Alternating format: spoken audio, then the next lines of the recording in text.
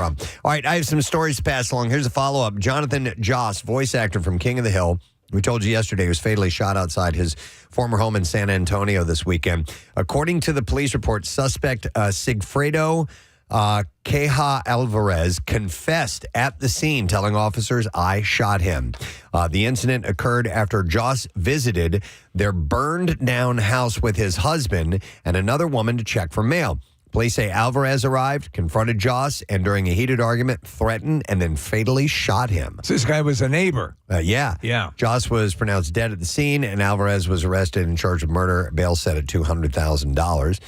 The San Antonio police have also shared in a statement, despite online claims of this being a hate crime, currently the investigation has found no evidence to indicate that Mr. Joss's murder was related to his sexual orientation. But this contradicts a post by Joss's husband, who claimed that their neighbor had made prior threats and used a homophobic slur that day. The investigation is ongoing. Did you read the letter that his husband wrote? No. Indeed. Yeah. This is absolutely, positively, 100% a hate crime.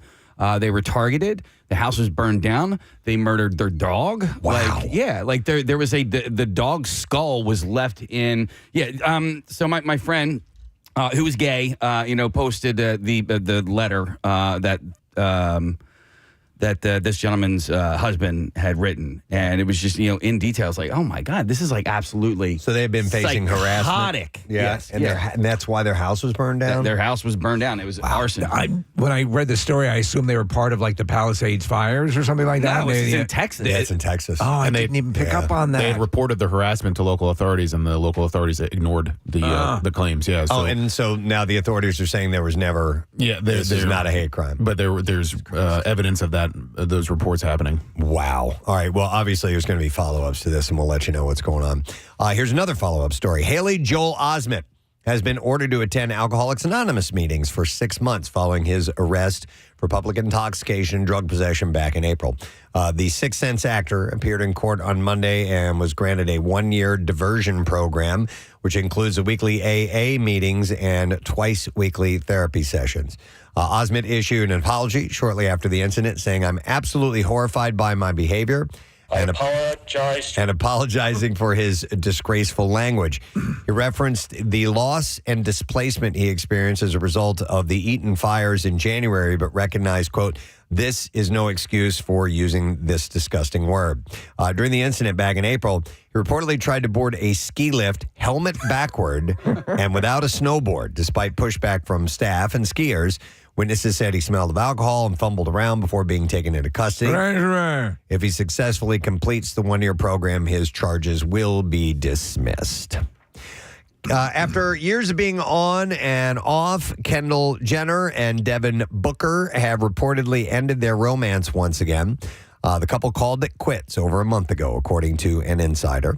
But it seems that there was no major reason for the split, with the source saying it always comes down to them both being busy, navigating schedules, and just not being on the same page. That seems to be it. So sometimes you get back together and you find out why you broke up in the first place. That absolutely happens. You just need clarification. Yes, you do. You're like, oh, yeah. Yeah, that's right. This was bad. Yeah. And now I realize you don't like me, I don't like you. Excellent. Right. Did you guys ever have that where you circle back to somebody and they'd be like, oh, yeah, this is why? I call it the decaying orbit. Totally. Yeah. Yeah, I absolutely had that happen. And it's a good thing when it is. Happens. Yes. You find that out and you go, oh, yeah, I needed finality. Yeah, absolutely. Reconfirmed.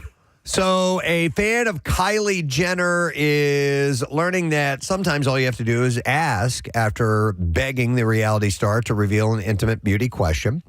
Creator Rachel Leary posted a TikTok video asking her to share, quote, "What is it that you asked for when you had your boobs done?"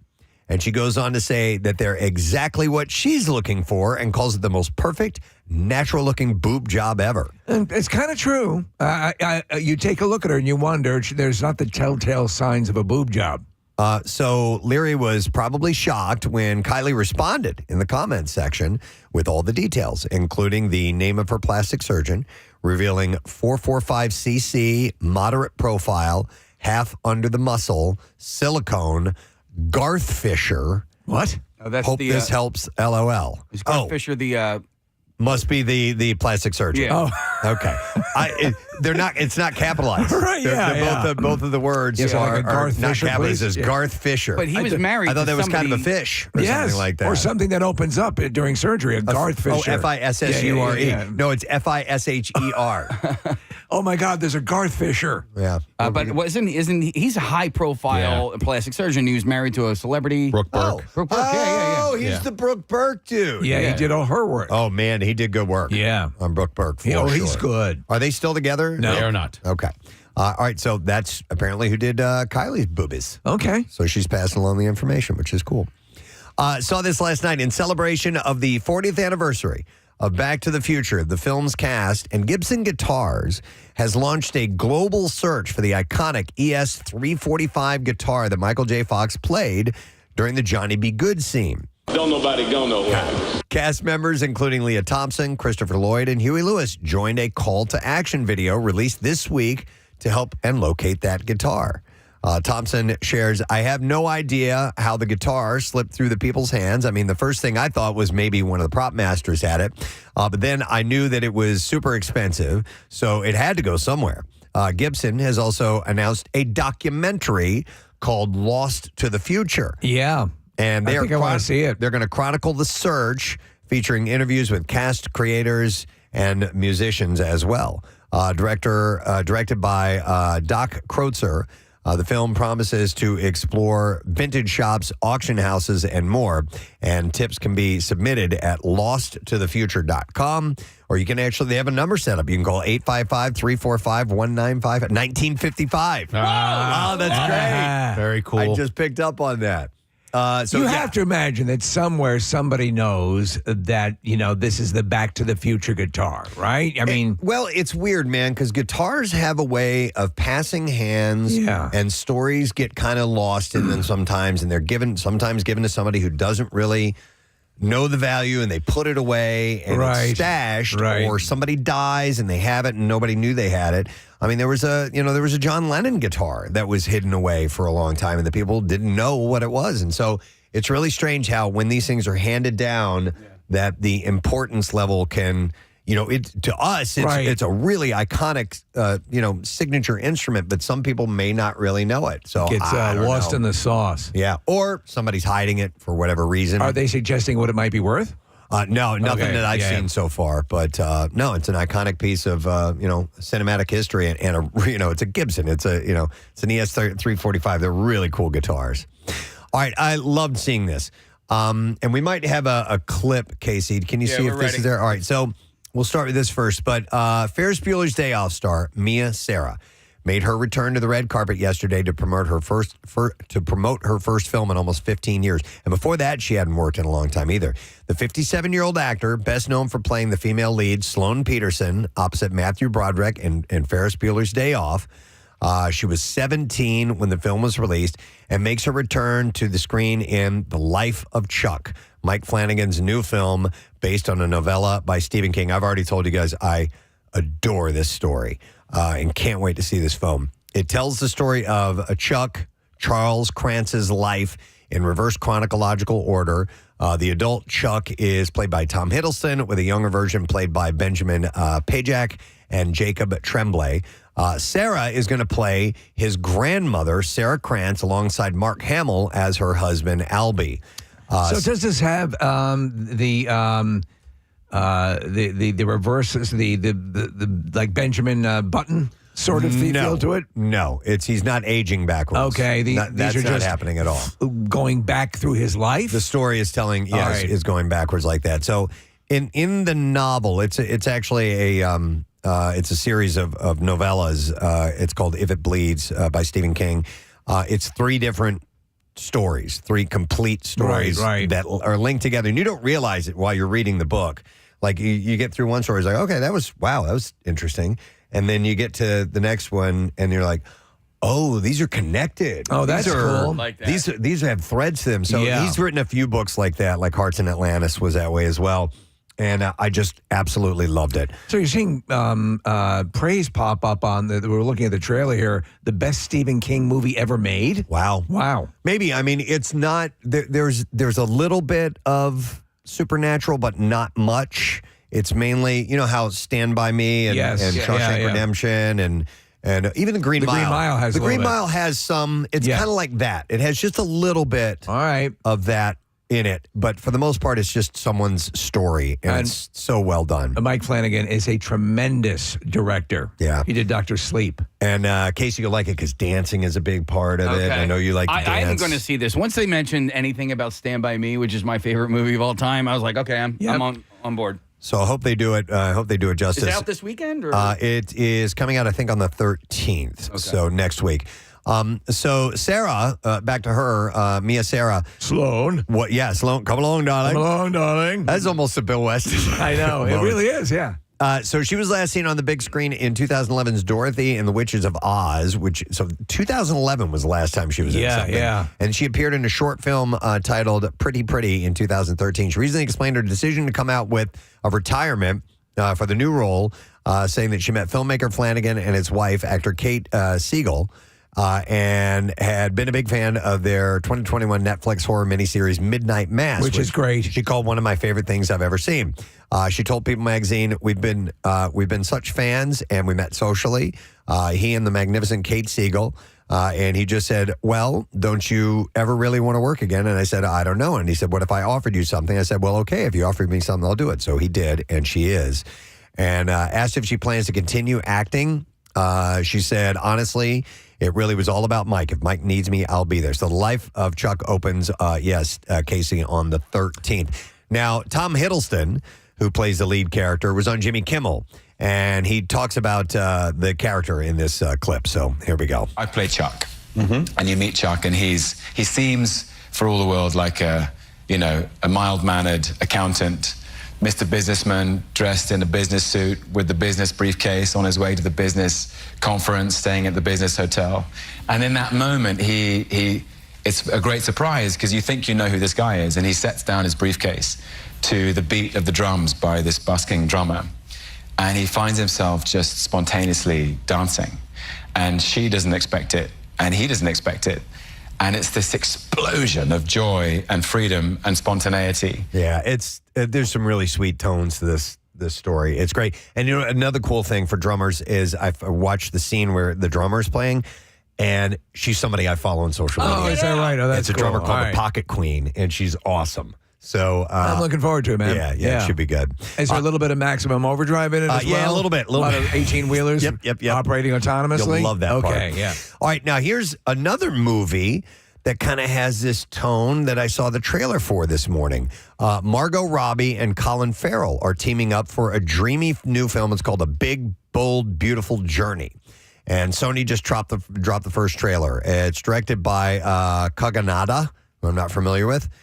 The movie is described as an imaginative tale of two strangers and features a stellar supporting cast, including Jodie Turner-Smith, Lily Rabe, Phoebe Waller-Bridge. And Farrell previously said the story is kind of a love story, but it's not a very typical one, adding it's definitely magical realism.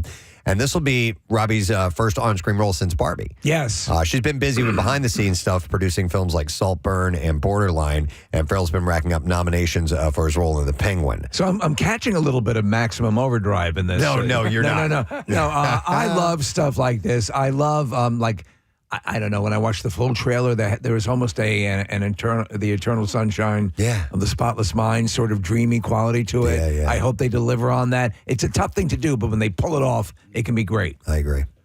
The trailer for Wicked for Good drops today, and fans just got a sneak peek via a new teaser clip. Shared on film social media, the post promises that there's only one short day left until the full preview arrives. The movie got me. I watched it twice. I really enjoyed it. Yeah, I did. I never saw the Broadway, version. The 20-second teaser shows familiar faces like Cynthia Erivo as Elphaba, of course, Ariana Grande as Glinda, and Jonathan Bailey as Fiyero. And Jeff Goldblum is a wizard, with some characters rocking fresh new looks. The trailer will premiere in theaters at the end of the first film's Defying Gravity scene during a special one night only re-release of Wicked. And then Wicked for Good is going to be in theaters November 21st. Now, I also saw this. Netflix just dropped the premiere date for The Wrong Paris. It's a new rom-com, and it stars Miranda Cosgrove and Pearson Fode, along with a first-look photo from the film. I was hoping to see... I like Miranda Cosgrove. I do too, yeah. And she's talented, and she hasn't really... I haven't seen anything surface that has really popped for her in a while. They did the reboot of the series that she was on, and then she also played a hot teacher on The Goldbergs a couple years ago. Yep. So those are the last things I saw her in. But nothing's really taken. No. Yeah, they did that iCarly thing. Yeah. The movie follows a woman who signs up for a dating show thinking it's in Paris, France, but it ends up in Paris, Texas instead. And the chaos and the schemes get kicked off only to catch feelings for The Bachelor.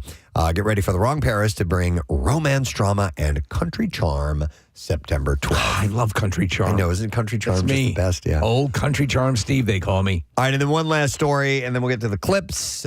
Rachel Sennett's upcoming comedy for HBO, Still Untitled, is rounding out its cast, and Elijah Wood and Josh Brenner have joined as guest stars, in addition to Leighton Meester and Quinlan Blackwell.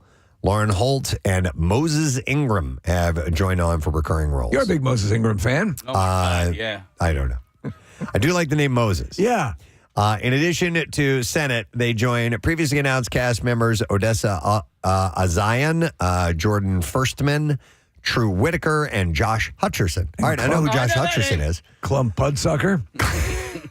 Oh, I know Moses. She was in Obi-Wan. She played like a Sith Lord, kind of Jedi wielding, a lightsaber wielding bad guy who dabbles with the good side of the Force. Okay. She was good on that show. The show's going to follow a group of codependent friends who reunite to deal with their time apart, as well as new relationships and how they have changed them. We can do the clips now, everyone. So the new comedy Adults follows a group of friends in their 20s experiencing adulthood in Queens, New York. And here, series co-creator Rebecca Shaw shares how the show is a love letter to her friends. We are madly in love with our friends and unfortunately have been writing down details and embarrassing stories about them for years. So the fact that it's going to be out in the world and that, these people and especially these characters that we've just grown to adore are going to become part of a much larger, hopefully, friend group means so much to us. I don't think I want to see it. I never get tired of that Michael Jackson clip. New episodes of Adults airs tonight. That's on FX. Is anybody watching that? No. It kind of caught my eye, and I was wondering if I should dive in. I think Nick Kroll's one of the directors, Steve, on one of the episodes. So it's got that. Yeah, he is.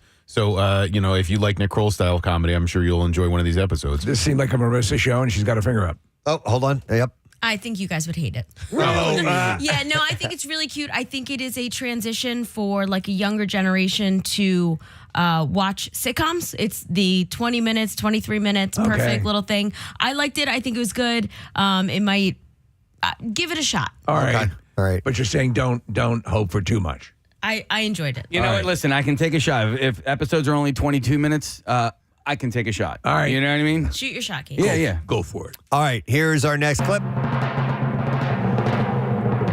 From the world of John Wick ballerina, a young sets out to seek revenge. A young one, Yes, huh? it's just not even a young one. A young. Whoa, you're young. Sets out to seek revenge after her father's death. You're young. And here, Ana de Armas talks about the being pitched the intense movie. I read these verbatim, folks. Okay? Wait, they hand it to me hot off the presses. Yes, well, you can't keep on rehearsing everything. Say the last part again? Here, Ana de Armas talks about the being pitched the intense movie. And here we go. When they came to me with the idea, I was like, come again? What are you talking about? Everything sounded so extreme. Everything was extreme, yeah, but it's the kind of fights that the John Wick movies have, and this world is like that. They're very creative and very, you've things that you've never seen before. What the from the world of John Wick, ballerina, the hits theaters this weekend. Oh, that's the full title, From the World of John Wick. Yes. Ballerina. So it has all the John Wick look to it. I'm a massive fan of the John Wick series. the one thing that they've avoided for a long time is having a 111-pound woman throw 500-pound guys around. Yeah. I hope they stick to that. Yeah. In this. Let her do, shoot, use the guns, cars, and all that stuff. whatever. But a lot of times when there's hand-to-hand combat and clearly there's a huge weight difference and they're doing things, it's like, that's stretching it just a bit far for you, to, I mean, look, it's hard to take it all in. It's real, but nonetheless, you got to kind of keep it somewhat in the ballpark. All right. I don't want to be taken out of a world where you can fire a gun 15 times into a thin suit jacket and not have the bullets go through. Yes. All right, that's the entertainment report for today. If you are just tuning in, we want to congratulate again Ms. Katrina Koffel of Gwynedd Mercy High School, because she was our winner of Coolest Teacher of the Year from the voting that took place over the last 24 hours. Social studies and history teacher. Hopefully we'll hear from her at some point. We can give her the official award that we hand out. And we chose another school. Steve picked Shawnee High School in Bedford, New Jersey. And Nick, you are correct. It is the school where the Hooters ended up playing after that very famous WMMR competition to send in postcards. It was Shawnee High School that won that. 1985. Yep. God almighty. And no, Jackie Bam Bam went to Lenape. There we go. He did not go to Shawnee. I didn't go there. No. But nonetheless, we need Shawnee High School to place votes. And you do it by texting the word teacher. Oh, no. Shawnee High School. So text the word teacher to 610-660-9333. We will send you that voting link, and you will get till about 6 o'clock tomorrow morning till we tally those up, and we'll find out who the winner is. And then we just choose one more tomorrow, and then we're done for the year. So good luck to you guys. We're going to take a quick break. We'll come back in a moment. Make sure you stay with us. French Canadian by chance. They were not. Okay. That narrows it down. All right. Well, yeah. So you left. They left, and you had a bad taste in your mouth because it was just disrespectful.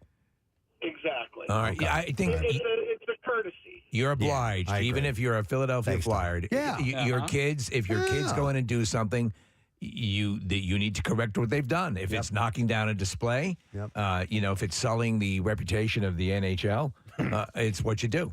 Let me see here. It's Eric that we're going to go to next. Hey, Eric. Morning. Hey, good morning, it. Hey, good morning, it buddy. What's happening? Hey, congrats to Marissa for getting married. Pass along your love. So I used to work in customer service, retail. I work in construction now. Shout out to Glazers 252. But I was raging to Nick through the text earlier. This Anthony Bass guy. What gets me the most is the entitlement, like the basic human decency of just pick up after yourself. Teach your child to pick up after yourself. It's your job as a parent. And Nick, you can check the stats on me. He can't even do his own job as a closer in baseball. He can't do his job as a parent. He blew up online. This dude's failing. He's a trifecta of failure. All right. So if he were an effective closer, he'd get a pass. And now he's going to, hopefully, if anybody working at United is listening, I hope this person doesn't get fired because of this dude's fucking. Okay. He's fired up, Eric. Bargain. Oh my God, I'm so No, sorry. no problem. So, Eric, let me ask you: would if the flight attendant was rude, would that change your perspective of this? Okay, so I understand there's probably three sides to the story: what the flight attendant says, what Anthony Bass says, and then what actually happened. I'm sure what really happened is somewhere in the middle. Yeah, but how he came across in posting, like what he did on Twitter, it just ruined anything that could have gone in his favor. And to top it all off, if you go back and check his Twitter, he posted a picture of his kid holding a bag of popcorn, like, oh, look at my cute little kid, like as a deflection. Like, come on, dude. Well, no, I agree about the nature, the tone of his original post seemed a little pompous. Yeah. And by the way, you're right, Eric. His ERA is like 7.36 or something like that. So it's terrible. And the fact that he doubled down on it, saying, "Oh, I got," they're going to take care of it internally. United, whoever's listening, please don't let somebody lose their job because this guy can't teach his kids how to clean up after themselves. Okay. No, I agree. Thank you, At least a Eric. 4-year-old, right? A 2-year-old. 5-year-old can clean up after. Five-year-old can clean up after right, themselves. yeah. Yep, most definitely. All right, I want to go to one more call. We're going to take a break here in a moment, but Don wants to comment. Hi, Don. Good morning. Morning, guys. What's the word? Yo. Nope. No, not going to Right. Too late. All right, so you are you're a rideshare driver. Yeah, I'm an engineer, but in my off time I do ride share, and people get in and they treat these cars like their personal trash pit with their kids. I'm sure. They get in, they want to eat food, they want to have chips, and when something happens, they don't say anything, or they're just like, they'll get out of the car. Even the adults do the same thing, and it's just they don't teach themselves. They're not parents to their kids. They think it's somebody else's problem to clean up. Yeah, and it's the wrong way. I remember years ago, Preston. You remember the Good Charlotte we had on years ago, and one of the guys, Benji or Joel, or maybe it was their mother who'd worked in a hotel and would clean rooms, and There were some girls went up and hung out with them in their hotel room, and they were the girls were getting a little bit rowdy, and they were making a mess. And one of the guys, Benji or Joel, goes, "Hey, somebody works here, and they have to clean that stuff up, right?" And I think they said, "Yeah, our mom was worked as a hotel, maid or staff or whatever." And they were like, "Don't do that." Gives you a different perspective. Yeah, I was like, I thought it was pretty cool. Yeah, of them too. That's why we eventually married those guys. Be observant of that. No, they got married to Lionel Richie's daughter. Wait, Nicole Richie and Cameron Diaz. So I always consider us them. I know. Yeah. Me too. Yeah. All right, I lied. I have time for one more call. All right. I want to go to Kendra. Hi, Kendra. Good morning. Hi, good morning. Kendra, are you weighing in on this whole mess thing, or what are you calling about? I just won $1,000. It's our concert cash winner, Kendra. And Kendra, you also get tickets to the Barbecue as well. How's about that? That is so great. Yeah, congratulations. $1,000 going to buy a lot of popcorn. Yeah. Yes, definitely. And my birthday's Friday, so I can buy myself a nice present. Oh, that's awesome. Huge. We are so happy. Where are you from, Kendra? I'm from Cherry Hill, New Jersey. All right. Thank you, Jersey girl. We appreciate you listening and especially calling in and winning. And we will see you at the Barbecue, and we'll give you $1,000 for listening to MMR. All right, Kendra? All right. Thank you so much, guys. Happy birthday. Let's hear it for Kendra. All right. Next chance coming up about 1 hour from now exactly, because it is 9 o'clock. So hang in there.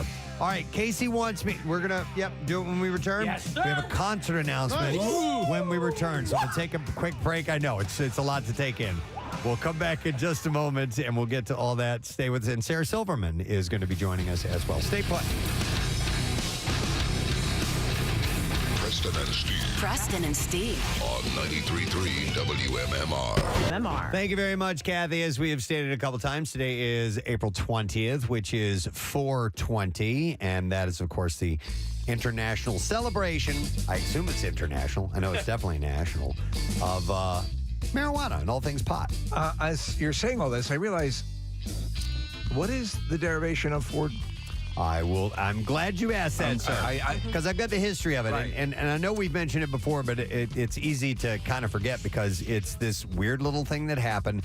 The most credible story traces to Marin County, California in 1971. That's it. There were 5 students at San Rafael High School, and they would meet at 4:20 in the afternoon by the campus statue of Louis Pasteur. Right. And they would get high. And they chose that specific time because extracurricular activities had usually ended by then. And the group of guys, Steve Capper, Dave Reddix, Jeffrey Knoll, and Larry Schwartz, and also Mark Gravich, became known as the Waldos because they met at a wall. There was a wall there, and they called them the Waldos. As simple as that. So they would say 420 to each other just as a code. Yeah. So, if they were in the hallways at school, they'd say, 420, and it was just for them to know. Now, the interesting thing is how it got out into national. Yeah. And to become part of pop culture. So, and I want to find out if it has extended to other countries as well. That is a good question. Yeah. I'll bet you it has. So Reddix, one of the guys, told Time Magazine in 2017, he said, "We got tired of the Friday night football scene with all the jocks. We were the guys sitting under the stand smoking a doobie, wondering what we're doing there." And it continued long after 4 p.m. as well. The group challenged each other to find ever more interesting things to do under the influence, calling their adventures safaris. Safari. Yeah. Sick. Go on safari. So here's where it started to catch on. So later on, Reddix's brother helped him get work with the Grateful Dead bassist Phil Lesh as a roadie. That's like the dream job if you're a pothead. So the band is said to have helped popularize the term 420. And on December 28th, 1990, a group of deadheads in Oakland handed out flyers that invited people to smoke, quote-unquote, 420 on April 20th at 4:20 p.m. And one ended up with this guy named Steve Bloom. And Steve was a former reporter for High Times magazine. Is that even around anymore? Yeah, I believe it is. I would Steve. imagine, God, if it had gone away before all of this, it'd be a crime. So the magazine printed the flyer in 1991 and continued to reference the number, and soon it became known worldwide, it says here, Steve, worldwide as code for marijuana. You know what High Times should have done? And if they haven't done it yet, maybe they can, because it's such a good idea, Steve. One of their pages should be smokable. I think I know the case. I think years ago when it was really a controversial magazine and be on the shelf, didn't they include what they call a roach clip in one of their issues? No, but like it's a they paper, did something like that. Yeah, it's a paper magazine, like maybe page 4 or page 20. Right. You know, and it's smokable. Rolling papers or actual marijuana? No. Like, but something like you a can rolling roll paper, up like in. a blunt wrap, or something that you could roll it into. I get and Acid smoke that, magazine and their tabs of acid on it. No, it's. I remember how controversial that. Look, I don't smoke. I don't use the product myself. Yeah, but again, it's another one of these situations where I'm fascinated by it. Yeah. I was fascinated by what's the big in Amsterdam. They have the cannabis cup. There's a documentary about it that is amazing. I mean, I don't smoke anymore either, but like I did, and it was like sort of ritualistic. I will tell you that like once I started it like kind of like took over. It was like everything to me, and I have a history with 15. So I said, listen, I grew up. My sister, my uncles, they were all weed smokers. It was around me even before I was a teenager, and I was kind of used to it. But I started around that time, and I have never quit, and I enjoy it. Now I am not the level of some weed smokers. You're There not are Doug people- Benson. There are people who just smoke it all the time. Yeah. And I'm an everyday user, but I am not, and I have my medical marijuana card, but I'm not a, just get baked out of my gourd person. Preston, the agent who used to book me into colleges and book me around in my early days of stand-up comedy smoked pot the way most people smoke cigarettes, like heavy cigarettes. So he was constantly smoking pot. And I'd have to say to him, is there any effect at this point? And he would say, not really. I mean, that's how much he smoked. Yeah. I remember maybe it was a decade ago, 12 years ago, we would occasionally have people from Normal on our show talking about making it legal and recognizing it.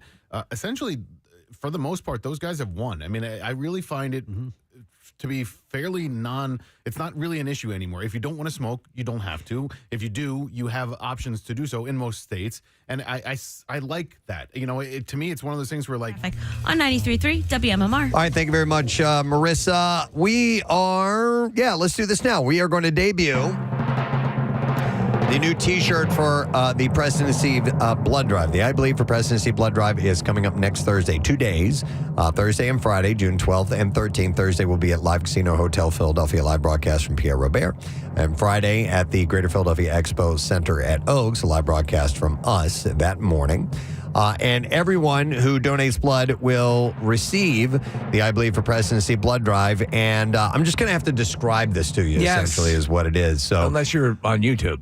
We actually got the design by listener Kristen Kimball, who we met in Clearwater with Philly Sports Trips. She showed up with these shirts, and we're like showing it to each other going, have you seen this? Yeah. How cool is this? So she's a graphic designer, and she came up with it herself. It is a blue shirt with a golden word art design of the Phillies skyline, and she created it by using the names of the members of the show. So you may have seen things before where they use words to create portraits, and the words, are shaped in such that they look like, a human being or whatever, or the Eagles logo or whatever it might be. This is the Philly skyline, and it's clearly, you can tell if you back away a little bit, that it's the Philadelphia skyline. Yeah, it's great. But it's got all of our names, and this is when we were in Clearwater, so Kathy's name is represented all over this thing. And we love that. It is a really cool looking shirt. At the bottom, it says, "Good morning, good morning to see you."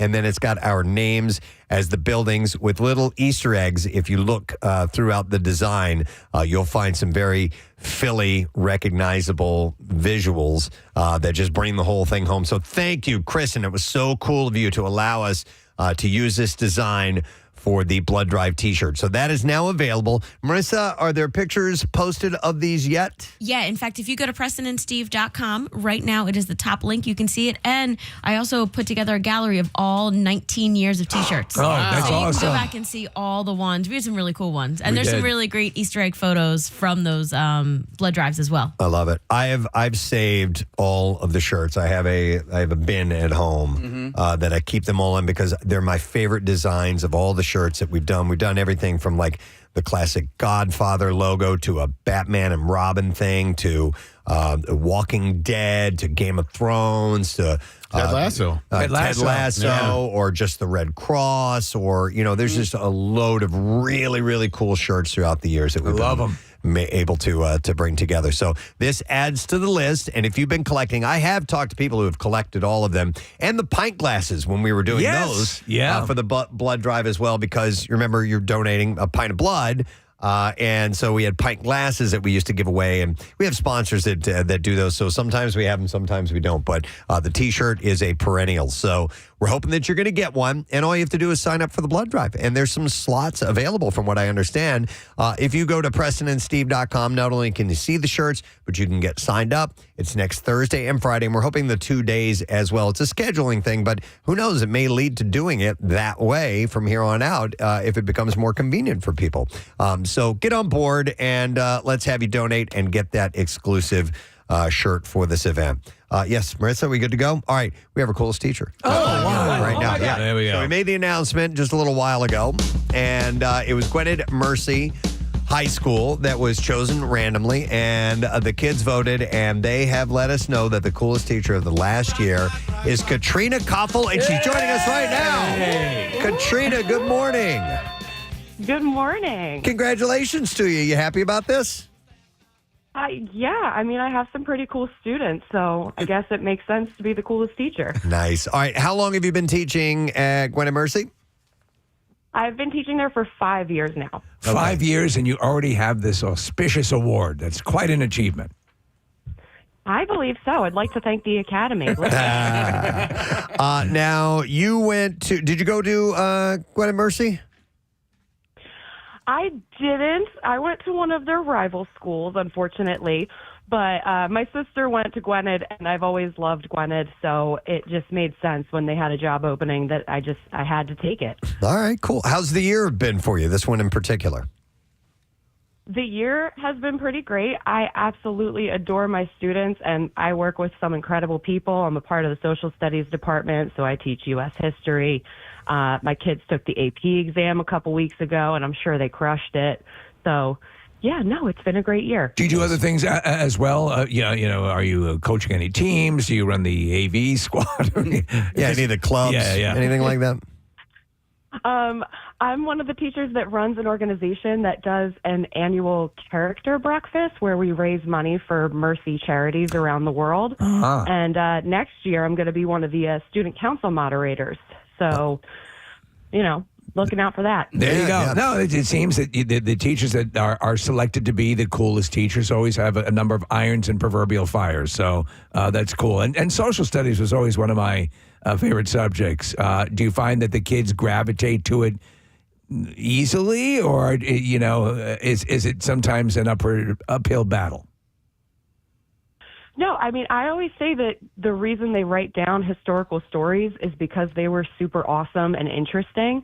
And so, I always make the joke that if you don't like history, it's probably because you had a boring storyteller. Yes. I fancy myself a pretty good storyteller. No, that's a good point. Excellent. And what are your plans for the summer, Katrina? I have 2 young kids, so we're going to go to Disney World next week. Oh, And now, have you taken the kids to Disney yet? Yes, Okay. we've been a couple of times. My sister works down there, Oh. so we're down there a fair bit. So Okay, good. So you going probably down, know the visiting hacks. her. You know the secrets of getting around the park and where to go and what to do and when to do all that stuff. Oh, of course. Nice. Good. All right, then She has someone on the inside, Preston. Yeah, it'll be a solid summer for you then. Well, Katrina, the students love you, and so we are giving you this award on their behalf. We have a $50 gift card from our sponsor, Dunkin', and you can use that for whatever you like. There's tons of great things, obviously, here, and we are very, very happy to give you the award. It is the Preston and Steve Coolest Teacher of the Year coffee mug for to do with what you will. Made by Fabergé. Yes. All right. Not exactly, but yeah. Yeah, but lord that over the other teachers when you get a chance. It's what it's for.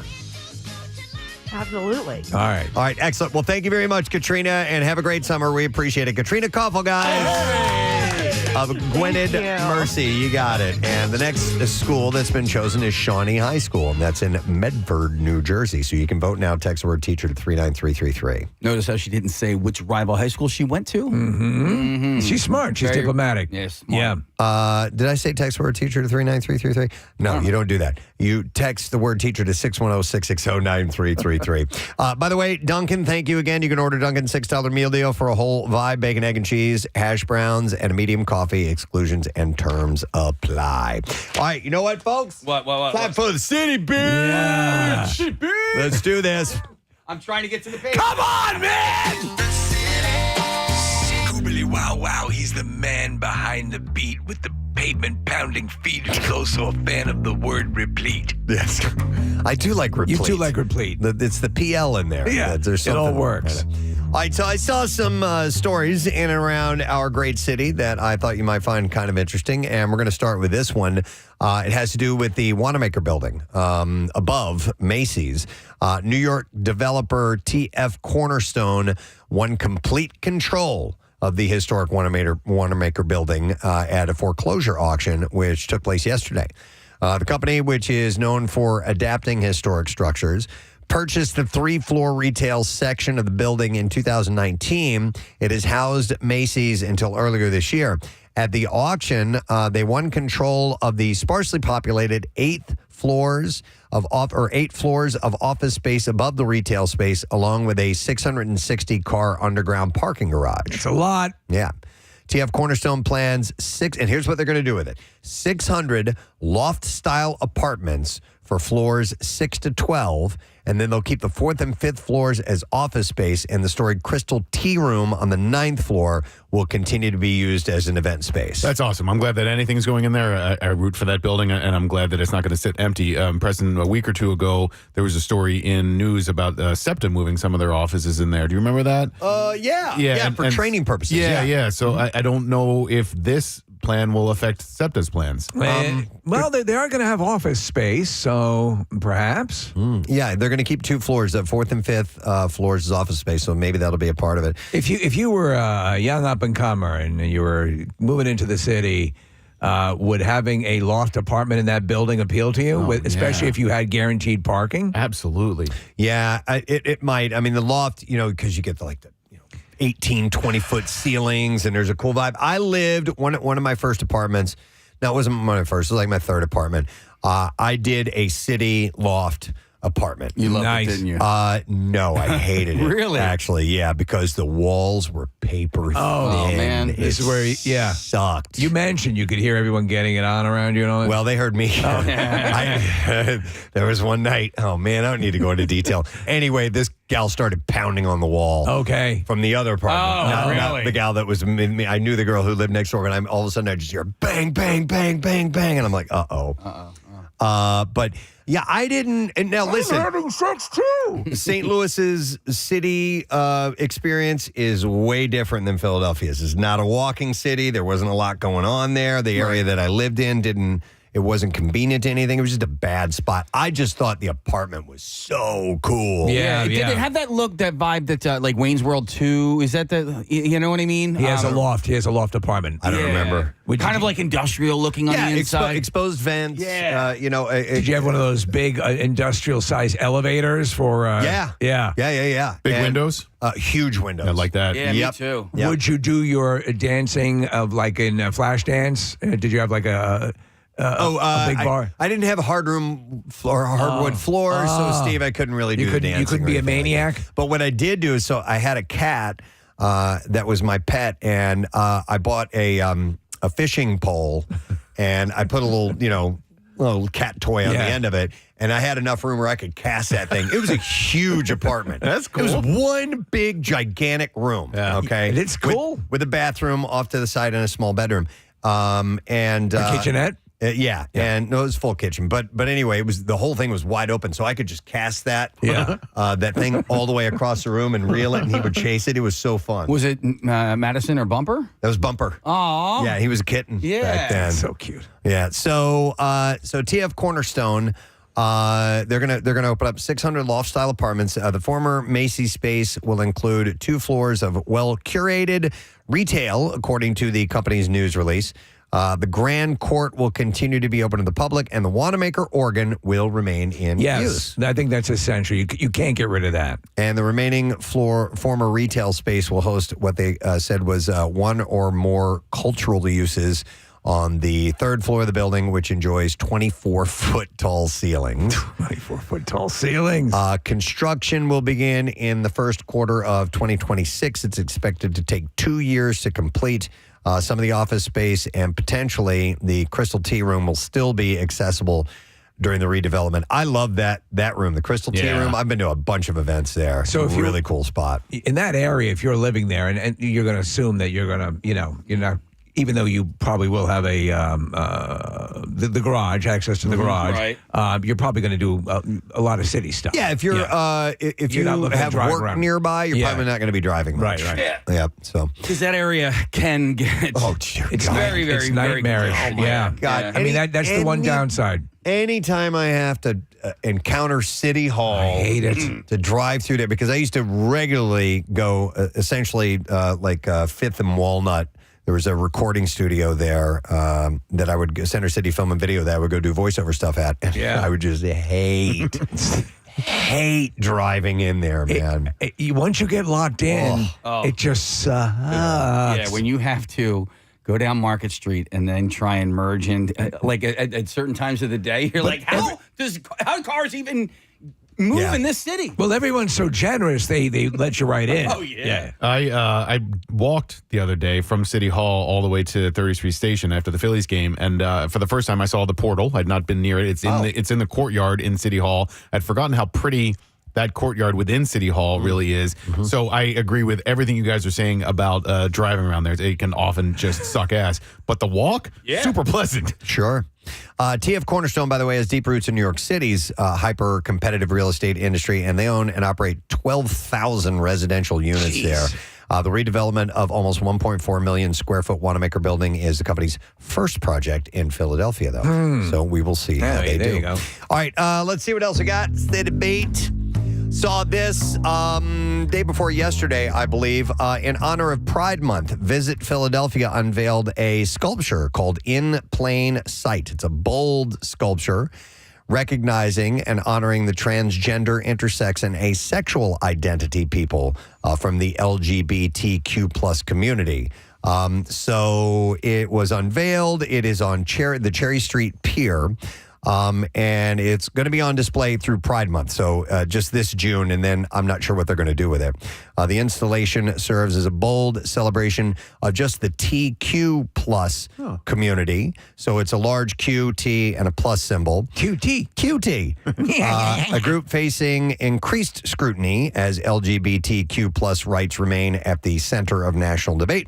The sculpture underscores Philadelphia's longstanding commitment to being a welcoming and affirming destination for LGBTQ plus residents and travelers. To bring In Plain Sight to life, Visit Philadelphia consulted with local artists and creatives, including Philadelphia-based Bill Adair, an independent arts and culture consultant and former director of the Pew Center for Arts and Heritage. The concept was developed in partnership with local agency A&G, and the final piece was fabricated by Outshaped, a family-owned 3D design and manufacturing studio. It's 10 feet tall, weighs 250 pounds. The sculpture design... It only weighs 250 pounds? I know. It looks like it would be way more, yeah. right? The design incorporates colors from the different LGBTQ plus pride flags and represents a segment of the community. So transgender is the T, which is the light blue, white and pink stripes from the transgender pride flag. Queer, which is the Q, elements from the traditional rainbow pride flag featuring red, orange, yellow, green, blue, and violet. And then the plus is yellow and purple from the intersex pride flag, symbolizing autonomy and visibility. Black and white from the asexual pride flag. So they had incorporated all this stuff. And Visit Philadelphia reached out to me to be there for the unveiling of it, but we were still, it was like 10:30, 11 o'clock. I couldn't make it, but I thought it was cool that they did that. And we've been doing some stuff with Visit Philadelphia. So great group of people, and really cool that they've put this up. So that can now be seen. Here's another thing from the City Beat. Thank you to Marissa for sending this to me. This summer, you can show your love for SEPTA and jump into the water thanks to the SEPTA Rail Map swim trunks that are now available. Wait, what? It's the map, not trail map, rail map, swim trunks. So it's essentially... They're swim trunks, and they look like a SEPTA map. I need to see what these look like, man. I just bought a new bathing suit. I would have bought that. Yeah, it's pretty cool. Yeah, I just bought 2 new bathing suits. I went to Costco. I got myself some Hurley bathing suits. But I love them. Got myself some Hurley bathing suits. But they weren't. The problem is that they weren't like loud enough. You know what I mean? It was kind of like. Oh, you like understated. loud ones? I just 1 or 2 maybe. Okay. See, I don't like white. Yeah. Bathing shorts, suits. bathing suits, yeah. I don't like white. So if they had it inverse with the like a darker color and this on the print, I would go for that. So I can't go for that. No can do. It's all white, and it's essentially like a subway map that you would, or a train map that you would see. But yeah, Steve, they could do black with the rails in white, and do the inverse of this. Just a quick. What's the stop over the penis there? Can you see it? I can't see it. Okay, from here. I would put that maybe on the back of the bathing suit. I want people staring at my junk. But you do. No, I don't. Okay. I do not. Okay. I do not.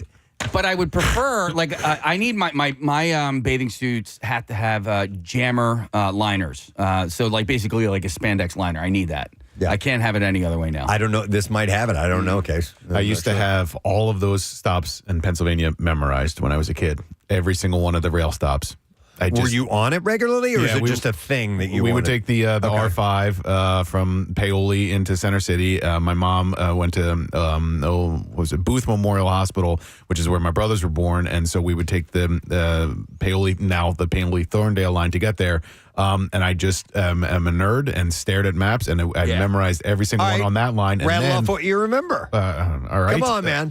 Paoli, Dalesford, Berwyn, Devon, Stratford, Wayne, St. David's, Radnor, Villanova, Rosemont, Bryn Mawr, Ardmore, Wynwood, Narberth, Marion, Overbrook, 30th Street Station. Sorry, Nick. That was so close. What'd I miss? No, I don't know. I just wanted to make I you feel gave you a bad. round of applause. That was impressive. I was ready to give you one of these. Preston wanted to I said, rain give him on the your- buzzer. Give him the buzzer. Make him feel bad. That was under pressure. Yeah. No, that was, you probably nailed it. I think I'm going to go with, I missed one. So you then, but that was not SEPTA. That was, was it SEPTA? SEPTA? Yeah, all yeah. right. Then you need to get these. Yeah. Yeah. You sit there and stare at your junk all day and memorize it. Yeah, look at what's over my penis. Yeah. It's like you being able to recite the Tron. The entire film, all the dialogue. Oh, I didn't know they had a female bathing suit too. They that do. actually looks cool. They have a one piece. Yeah. That makes more sense than the guys. What's over the vagina? I don't know. Because honestly, if you're stopping to think about bathing suits with stuff like this, that is what people are going to look at. Nick, since you know all these stops, what spot wouldn't be good right over the vagina? Over Brook. This is Brook. And that's right over Brook. Yeah. So intercourse. Not only can you swim in a SEPTA rail map, but you can sleep as well. There's a rail map bed duvet with a SEPTA pillow, and you can wear the rail map on your shorts poolside or on a trip to the Jersey Shore, since you have these bathing suits. A posting on SEPTA's store page says, get ready for a one-of-a-kind beach experience with our RRD map beach shorts. These men's shorts feature the authentic SEPTA rail map design, making them both stylish and functional. Don't just wear a map, be a map. And the shorts are selling for $32.95 on pre-order on SEPTA's online store site. People can see that they are selling quickly because I think they've already sold out in medium and small sizes. They don't have any T-shirt version of this, do they? I don't know, but that would be great. I might do that. So I've been trying to I've been wanting to have shirts that just have iconic brands or images on them, and this would be one of them. Right. Like you guys saw that I had that butter shirt, right? Right. And I just everybody's got a stick of butter in their fridge. So I just thought that was kind of cool. You know what? And so this would be the SEPTA map would go right in line with that. There's a T-shirt that I've seen that I love, and the design on it, Preston, is just a white T-shirt, and I don't know how else to describe it, but it's like this blue floral design that was on China. I know exactly what you're talking about. Exactly I know exactly the design you're talking about. Then please that would be describe cool. that. Yeah. And yeah. It's if you've ever had a white almost like a pot that you cook in, or they're pretty classic from the 1950s and 1960s. Like every household had them. Yes. And it was like a Dutch oven or something along those lines, and it had this kind of swirly blue flower emblem on it. I know what you're talking about. And that's what Casey's talking about. Yeah. That would be pretty cool. You can order these now. You can still grab shorts in small XL, 2XL, and 3XL sizes if you want to get that. All right, another City Beat story. We got time for a couple more maybe. This was out of Philly Mag. Our friend Victor Fiorello wrote this article. If you've ever heard of a longtime Philly scribe by the name of A.D. Amorosi, he's written for things like The Inquirer, City Paper, Metro, and even Philly Mag. His full name is Angelo Amorosi. Been around for years. Just pleaded guilty to his role in a massive fraud scheme surrounding South Philadelphia's Broad Street Family Pharmacy, which has been shuttered ever since law enforcement agents raided it in 2021. PA Attorney General Michelle Henry announced charges against Amorosi and 8 other Pennsylvania residents last December. The others charged included pharmacy owner Elizabeth Thompson, her husband Peter Delabuono, and pharmacist Frank Germano. So according to the AG's office, the scheme amounted to $20 million in fraud against Medicaid and Medicare. It involved fraudulent claims to those government programs for pricey medications and prescriptions for those medications that were never actually filled, and cash kickbacks to customers for bringing their prescriptions to the pharmacy. The pharmacy was also paying customers with cash and other pills to sell back expensive medications that they did receive. The AG said in a statement, the owner and operator of this pharmacy were essentially pretending to fill prescriptions for expensive medications while defrauding the Medicaid and Medicare programs of millions of dollars with a sophisticated scheme involving nearly a dozen co-conspirators. The alleged crimes involved here diverted funding from Pennsylvania. Pennsylvania's in need into the pockets of the defendants. So it's amazing to me about this is that, getting involved with, I get nervous if my inspection is due on the car. Mm-hmm. To get involved in something this elaborate, where you have to assume that the clock is ticking. It's ticking. Upon you being discovered at some point. There are so many checks and balances. Or just even, look at Bernie Madoff, that whole thing. Oh, my God. That whole It's eventually going to burn you. Eventually, it's got to get you. Yep. So one of the co-conspirators was A.D. Amorosi. Police arrested him on December 13th. He was released one day later on a $100,000 unsecured bail. Original charges against him included 7 felony counts, including dealing in the proceeds of unlawful activities and conspiracy. And on this past Wednesday, As part of negotiated deal, he pleaded guilty to 1 count each of those crimes. Do you think, Steve, you go in knowing that it's a scam? Like your mindset is like, well, maybe I'm just going to get away with it for a little while and then I'm going to get out? Or I've wondered about that. I wondered if it's like it comes to people sometimes, maybe with Edie Amorosi about this. It's like, hey, there's an opportunity to make some money. Yeah. Right. Or it comes in more benignly, and before you know it, you're like, it's hard to be brought into something associated with Medicaid. Oh my God, Medicare, and not go, what's going on here? Well, some people might look at it from a distance and go, it's no harm, no foul. Right. Just getting a little taste here and so on. Yeah. Meanwhile, my mom's on Medicaid. Right. I don't know if you guys have ever had to navigate that. Right. Oh my God. I mean, it's crazy. So yeah, you're stealing money from people who really, really need these services. It's crazy. So anyhow, I was surprised as hell to see that story. Yeah. All right, we have time for one more city beat story, talking on the beat of the music. All right, so if you are a Philly area luxury car owner, a lady with bottle service experience, or a white man with red hair, there's a chance you could be landing a gig as an extra on Kevin Hart's latest Netflix flick. So I'm the last two. You're a red head male and also a lady with bottle service yes, experience? Both. Okay. And you have a luxury car. Yes. Yeah. 72. So you hit all three of these. I got all three. So 72 Hours is scheduled to shoot in an unspecified location in New Jersey from June 24th to the 26th.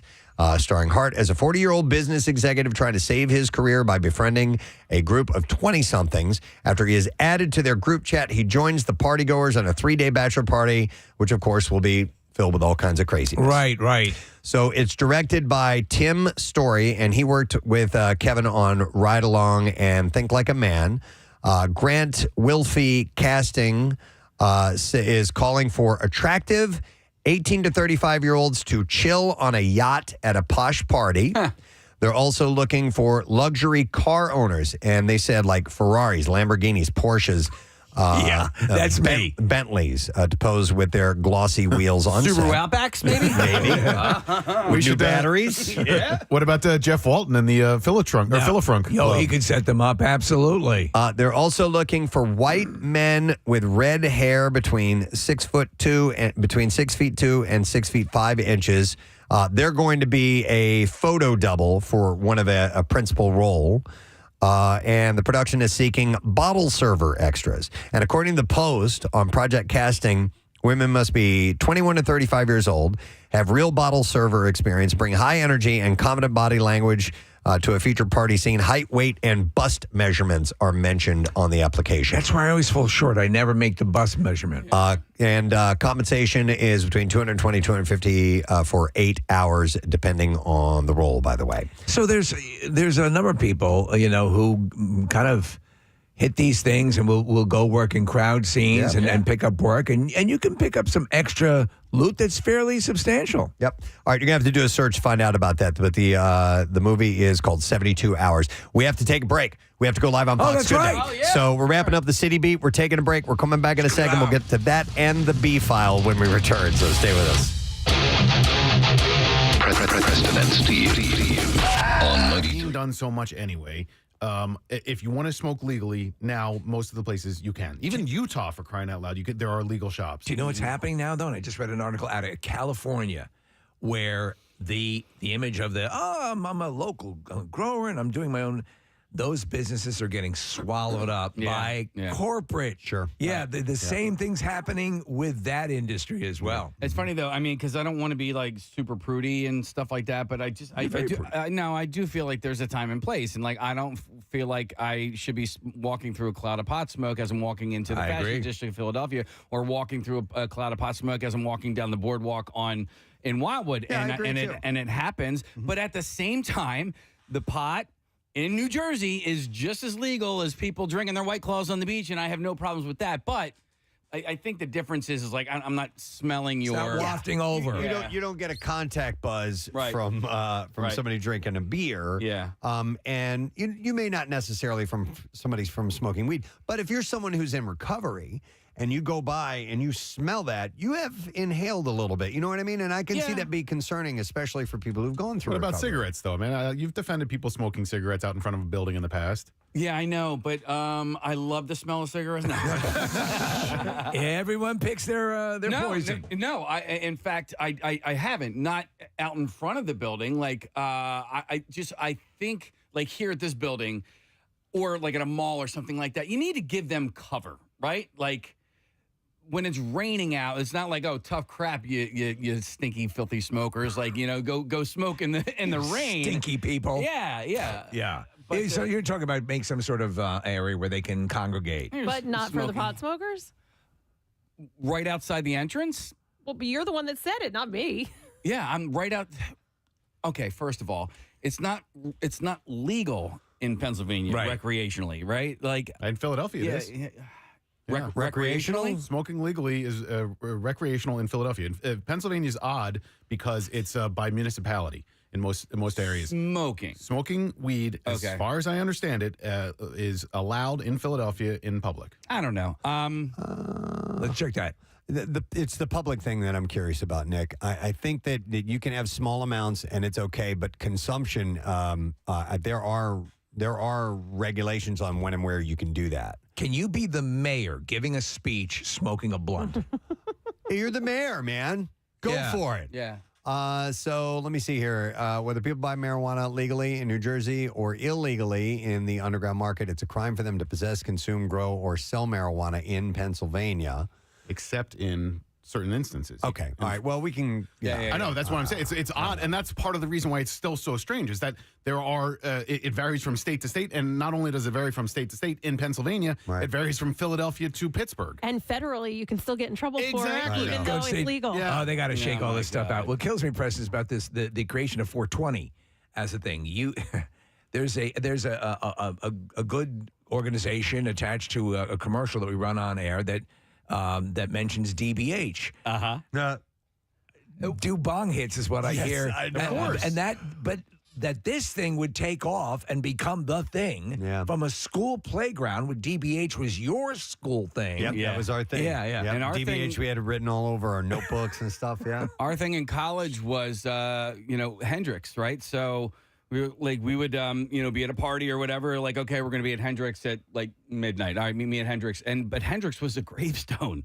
It was somebody's name. And there was a graveyard next to our fraternity house, and all the way back in the far back of the cemetery. That's where you guys would congregate? Right next to this big tree. It was the biggest, and the last name on the headstone was Hendrix. And it was, so when you're talking about DBH and 420, like these things become lore. They're these cool little ritualistic things that and it's code, right? Like not everybody knew what Hendrix was, and you could say that, and people knew what you were talking about. Right. I think line one might be able to help us. Yeah, that's where I'm going to go. Yeah. I have Mike on the phone, who is a police officer in Philadelphia. Hey, Mike, good morning.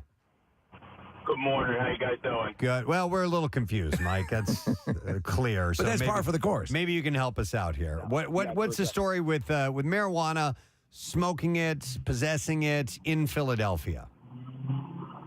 So it is recreational use. You can walk down the street and smoke it. It is basically when I'm working in the city and we're driving by and you smell it, it's like, oh, well, that's just the new smell of Philly. So instead of, you get down to the subway when we're working down there and you're like, oh, that's the smell of Philly. But up on the street, it's just the smell of weed everywhere. Yeah. So I didn't realize that you could smoke it outside. And that is Nick correct in that it's only here's the thing. I'm partially correct. And maybe, Mike, you can expand a little bit upon this. It's decriminalized. However, it's not legal. But I don't know what the difference between decriminalization and legality is. I mean, realistically, there is no. I'm sure there is a nuance, and if you're caught with it with like a certain amount and it's all baggied up, then it could be. Then it's criminalized. However, it's gotten to the point now where it's so prevalent out there that. There's no point in doing anything about it because of how willing people are to just say, oh, okay, yeah, that's just the way it is. Yeah, and it's so low level that it's hardly worth the waste of time. Exactly. And like, somebody So the biggest things you get is still federally. It's not, and I'm a federal law enforcement. So even for us, though, we're not touching it because there's no, nobody's going to touch for a couple joints or a couple, whatever. Yeah. Nobody's going to even mess with it. But if you're flying out of the airport and you have it in your bag, like your carry-on bag, and they do the search, it's getting confiscated. You're not going to go through it because at that point, once you go through, it's a federal building. That's why you got to pick up the ass buddy for transporting your pots. Right. I mean, so they're going to confiscate, but they're not going to arrest you?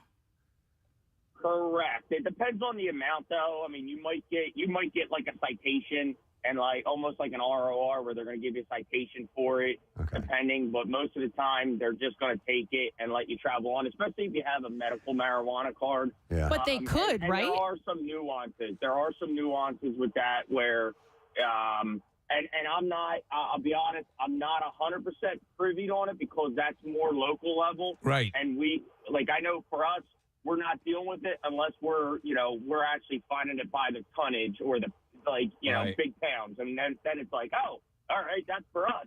Hey, Mike, can I ask you a different question? Because I've heard about from people who said they don't want to get a medical marijuana card because then they wouldn't be able to purchase a firearm. It's like you can have one or the other, but you can't have both. Is that is false? Okay. False. Okay. That is false. So I have friends of mine that have the medical marijuana card and also have a Pennsylvania state carry permit. So it is false. It's there's obviously if you get caught carrying and you were smoking and you're high, there's some implications, right? It's just like drinking. Like even for me as a Fed, I can basically carry anywhere. However, where I can't carry is anytime if I decide to have a drink, right? I'm not supposed to have it on me, and if I do, that's it. It doesn't matter who I am and what I am. It's an automatic. Oh, okay. Yep, you're done. Okay. Right? So because that's the implications. let me ask you, Mike. So I do a lot of human trafficking, but I want to get a Class C license. Is that going to be an issue? I mean, it won't be, but what's your address again? All right, Mike. We appreciate the info. Take care, bud. No problem. Thanks for talking. All right, see you later. Hi, Mike. All right, we actually have a police sergeant. There you go. Who wants to correct a couple of things that Mike may have missed out on. And he's in Philly as well. Hey, Joe. Good morning. Hey, it's just that you look so nice. That's a great callback. All right, Joe. What? We're good, man. So, what's the? What can you clear up about this conversation? Yes, I need to retrain Mike. Mike's pretty close on a couple things. It is not legal. It is decriminalized. Okay. Meaning, anything less than 30 grams possession, it will be confiscated, and you get issued a ticket for $25. Okay. If you're smoking it, the ticket is actually $100. But a code violation notice is the same thing we issue for a house with high grass, or if you're like smoking in the entrance of a business because businesses don't allow smoking. It's a ticket. Okay. So it's not that big a deal. As long as you pay it, there's no criminal offense. You don't have to disclose anything on a job application. Okay. Oh, all right. That's what I thought. I thought that there was that you can't be just standing out on a sidewalk on a public sidewalk. Ride Match program. Reward yourself when you leave your car at home with the free Share Ride Match program. You can find a carpool, transit choices, or other travel options. Then record your trips and earn points towards fun times. Learn more at pacarpool.org. And that's your traffic on 93.3 WMMR. All right, thank you very much, Marissa. We got a little bit of time. We got about 2 minutes before we're going to go live on Fox. Good day. So Casey today is going to be part of a live broadcast because the Bend to the Shore event is coming up, and he and Brent Porsche from 3 to 7 today are going to be at Plum Street Mall during Dining Under the Stars in Media. Yeah, That's great. It's basically like smack dab center of the middle of State Street Media. Cool. So Brent's going to be broadcasting live from 3 to 7. I'm going to be popping by for a couple of hours. I'm probably going to be there from like 4:30 to 6:30 or 5 to 7 or something like that. Yeah. All right, and the event, the Bend of the Shore bike tour is going to be Sunday, July 20th. It benefits families behind the badge, Children's Foundation. You can go to WMMR.com, get the information, sign up, and be on Casey's team and be a part of this whole thing. Speaking of charity events, we had mentioned the I Believe for Presidency blood drive is next week. We're having people sign up, and we revealed the details of the new shirt that you can get. It's an awesome shirt that was designed by listener Kristen Kimball, who we met at Clearwater. She had these shirts made up and brought them down. We're like, we need to do something with that. So that's our official shirt for the blood drive. And Kristen had reached out to Nick and said that it's her son Mason's birthday today. So happy birthday to Mason.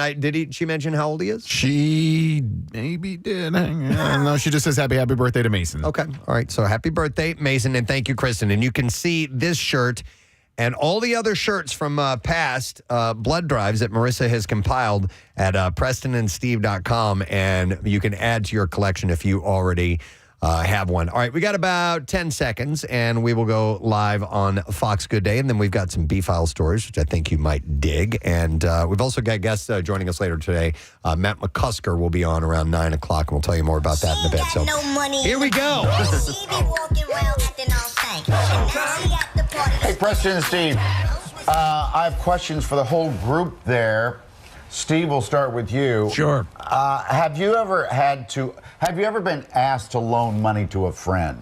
Yes. And what I do is I simply give the money if I have it to give, with the understanding if you want to pay it back, that's your prerogative. But I will give it because it sets up a horrible dynamic. The neither a borrower nor a lender be thing is true. It will make things uncomfortable. If you can help someone out financially and you have the wherewithal to do that, that's always great. So I always consider it that way because I don't want to set up that uncomfortable. Yeah. Every time you see them, it can kill friendships. So uncomfortable. It is very. Well, we found a survey, Preston, that says that 74% of people who've lent money to a friend never got it back. Yeah, makes sense. And Steve is better than I am because the idea of just take it, because otherwise it sets up an uncomfortable dynamic. Well, the person that asked you started that uncomfortable dynamic right off the bat. Yeah. So unless it's like you're in dire need and I'm going to end up on the street, then that's a tough position to be in. Even with family members, I have found out personally that it can be a tad bit difficult and ruin things that way too. But it's a tough spot, man. I have always gotten it back from family members, but I've probably loaned money to friends, acquaintances, maybe 6 or 7 times in my whole life. Mm-hmm. And majority never paid it back. You know, the thing is that if someone is, if you're someone's in dire straits or they're sweating out something, it's not like they say, "Hey, I need some money for meth." You know, it's like that's a little more frivolous. But if if it's something that really, you can take that load off someone's mind and help them out financially. But again, if you set yourself up and say, "Okay, I'm expecting this back," it's not going to end well. So I state that up front. A lot of times it will get paid back, and if it doesn't, that's okay as well. But I'm not setting up a dynamic that's going to make things extra uncomfortable. I assume if someone's coming to me, it took a lot to get them to do it in the first place. You know what I'm saying? Well, yeah. Mm-hmm. That's true. If they cry, I give the money. If they cry at the drop of a hat, absolutely. I'm going to have to ask you to cry. I'll give it to you, Grandma, but I want a lap dance. Oh, my. All right, guys, thank you. All right, we'll see you later, guys. All right, so I guess they're not going to go around the room. Well, I didn't have anything to say anyway. I've never lent anybody money. Really? I've never been asked to lend anybody money. So, Steve, you know what I was thinking of as well when they brought that topic up is A Bronx Tale. Yes. Because the main character Sonny tells C, because there's a guy that owned him or he had lent $10 or $20 to or whatever. And this is, the late 50s, early 60s. So it was a lot of money. Yeah. And he's like, hey, this is a good thing. That guy's no good. You don't ever have to deal with him again. He's going to avoid you at every cost. And you just bought him being away and not having to deal with him anymore. Right, you kind of put a little interesting twist on it. I'm going to buy you being away. Yeah. I don't know. All right. Well, I do have bizarre file stories, and we're going to share those right now. WMMR presents Preston and Steve's Bizarre File. Brought to you by Adam Home Services. Is your AC ready for the heat? Well, Adam Home Services has you covered, and they will waive your dispatch fee when you book your AC repair at AdamHomeServices.com.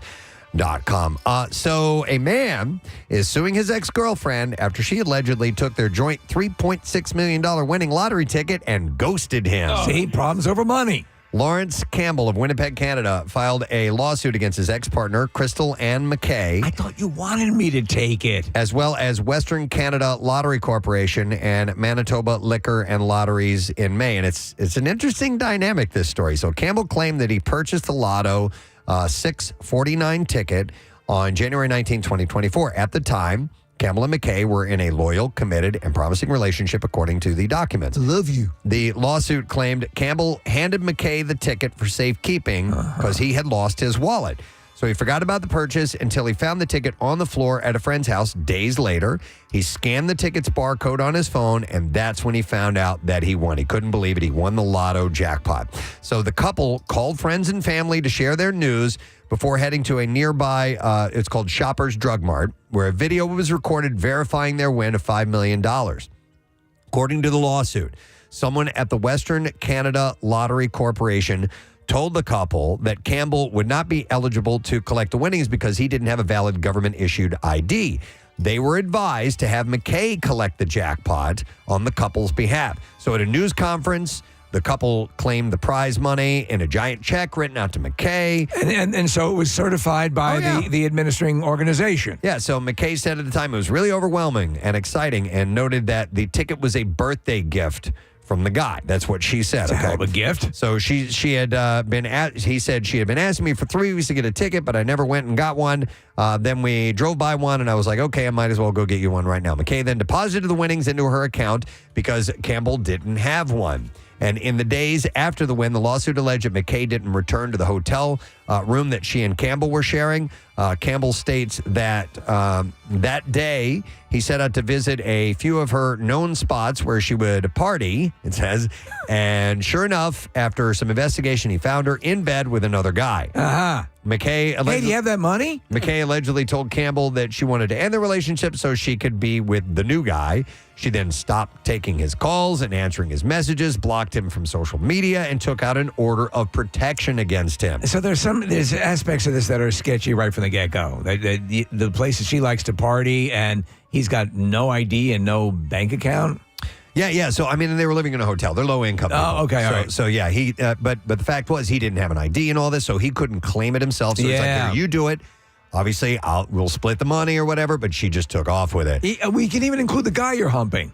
Campbell says that he was given bad advice by the Western Canada Lottery Corporation, which failed to warn him of the risks of having McKay sign the winning ticket. Yeah. McKay's attorney said that Ms. McKay's disputes the allegations made against her in the statement of claim and will be filing a statement of defense. Do they think he's... I don't know. It sounds like he might have a shot. case. Yeah. I think he does. Who knows? Deputies in Volusia County, Florida, arrested one of their own after she was busted riding her personal motorcycle with a fake license plate that said "Chase Me" on it. Deputy, what would be good for my career? Deputy Erica Muzzy, 26 years old, stands accused of possessing a counterfeit license plate. The incident unfolded around 9 p.m. on Saturday. Deputies spotted a motorcycle at a Wawa who had earlier fled a traffic stop, and that rider was with a group of motorcyclists at the Wawa that included Muzzy. As deputies were trying to arrest the motorcyclist, he called over to Muzzy, who became argumentative with them. Deputies noted the fictitious plate on the motorcycle, and instead of having it towed, she chose to drive it away with fake tag flipped up. Deputies later pulled her over on Interstate 4. Body camera footage showed Muzzy step off her bike and again become argumentative with the deputies. She said, "I was just told I was good to go." She said she was trying to go home. She said, "Why would they tell me I was good to go if I wasn't?" Cops took her into custody. After receiving her Miranda warning, she told deputies that she knew it was illegal to ride a vehicle with fake tags. She said that she often switches out her real license plate with a prop tag for photographs and forgot to put the legal one back on the bike. Sometimes it's fun to break the law. After her arrest, the sheriff's office became aware of a social media account associated with her that showed her reckless stunt riding on public roads. And she's a deputy. She resigned from the agency rather than being fired. So, yeah. Boy, this is messed up. A lion killed a man at a luxury lodge in the remote northwest of Namibia. The victim, identified as a well-known businessman named Bernard Kebbel, was camping with other tourists at a tented resort when the early morning tragedy unfolded. Kebbel was camping with his wife and friends. He was attacked by the animal. It happened when he stepped out of his tent to use the bathroom. Oh, boy. Other campers managed That's why I always crap in the tent. Scare off the lion, but Kebbel was already dead by then. Kebbel became Kebbel. Totally. Yeah. Kebbel was a philanthropist who supported wildlife conservation in Namibia and once owned Off-Road Center, which sold accessories for safari vehicles. Jeez, I bet he regretted those checks. Desert-adapted lions roam the remote northwest of the country where mountains and sand dunes meet. And in 2023, there were estimated to be around 60 adults and more than a dozen cubs in that area. Are there lions all over Africa? Like, where does the lion line end? The lion line? Yeah. That's a good question. There's a fairly accessible. My wife went on a safari and saw. Where them. did she go? What country? Was she Norway? in? No. No, it's a big continent. Yeah. So I would think I don't know exactly where she was, Case. But like Namibia, my niece was just in South Africa and she saw lions in Like South the Africa. Serengeti? Yeah. And so Namibia is like nowhere near South Africa. They're right next to each other. They are? Yeah. I was just looking. I'm looking at that map and I just saw Botswana. Okay. Your definition of near. Oh, yeah. Next to is also near. Above. Yeah. Sorry, I didn't see that. Also, there's probably not a ton in the Sahara, but in a lot of the game preserves, a lot of the countries have national parks. Especially south of the Sahara, Casey, there's a lot of lions. But lions are going to lion. And that's part of the deal. That's the risk you take. All right, one more story, and then The lion line. I like that, though, Case. we will wrap up. Let's see. How about this one? A man who admitted sexually gratifying himself with pool floats has pleaded guilty to a months-long burglary spree that netted him dozens of inflatable partners. Okay, if you were to pick a pool float, you have a pool. What pool float would you pleasure yourself with? The vagina. Oh, do you have a pool vagina? Yeah, sure. What about the noodle? I was thinking the noodle. In a deal with Florida prosecutors, Christopher Monin copped to theft and burglary charges. Stay out of the pool. A judge sentenced him to 2 years of community control and an intensive form of probation that compares to house arrest. He'll be placed on standard probation in 8 years.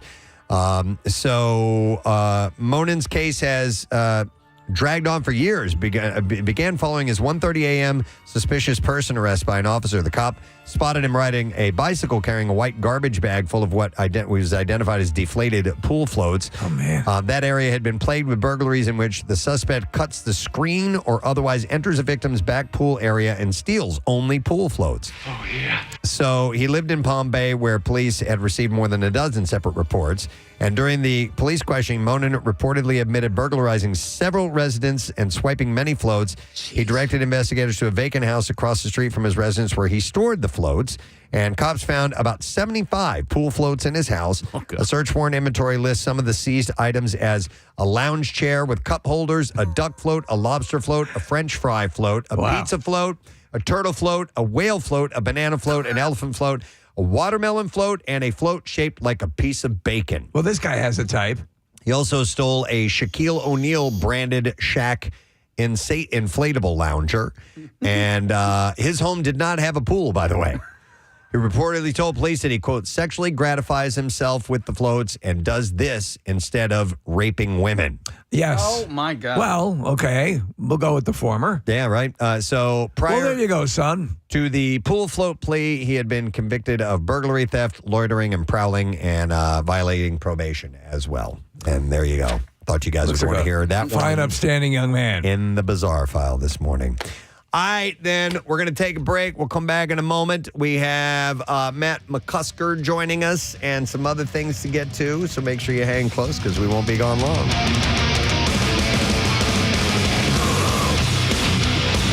Preston and Steve. I thought that was, if not illegal, some type of a violation. Yeah, but it's become so prevalent. It's almost become that drinking a beer in a brown paper bag. Right. Cops aren't going to chase everybody through the park. Yeah, you're on your it's porch, or your situational. house, or in your car. We're not going to make an issue about it. Joe, you'd gum up. I mean, if you were to go after everybody, you'd be gumming up. The paperwork alone would be insane going through all that stuff, right?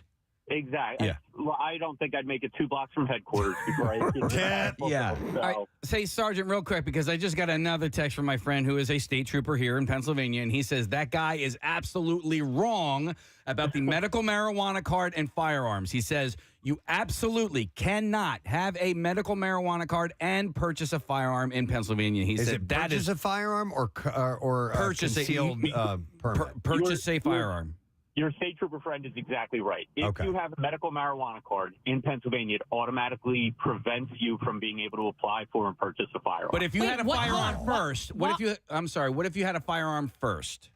In theory, you're supposed to turn it into the state if you get caught. Now, I imagine nobody's kicking down your door to take your legally purchased firearm because you got a card. But it's probably in your best interest to maybe not disclose. Wow. Why is that, though? Just go visit Jersey more often. Why is that? What is the reasoning behind that? Because it's federal. So the state, which is got it. when you purchase a firearm, you have to register it with the state. Right. When you purchase that firearm, because it's state, it's all submitted to the federal government. All right. Whereas Got the it. federal government, all marijuana is still illegal. All right, Joe, let me throw this scenario out to you. Let's say I have a medical marijuana card. I am defending my home. Someone breaks into my house. I have a firearm. I use it. Does that complicate things? It can and it can't. What you're looking at, I mean, is you can justify the use of deadly force. In theory, I can take my firearm and leave it at my father's house. And if my father used that firearm to defend his property, he violated no law. He was not in possession of that firearm outside the house.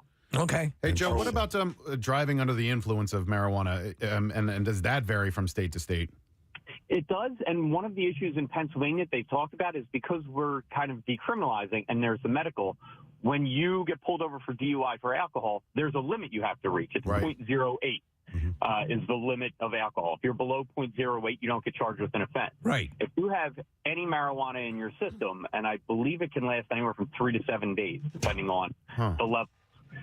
If you have any marijuana in your system, you're automatically charged. DUI. Even if it's you smoked weed 2 days ago and you have trace amounts, because that they test for, I think it's there's a doctor in court who does this part, but I always look at his sheets. They test for THC, and I think it's delta hydrocannabinoid 9 or something. And when they test for all of that, as long as it shows up in the system, you're charged with 3802D, which is the drug offense. So you're just like a bad driver on a certain day, and you just do a dick move as you're driving.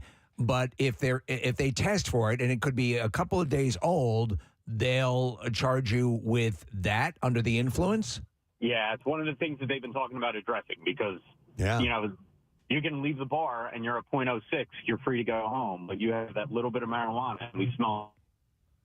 Up on the drug test. So it's the weird thing, Joe, and we talk about this because there's so many from jurisdiction to jurisdiction, from state to state.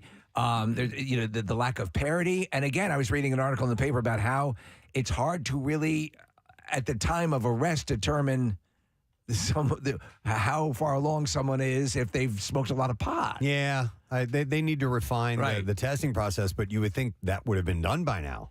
Because it's been around for a long time. One of those things that decriminalization happened so fast, and it was essentially, look, we're just going to, because it was a Philly thing. It was, we're no longer going to arrest for it. We're just going to issue tickets. Right. But the state is the one that makes the determination on criminal and motor vehicle code violations, and they have not caught up. Okay. So, all right. Can you have a medical marijuana card and a fishing license? I think so. They're still working on that. Hey, the firearms thing, is that nationally or is that just in the state? He was saying it was federal. But so firearms, it's all submitted federal, so they still fall under federal guidelines. Not every state has a medical marijuana program. Okay. Got it. That's still local. Okay. They're still state by state. All right, Sarge, thanks for the info, man. We really appreciate it. Yeah, have a good one, guys. All right, you too. I'd be the worst. But my brothers are all both law enforcement. I'd be the worst at it. What code is this again? Yeah. I forget the Miranda rights, all that stuff. I'd be the worst. Wow. I mean, I couldn't even umpire a softball game. Yeah, could you imagine going into a drug bust? I thought you said go into the bag. Is this infield fly rule? Thank you for saying that because the umpire yesterday missed 2 infield fly rules, and we were losing by like 1,000 runs. I'm like, please just give us these outs. Real quick, one of the funniest moments of my life was watching my father try to explain to my mother the infield fly rule. And it took about an hour and a half, and she still doesn't understand it. But boy, did my brothers enjoy the process. Well, it seems like all this has a multitude of infield fly rules. Seriously. Yeah, people trying to hash out, Nick. It's confusing. Yeah. It is. But, I mean, things have lightened up so much back, 25 years ago as opposed to now and where things are. I mean, me as a user, I love it. I think it's great. You're so right, though, Press, because years ago, I remember he smokes pot. I know. Or if I were to mention it on the air, would have been, even just a couple of years ago, would have been really taboo. And now we have advertisers. Yeah. Bill walks around toking all day. I still think of it that way, though, a little bit. Like, I'm like, oh, yeah, he's a pot smoker.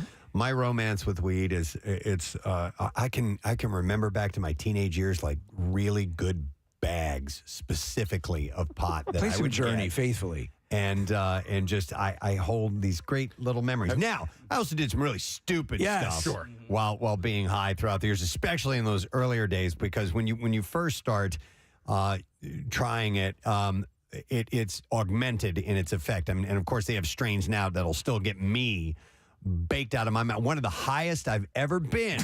And I'm not going to retell the story here because I've told it 1,000 times, was when we went to Hawaii. Oh, yeah. And went to this couple's house, and I smoked some local stuff. And I'm like, I am so high. I couldn't believe it. Pierre's mentioned that over the years about how now they can be more specific and the strains are more powerful. And, oh, my God. And our good friend of ours, Steve McLean, I guess he took a gummy or something at a wedding. Yeah, it was a gummy. It was an edible, and he had a reaction. And just said, let's try had this. to go to the hospital. We had to be brought out on a gurney.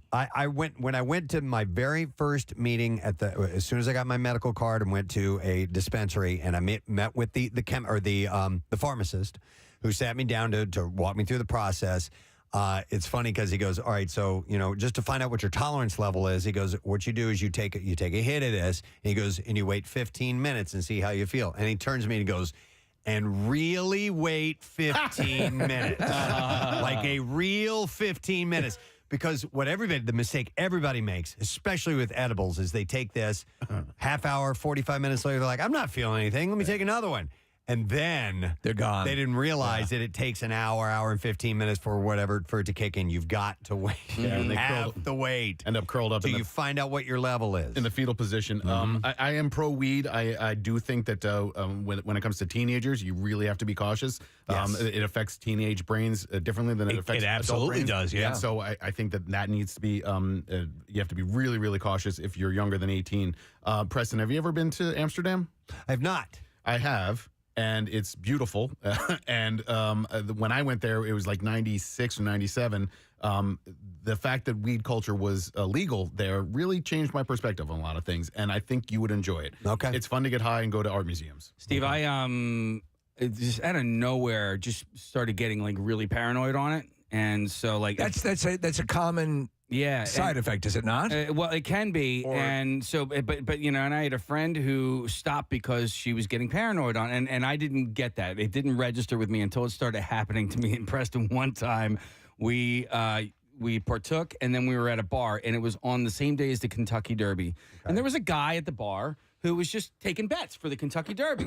So, like, no harm, no foul. Right. It's not some big gambling ring or anything like that. So I placed a bet for a trifecta and then I sit down and I see these guys sitting at a table, and I was convinced that they were the FBI and they were going to oh my God. And that they were going to bust the place for illegal gambling. I called my wife and had her pick me up. I was like, get me out of here. Well, we're going to get arrested. To be arrested by the FBI. Yeah. Oh my God. Right? I swear to God. Homeland Security's here. They're going to arrest me. That's why, honestly, I've never been drunk and I've never been into this, but I have no issue with it whatsoever. My thing is that paranoia and fear of losing control. Paranoia, anxiety. Anxiety. Like, I'm like, oh my God, I'm going to be the first person that dies of a heart attack from smoking pot. I think I'm too much of a puss. Yeah. I think the NBA just took steps recently to decriminalize it amongst players because it's so prevalent among NBA. I mean, a lot of athletes. They haven't been testing for years. Right, but you could get fined or suspended for it. And then I think a lot about hockey players because they beat the crap out of each other every night.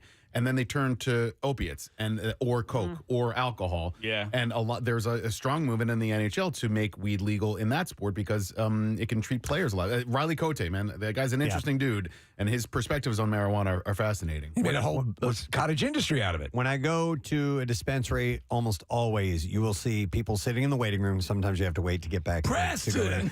No. Well, actually, they do.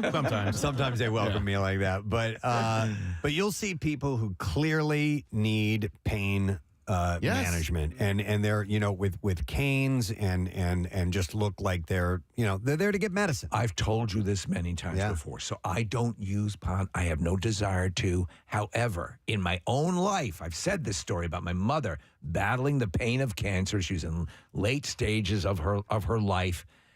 The only thing that alleviated the pain at the end there was pot that we were able to get for her. So yes, absolutely, I can see that. Well, it is indeed 4:20, and thank you for the calls. By the way, some that I didn't get to, one of them, Jessica said... Traffic on 93.3 WMMR. Thank you so much, Marissa. Real quick shout out. I got this from Gina. She says, hey, sorry for the last minute. I wanted to wish my husband a happy birthday on June 4th. That's today, right? Yep. Yeah. And I want to thank him for giving me the best name ever. She says, I am Gina. However, my given name is Regina. And when I married my husband, Andrew Cagle, 15 years ago, I didn't realize that what my name became. So thank you, Andrew Cagle, for making me Regina Cagle. I don't get it. I don't get it either. Is it like a vagina Cagle? Cagle? Maybe it's pronounced Regina. Yeah. Or maybe but it says Gina, so... Gina Kegels? Yeah. I mean, maybe I think that's probably what the Kegel exercise. It's Kegel, right? Is how you say that, right? That's the exercise of the pelvic floor. Yes, I mastered them when I was preparing for my prostate surgery. Well, okay. Well, you had to do essentially you tighten up your butt cheek or your butthole. It's described as like suppressing a fart. The way you tighten up to suppress a fart. That's basically what it is. So I guess that's what that is. She says, we are daily podcasters, so whenever you can give him a shout out, that would be great. Love you guys. And miss you, Kathy, you stupid bitch. Yes, absolutely. Here you go. Gina Regina Cagle. I mentioned that. So, Steve, there was something you experienced you wanted to share with the class. Yeah, it was interesting because my license was coming due. It would have lapsed next Friday. My birthday's next Thursday, so it would be wrapping up then. And I figured, okay, let me kill two birds and I'll do the real ID license, and do the deal. Though I'd heard that there were some wait times if you go to the DMV and you go through the process. Like, okay, I'm going to prepare. I'm going to bring my laptop. I was psychologically in the zone. I'm like, if I go there and it's a long wait, I'm prepped. I'm ready. I'll do work. I'll sit down. They have the free Wi-Fi there. I went to the KOP DMV, which is actually run really well.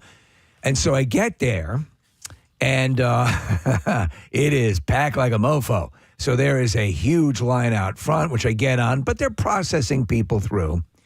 And so I'm like, okay, I've made the mental commitment. One of those things where, like, Preston, I'm going to go to this thing. I know it's going to be this.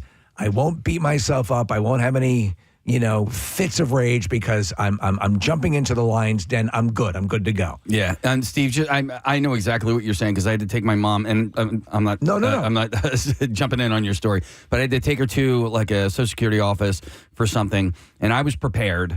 To sit there for 1 to 2 hours. Right, and you just kind of have to mentally.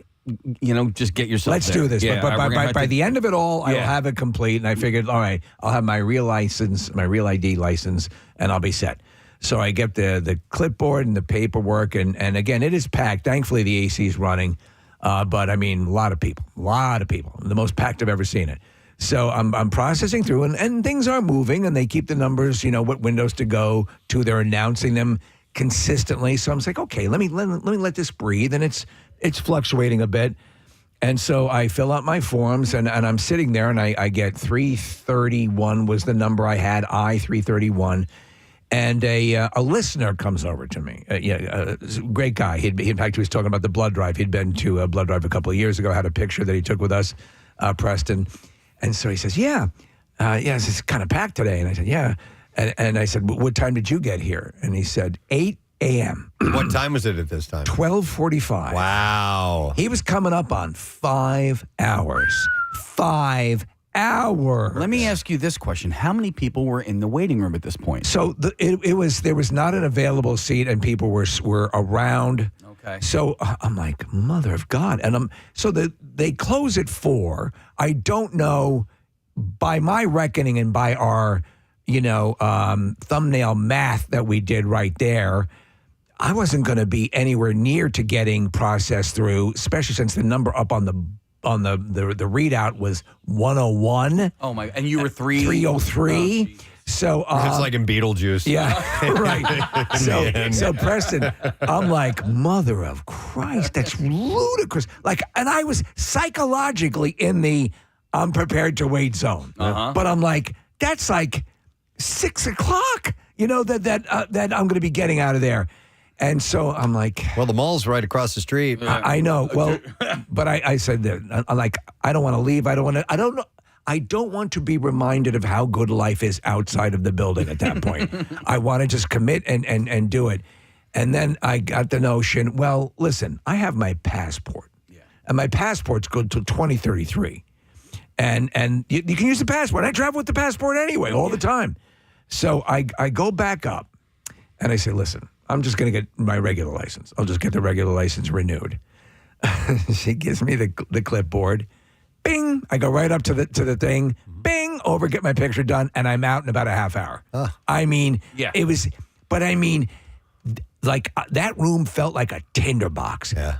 Like they had to get up. I was like, everyone would start to look. You start to in the corner of the room, and it's like this crowd's ready to go. I think I've been to that one, Steve. I think you and I were chatting about it earlier in the week, and the one in King of Prussia is like kind of hidden behind that Plaza Azteca, which is a great restaurant, terrific margaritas. Oh, that's where it is? Yeah, right around the corner from there. So you go to Plaza Azteca, Casey, and then you go behind it, and you get to that DMV. And I've been there, Steve, in the past where it's been no line.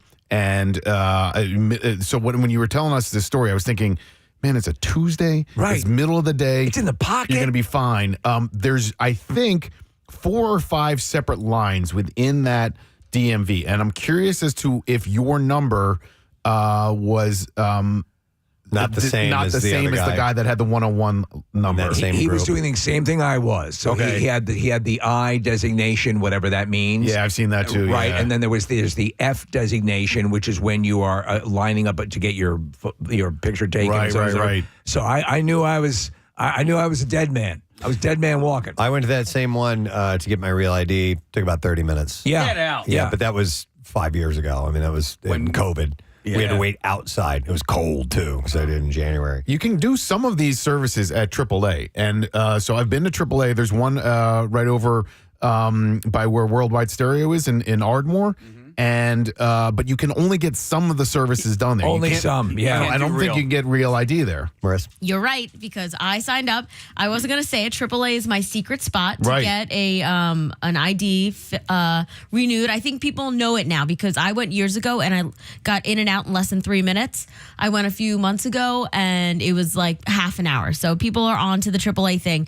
But the website says real ID, but in person you cannot get a real ID there. Yeah, there's some caveats. Now they gave me paperwork, and my documentation was checked, and apparently I can apply. I don't know if this is the truth, but I can now that I have this process taken care of, I can apply online for the real ID and be processed that way. We'll see if that comes off without a hitch. Often is the time you'll get a notification back saying you have to go in person. And I figured I'll just cut right to the chase and go in person. So I decided also not to wait 5.5, 6 hours. Hang on, I'm going to go to Megan. She went to the same place. Hi, Megan, you're on the air. Good morning. Good morning, it. Good morning to see you, Megan. What's up? We were just at that same DMV in King of Prussia, okay? My husband was getting a motorcycle permit. And there were 2 teenagers in front of him. No kidding. We were third in line, and we got there an hour early, an hour before they opened. Line is out to the road, but we are third in line for permits. And we get in at 8:30, and we sit there, and we cannot understand what is going on. And then my husband catches a glimpse of the break time chart, and it turns out that the person doing permits took her break at 9 o'clock for an hour. A half hour into her workday? What? That's correct. And there was no one else who could step in. Like I was watching people swap in and out yesterday. No, and the worst part about the permit thing is that it's literally sign your name and go to a computer. Jeez. So, but the truth is, you've been to that location before? I assume because Absolutely. I've always had pretty good experiences, but I'd never seen anything like this. And I know it's the mad rush for the real ID. I got it, but it was exactly. wild. We got our real IDs last year, and they had said that the gentleman who was corralling the line said, "Hey, anyone who's here for anything else, you're cool. If you want your real ID, you can come back on Monday. We only do real IDs on Monday." Maybe I should have gone on Monday. Exclusively, if you're here for a real ID, that's all we process on Monday. Oh, that's all they do on Monday. Okay, so they take up all the time. Well, that's a good piece of information. Okay. All right. Thanks, Megan. Thanks, Megan. Appreciate I it. figure. I mean, listen, if they're mandating this for all travelers and all U.S. citizens or Pennsylvanians, the process needs to be easier. You need to be able to set up appointments. I got a text from Joe Holden from CBS News. He says, people call us every day about this real ID process. One woman we profiled went 3 times to attempt to get it right. She's still trying. Oh, man. It is weird. I don't know. And I was talking to this gentleman who had been there since 8. He's coming up on his 5 hours. And he said, and he's right. They're pretty efficient at this location.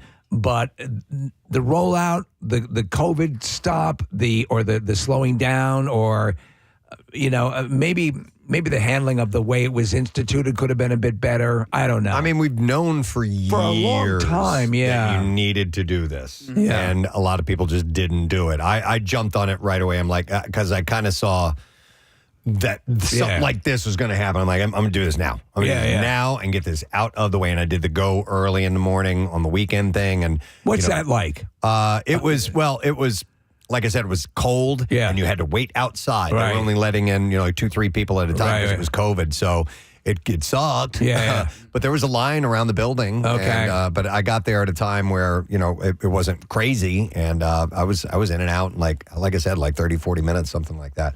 I'm going to go, or at least I got inside in that amount of time. Preston. We're going to go to Bob next. Hey, Bob, you're on the air. Morning, bud. Morning, guys. It's Bob from Valley Forge. Preston, I'm the one that gave you the phone. Oh. It's right behind me. Yeah. Yes. Thank you, brother. Appreciate it. What's your story, bud? What's up? I'm in my office here in Valley Forge at like 5:30 in the morning. So the one Monday, I'm like, I'm going to beat everybody over there to get my real ID. I left here at 6:15, got over in King of Prussia at 6:30. The line was from the door through the parking lot all the way around the corner. Wow. The first guy in line had a pillow and blankets, so he must have been there all night. Dude, it's like you're in line for concert tickets. Yeah. Exactly, yeah. So I just rolled right through, and I'm like, forget it. I'm not even going to get it now.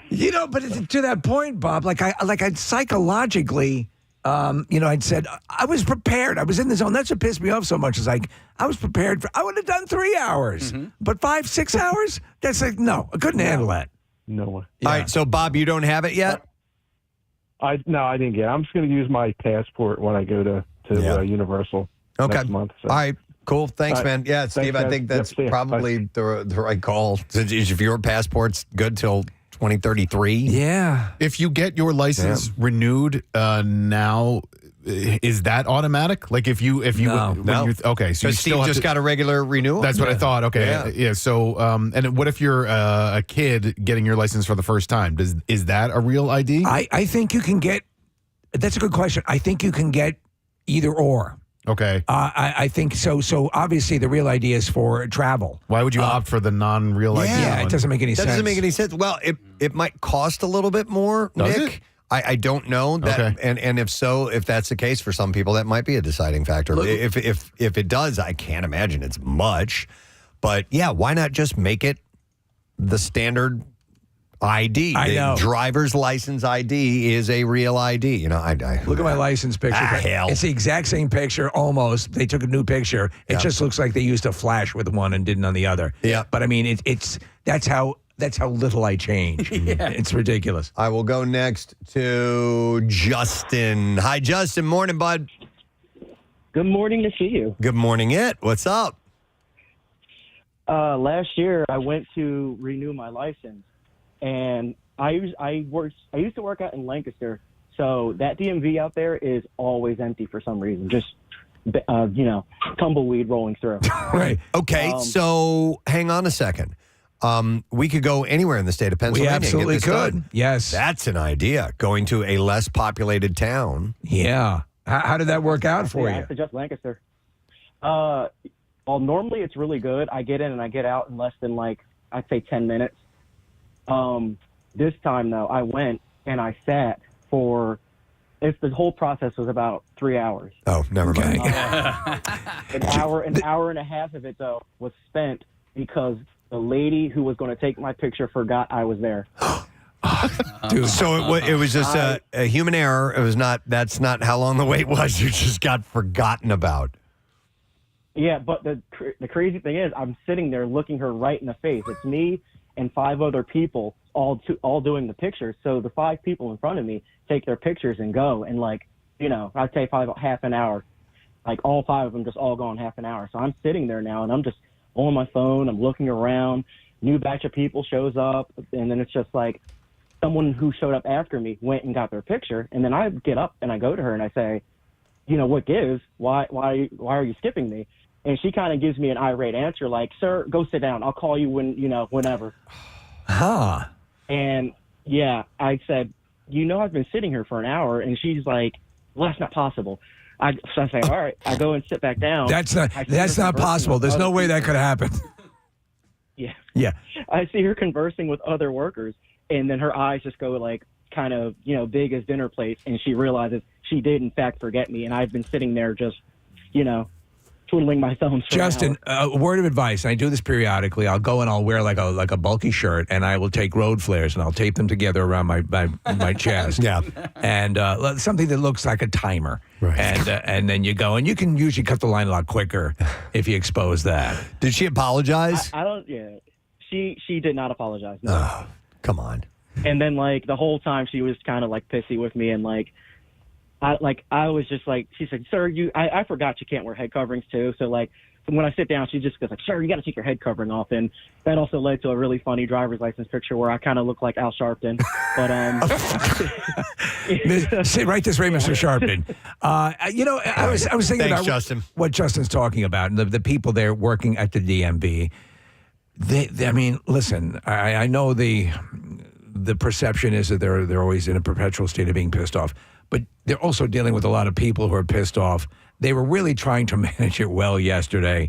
So my heart goes out to a lot of them. There were a couple of pleasant people. There was one woman who handled my situation at the beginning. It was snippy. Yeah. But I don't know. I don't know how I would weather the storm if I had a lot of people pissed off at me all day. So, you try to understand it as much as you can. Of course, the default should always be each new person is a new person. So try to be pleasant with everyone. Yeah. Some people listen because they do the job. They're doing it day in, day out all the time. They know exactly what is supposed to be done.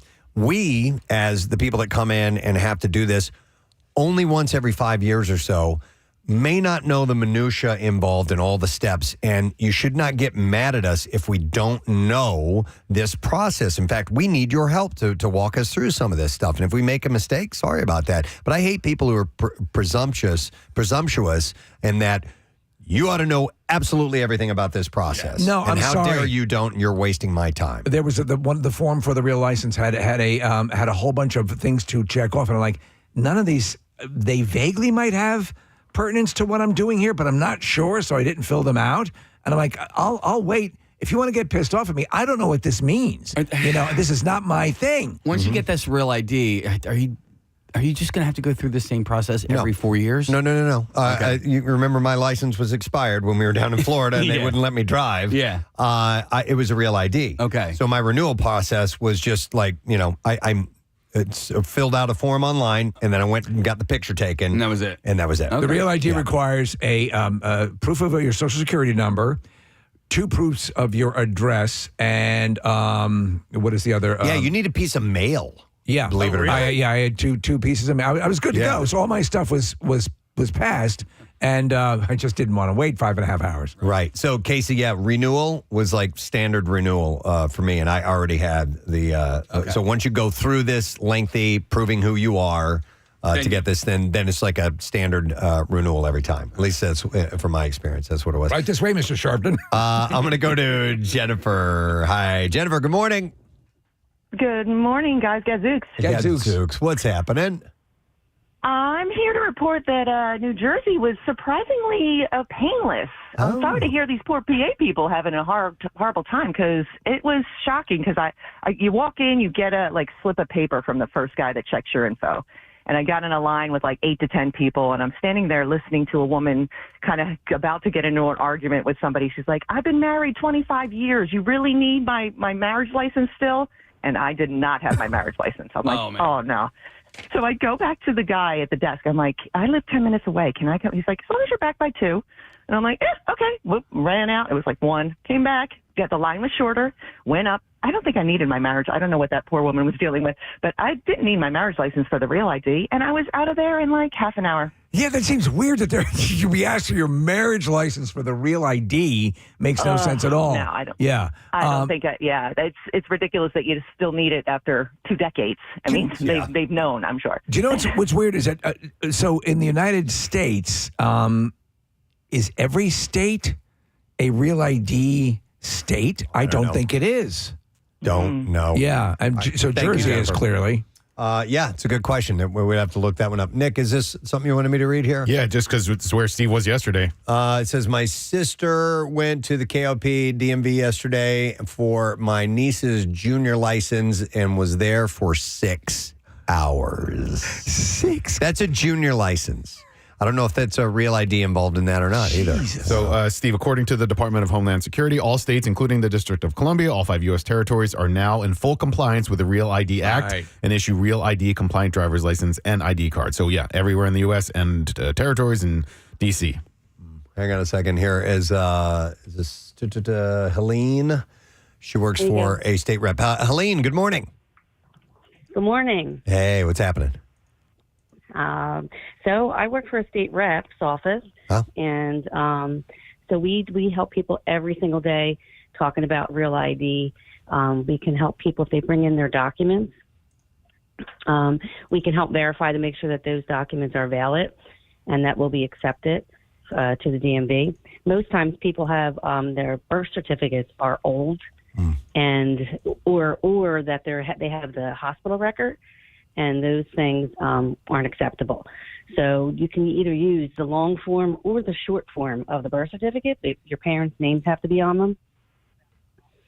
Okay. And or you could just use you can use a passport. You don't need your birth certificate. If you have a passport, you can use that as your identifying document. Because the last thing you want to do is go and wait 6 hours, and then they go, oh, by the way, you don't have this, or this isn't valid, and so on. So you can reach out to a state rep. Is it just you guys that are doing that, or is this all state representatives that are helping out like this? No, it's all state representatives, and most government offices, can help with that. All right, so basically you can hedge your bets if you want to make sure the documentation you're bringing over there is valid. But they kind of, if you go to the website, they kind of pretty comprehensively spell out what you need and what they would accept. So it's also good to check that out as well. Yes, I will tell you too. Marriage licenses, it is a pain for especially women who their name has changed. You have to prove the trail of your name change. Right. So obviously your birth certificate is going to say your maiden name, and then you need your your marriage license to prove your name change. But what we're given when we get married, say if you get married in the church, you get this certificate. You think that's your marriage certificate. It is not. You need to get a certified copy from City Hall. And then what happens if you get divorced and you change your name back? If you change your name back, you don't need your divorce decree. Wow, man! Because you just have your birth certificate, which has that name on it. So if you're married, you need to bring in your marriage license, and not the church marriage license, but the official marriage license from the county or the state or whatever. But if you're divorced, you don't need the divorce decree? So if you're divorced, the only time you need the divorce decree is if if the person legally returned to their formal legal name. That's the only time you need the divorce decree. So I think what they should do is allow you to retroactively amend your birth certificate so that you can go back and add your married name and your adult-sized footprints. The adult, you actually put your foot, it covers the entire certificate. Just to update it. All those certificates that you have the footprints on the back and all that, they don't count. Okay. No kidding. Okay. All right. Thank you, Helene. Also, I will tell you, Preston, too, that Social Security numbers, like the people, they either lost their Social Security card. Some people haven't changed their name on it yet. So that's another problem. So the only place here in Philly, there's a Social Security office directly up the street from our office, and you cannot get a replacement there. You have to go down to JFK Boulevard. Okay, I was curious about that because my official Social Security card is just tattered. Yeah. It is just absolutely frayed. Like only half of it exists. I'm like, at some point, I might need this. So what do I need? How do I do that? So you can try online to the official Social Security website. Sometimes you can get them send directly to you if you answer the questions correctly as to what they have on file. All those security questions that go through. I was able to get mine, but that was 6 years ago, before the mad rush of Real ID. Okay. So some things have changed. But if you live in Philly, you can go down to JFK Boulevard. Other Social Security offices outside of Philadelphia, you may be able to get them. Okay. You know, it's kind of weird. Here, directly in Philly, you can. What's kind of weird, and this Thanks, Helene. Concerning the Social Security card, talking about it being tattered, you can't seal it in plastic. Right. You can't. It has to remain in its paper state, which leads to it getting tattered. Since I was, how old? What? Yeah. 13, 14 years old or whatever that Yeah, I had you that? can't like put contact paper over it, right? But you could get like a sleeve like for a baseball card where you can take it in and out of it. Yeah, you could do that. Yeah. So that's a good idea. All right. Wish I would have thought of that. I mean, it's just absolutely falling apart. So eventually I have to deal with that.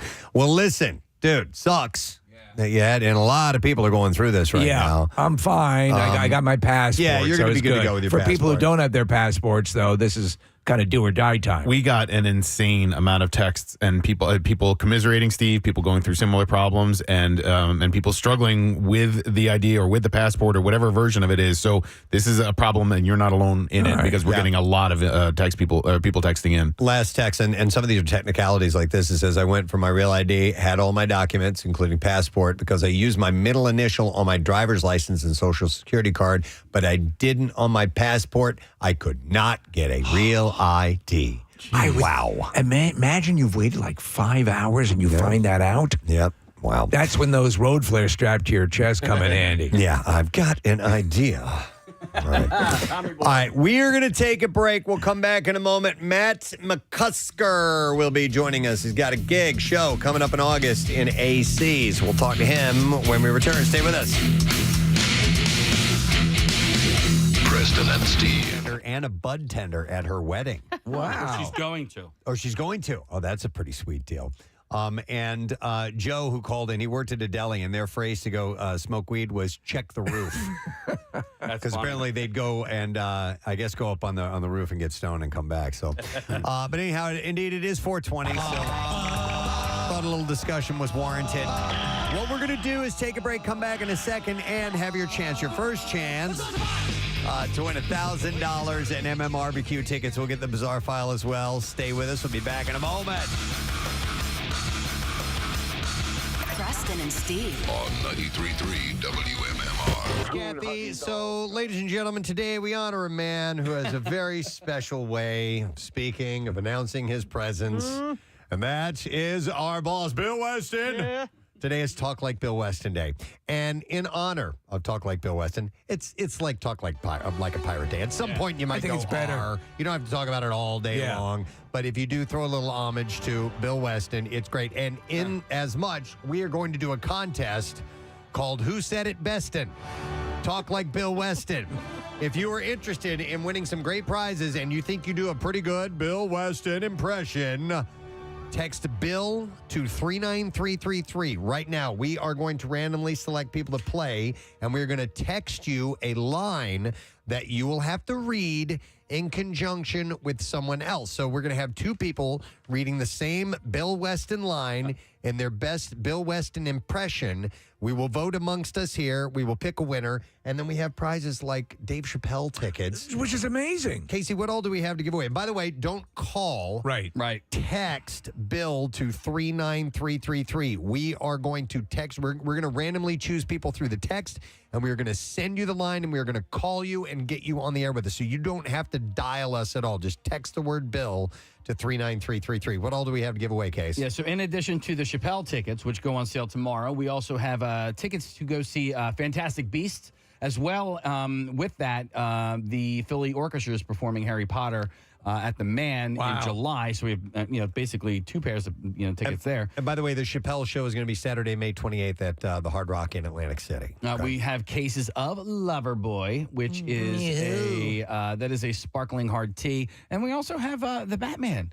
We got the Batman on digital. Awesome. The Batman. He's like a bat. All right, so text word Bill to 39333, and we will see if you've got what it takes to talk like the best in Bill Weston. Would you explain the origin again? Because it was simply by happenstance. Yeah, we were talking to actor Ed Begley Jr., who you know from Christopher Guest movies and all kinds of stuff, and he had used the phrase low-hanging fruit.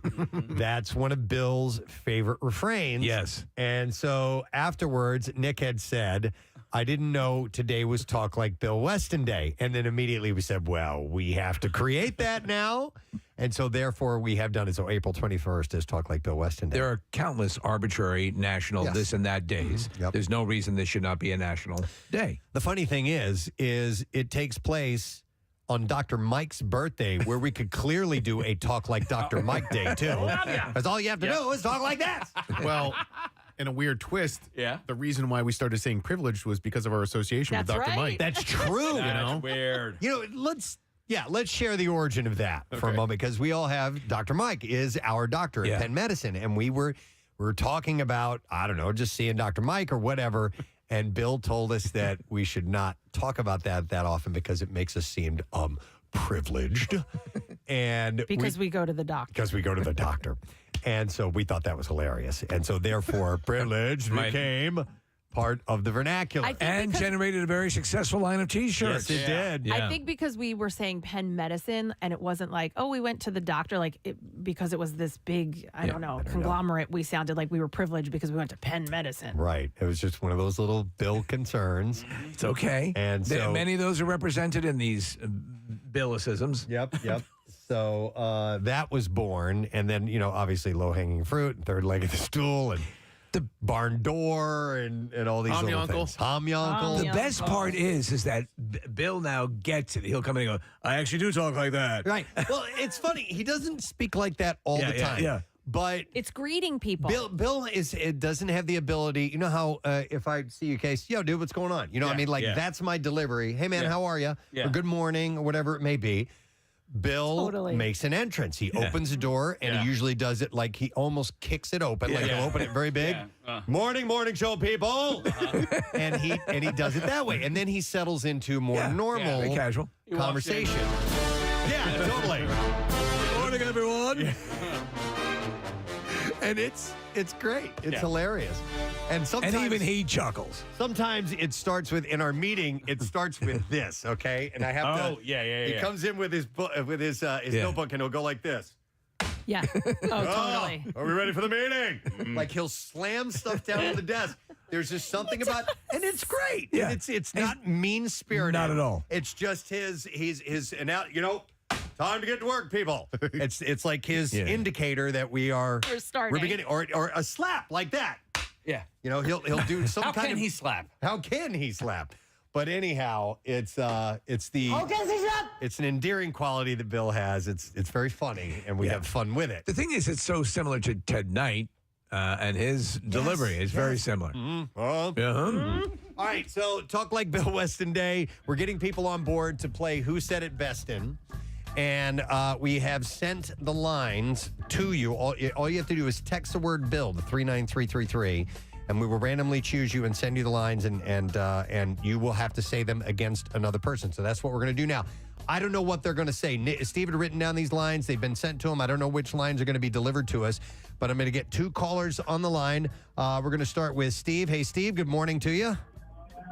Hi. Hi. All right, Steve, you're going to be going against Brian. Let me get Brian on board. Brian, are you there?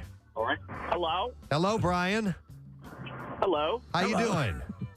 I'm great. How are you? Wonderful. All right, so let's get started. First, we're going to have Steve read his line. Then we're going to have Brian read his line in their best Bill Weston. And then we'll take a vote amongst the 5 of us here in the studio and determine who our winner is. So, Steve, we're going to start with you. Give us your best Bill Weston.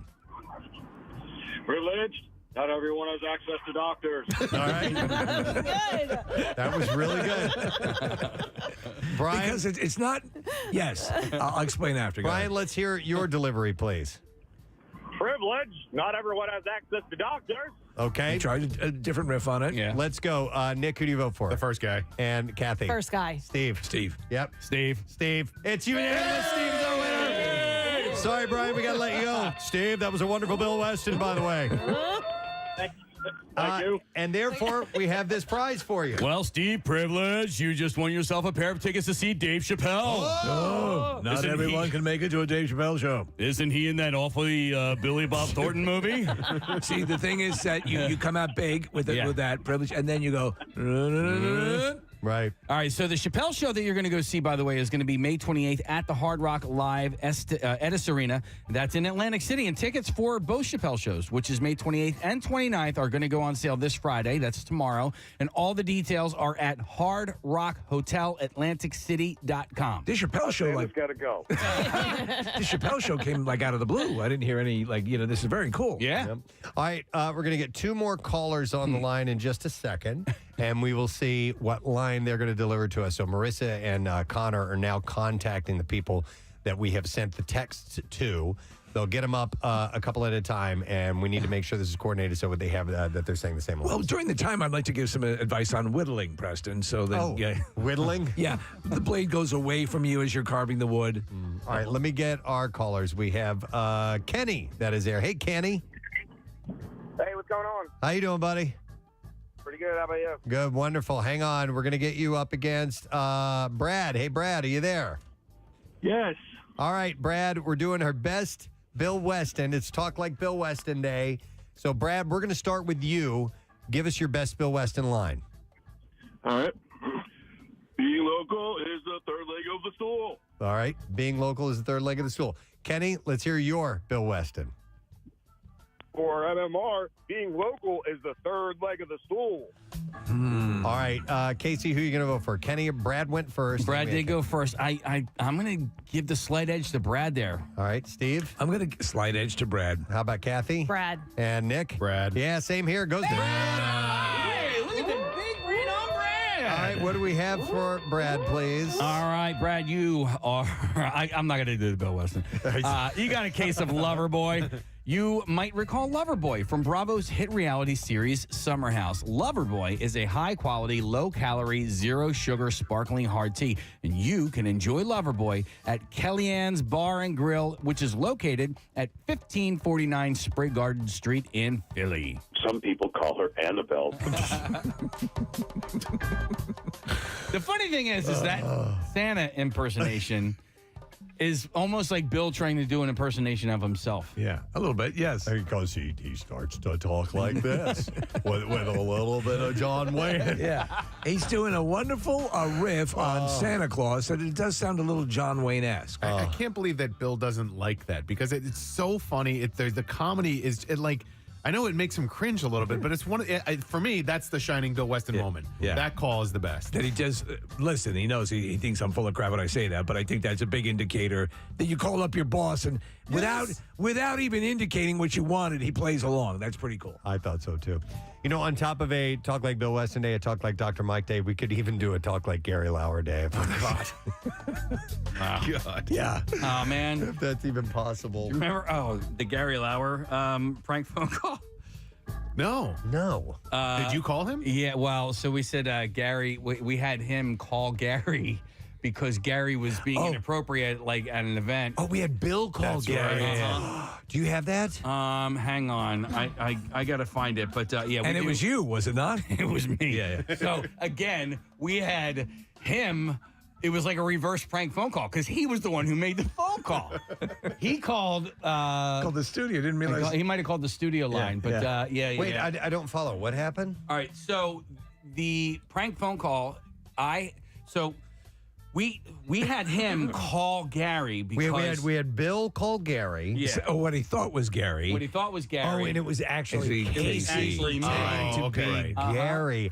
So Gary's not actually involved in this. Not at all. No. Okay. Because you answer the phone, you go, Bill Weston. Bill Weston's on my phone or something like that. This is it right here. Okay. All right. Hang on a second here. Here we go. Hello?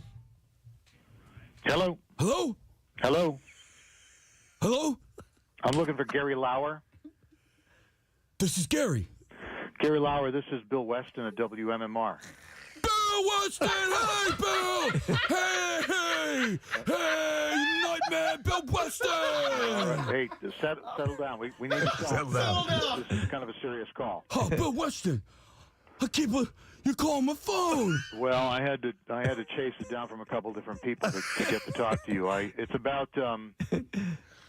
It's about what happened at the Preston and Steve mixer at Parks. Oh, I had such a great time last night. I forgot my teeth. I didn't have my jam. Yeah. Hey. Well, here's Hey, it's not even a gross impersonation. It's terrible. I love it. Oh, and by the way, was he not calling the studio line? That's it. Because Casey gave him the studio line, and we couldn't believe that Bill didn't recognize the studio line. We're gonna do a two-parter on that. We're gonna come back. We have a contest to complete. And plus, it'll help kill some time in between our contestants. So, let me get our next callers on the line. I'm Talk Like Bill Weston Day. Who said it best? And I have Ryan to start with. Hey, Ryan, how you doing, buddy? Oh, thank you. Thank you. I was waiting for someone to open with something like that. Keith, are you there? I'm here. All right, Keith, we're going to do Talk Like Bill Weston, Who Said It Best? And we'll start with Ryan. Ryan, please give us the line that we gave you. Don't compromise show quality just because you can't see the barn door. Pretty good. All right. Keith, that's where the barn door comes from. Keith, you got to beat that. Can you give us your line?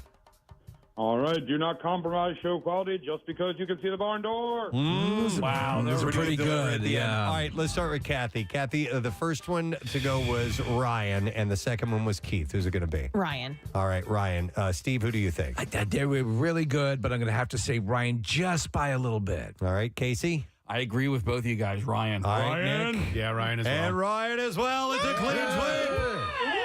Thank you for your call, Keith. We appreciate it. But Good Ryan job. is our winner. And what do we have for Ryan, Casey? Ryan, you have the Batman on digital. The Batman is caught in yes, you are privileged, in a deadly game of cat and mouse with the Riddler in this gritty thriller starring Robert Pattinson and Zoe Kravitz. And you can own it on 4K Ultra HD.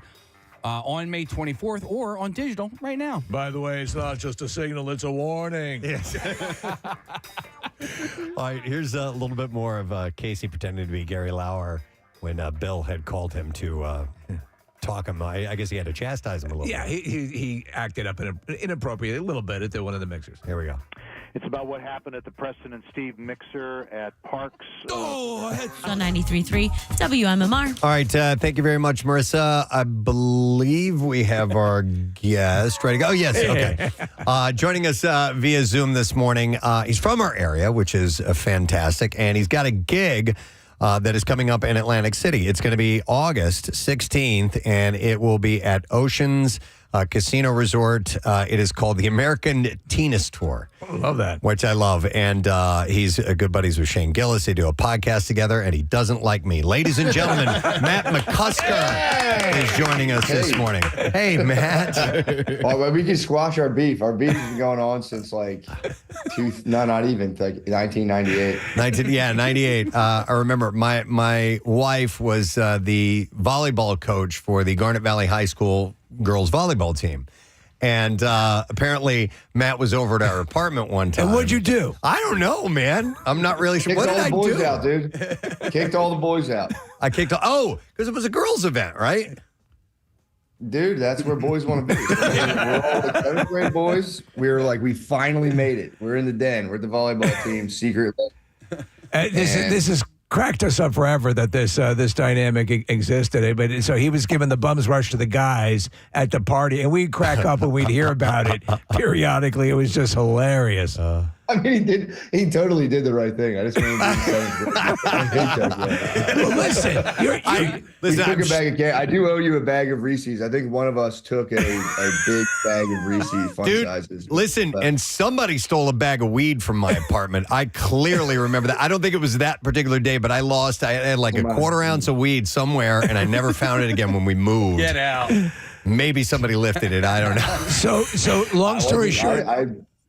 I would have known that. I can say it wasn't me for sure. I wish I knew that was it. I would have taken that. You're getting the Reese's Pieces back, is what he's saying. Yeah, we had the girls over. Rochelle had the girls over for an event. She used to do things like have them over for a sleepover or something like that. And I don't know. I guess I kicked the guys out at some point, but I'm trying to remember. Yeah, I only recall like 1 or 2 gatherings, and that was pretty much it. But then listen. Matt, in my defense, that was before we had kids. I didn't know how to talk to kids back then. I had no idea, man. So, I mean, apologize. you would have been even probably meaner if you had kids. Or I'd be even worse if I had kids now. I'd be like, get out of here, you guys. It is kind of funny, though. It was just funny. I remember it was funny looking back on it and being like, literally being in 7th grade and being like, dude, what is that guy's problem? Why can't he be in his house all night with the volleyball? And it is kind of funny because you can hold on to these I don't even like you're just resentments for a long time. And I had this with like a college professor of mine. I'm like, she was such a bitch, right? And then I was going through old college notebooks, and then and at this point I became an adult, and then I realized no.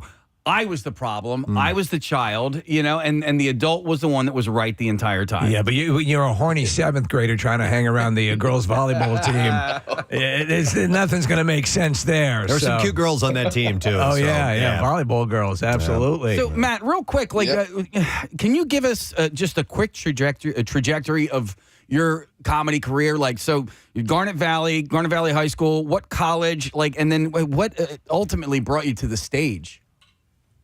You know what? I'm trying to think. So I went to college. I went to Drexel University. So I was in Philly. Yeah. So I was just like I was doing school. I was kind of like in and out of it. I wasn't really after like 2 years of college. I was like, this is not for me. Yeah. I finished, but I was like, I don't think I'm going to do anything with this. But I started doing stand up just because I used to I would watch like Comic Remix on Comedy Central when I was a kid, and it was never like this thing like I'm gonna do this one day. I just kind of would watch it and be like, these guys are okay. As a little kid, I'd be like, I think I could do this. And then I just tried it one night at Helium, and then it went okay. And then I just kept doing it, and then from there I think in 2014 I won Philly's Funniest, and then literally I think I was judging that. I remember. Yes, I'm almost positive. And I saw this pop up that you won Philly's Funniest, and I've been called on to do that a number of times, and I've always contended that this area generates some top level comedic talent. And when we first started this show, Matt, there were not really comedy clubs, and it took a while for the Heliums and stuff like that to kind of permeate the area.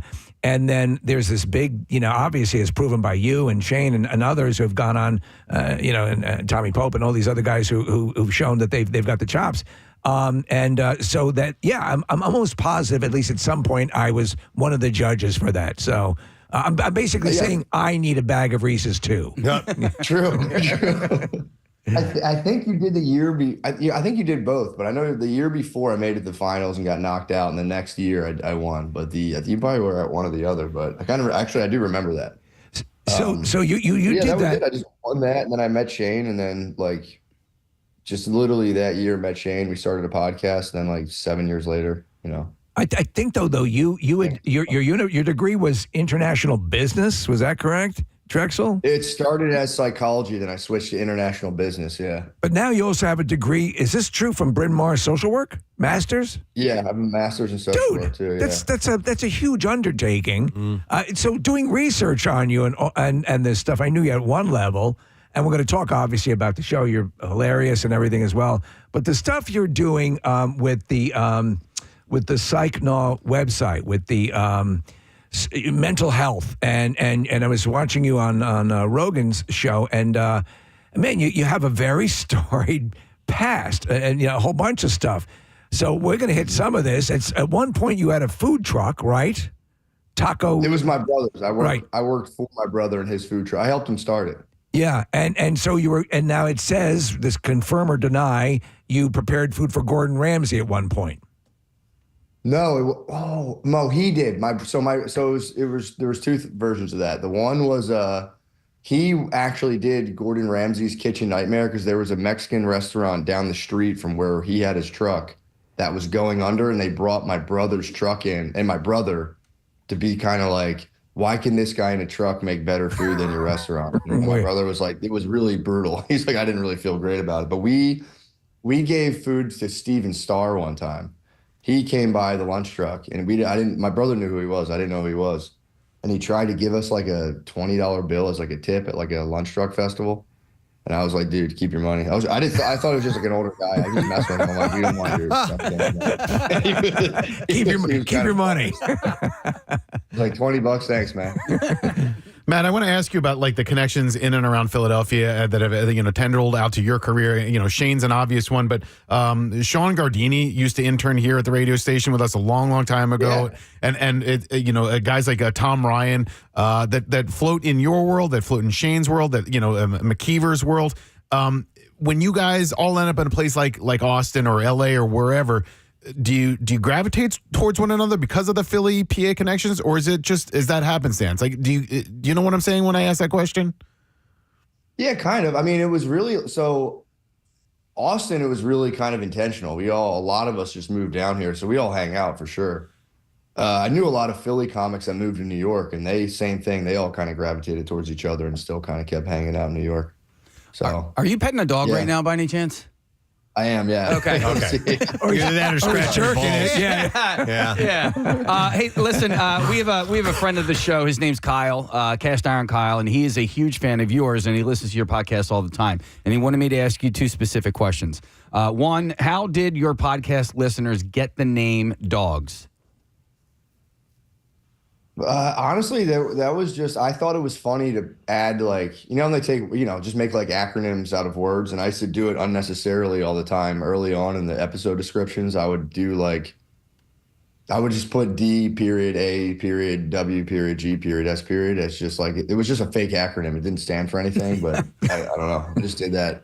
That became a thing. And that's how that became a thing. Really cool reason. And then he also wanted to know why people call you the shaman. Honestly, I don't know. It was just early on a lot. I mean, I just would talk about, I guess, kind of like far out kind of metaphysical / like spiritual, psychological concepts a lot, like early on. And then I was also pretty involved with like psychedelics and, doing / distributing them and all this stuff. So that was doing / distributing. Yeah. In fact, on that Rogan interview, you were revealing things got kind of dicey earlier on when you, I guess, were doing a little bit of dealing. And were you ever in a quasi Scarface sort of situation where guns were drawn or anything of that nature? Oh, yeah, I've been robbed at gunpoint a couple times, and I got there was this whole, it's like too even long to get into, but I did end up one time in like this weird, construction supply warehouse with an ex-police officer with guns and this guy threatening me, and turned into this big thing. It's, classic Italian being like, oh, I'm in the mafia, blah, blah, blah, all that nonsense. So that was like the height of it, and then I was like, all right, that's enough of this. So yeah, you out of my depth. You very casually are telling that story, but at the time, how terrified were you? Honestly, when people pull guns on you, it really is it's like you're not scared in the moment. Like you're so scared that like literally things freeze down. You dissociate from your body. Like it's that scary, where it's like things slow down and everything goes in slow motion, and then once it's over, you're just like petrified for it's like slightly PTSD. I was having like night terrors and stuff for like months. It was like it really messes you up. Did you dealt with panic attacks for the longest time, right? Big time. Yeah. I think I just have them now, but I don't really care. You know what I mean? That's like the best way out of it, honestly. You know, because it's my brother had them for a while, and he just learned how to process them.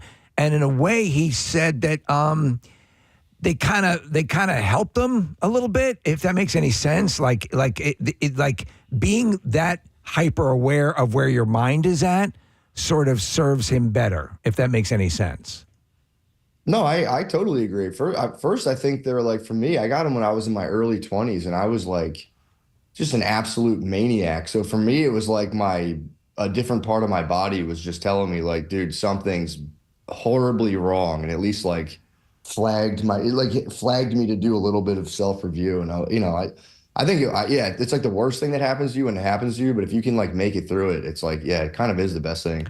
On another note entirely, make some changes where you yes, yeah, and you have in your life, and now how many years married now? 5. Okay, 5 years married. 2 kids. 2 kids. Yeah. Yeah, and so has all of this work that you've done, and with learning how to interact with people, and I was reading a lot of your stuff. It's very insightful and it's very empathetic. Does that serve you in fatherhood? Does that serve you in parenthood? Or is that a whole other skill set that no one's prepared for? Yeah, I don't see, I read a lot of books. I didn't read any books on parenthood. I don't know. I just never got around to it, but I don't think it would even really help, honestly. You kind of just got to do it. But that's for me, it's been with the extra set of eyes on you that are just developing, that's like the ultimate kind of life review where you're like, I would just catch myself doing things that like I used to do that I thought were totally cool, totally normal. Just like, you argue with your wife or the way you talk, and then you're just kind of like, oh, this is horrible. And you have to like slowly chip away at that because you have little kids being like, I don't like it when you talk like that. And you're like, oh shit, I know this. So yeah, that's like that one really gets you, man. That's a big one. Matt, I want to go back to the thing with the gun, because you mentioned freezing, and people forget that there's fight or flight or freeze. There's a third F in that response, and I'm wondering if that ever happened to you on stage, like especially when you're starting your career, your comedy career. Was there ever this fight or flight thing, or freezing up on stage because of you dealing with panic attacks or things that have hampered you or affected you over time? Yeah, dude, I did when I first auditioned for Helium, I was so nervous that I started one joke, didn't do the punchline, started another joke, realized I had forgotten to do the punchline, then went back and did the punchline for the other joke, jumped, and then I just stopped and was like, I remember vividly. And it felt like 10 minutes. It was probably like 2 seconds. But yeah, I've gotten panic attacks while performing on stage, and you just kind of just like eat it and champ them. Yeah. Luckily, I've been like, all right, well, and you just kind of, I have a kind of a tell. I don't do it as much anymore, but if I would start to spin out, what would happen is, the big thing is I'll be like, I'm forgetting my material. I'm blanking. This is it. The gig's up. Everyone knows now. And then all of a sudden it's like, I would start going like, yeah, man, my wife's a good girl. And the crowd would laugh because I'd have like a 10-second thing where I'd be like, yeah, she's all right. Anyway, and I'd be like on the verge of breaking down. And then I'd be like, okay, this is what I have to do. And then we'll come back. But I've teetered on the edge many times. Well, kudos to you, man, for doing that. It's tough. And I was checking out the website, and you talk about these are things that you have to deal with life, and that you have to, they're going to come at you anyway. So you might as well get accomplished, or at least learn the tools to get through it. It's funny because your material is so intrinsically you, and it's hilarious, and you have this casual vibe, and it really relates to the podcast very well, because it's the most loungiest. You guys are usually sprawled as if you're half dead. And it's so funny because, you see so many others that are these, the high tech, and there's got the lighting and the this and the that. And you guys are more often than not just sprawled. I think it's hilarious. Yeah. Yeah, man. I mean, it's funny. We just kind of, we've had guests who have come and have been like genuinely shocked. They're like, "What? This is seriously what you guys do?" Just a camera laying on the couch. They're like, "This is criminal." Hey, so season 2 of Tires comes out tomorrow. I was actually talking with McKeever about having him on this week, but I think we're going to have him on next week. He's in Austin right now. Are you guys hanging out? And are you in season 2? Yeah, I'll be in it. I have a role in there, and yeah, I think they're doing the premiere tonight in Austin. So there's a lot of people here. Okay, so that's what he's doing. Will you be at the premiere? Yeah, be there tonight. So I mean, it's all right. So how do you do that with the series? Do you screen like a couple of you don't screen the whole series? Although it's no, I kind of remember they did it last year. And I remember they did like 2 or 3 episodes, and then you just kind of go hang out. Yeah, I don't think they do the whole. They're only like 20 minutes, 25 minutes. I mean, they're short. they're short. They write, and I love that. I love that because commercial free, that plays like a regular sitcom episode, and you're just cutting to the chase. So, when you were starting all this years ago in college, I mean, and you know, and going where you were going to go, this scenario, this turnout could not have been in the plan, right? I mean, do you marvel? Do you get to allow yourself to marvel at where you are right now? No, I mean, it's one of those things that like every now and again it'll hit me. I've talked to Shane about this a lot, where we'll just kind of laugh every now and again because we'll be like, what, like, but you really, honestly, like you get so used when you do stand up for so long, or pretty much anything, that like you're doing for a long time without getting paid. And, especially like stand up's like humiliating because you bomb, you're not getting paid. You have, I had like hit a lot of my 30s, or I hit like a decent chunk of my 30s doing it where it wasn't really going well. So you're getting grilled by your family. And like, when it's like, you're just used to being looked at kind of poorly by a lot of people. And then when it works, you're just kind of like, well, this isn't going to last. Mm-hmm. So I just never let myself be like, take a breath and be like, oh, nice, I did it. It's just like, yeah, this could go away. I think that can serve you well too if you kind of take a sort of a modest approach to it. You don't go to extremes, and you can handle it better if that resonates. Because you're not. It doesn't seem like you were just the classic stardom baby, to the stars. And when you do that, you kind of are more appreciative of each step along the way. Yeah, no, it's true. And I really just didn't want to be like, my whole goal was just not to have a job. I had so many jobs that it just like really felt like I was being like cooked alive while I was at them. And it was like, if I could just avoid that, I'll be happy. You'll win. Well, looks like you're being smart too, because you remain frugal and you're repurposing your mason jars as drinking glasses. So, that's smart. Keeping an eye on cheap. I'm so cheap on your money like that. Steven mentioned your kids. You have 2. What are their ages, and are they boys, girls? What you got? I have 2 girls, 3 and 5. We just had a 3rd birthday. Wow. You can start your own volleyball team with those girls.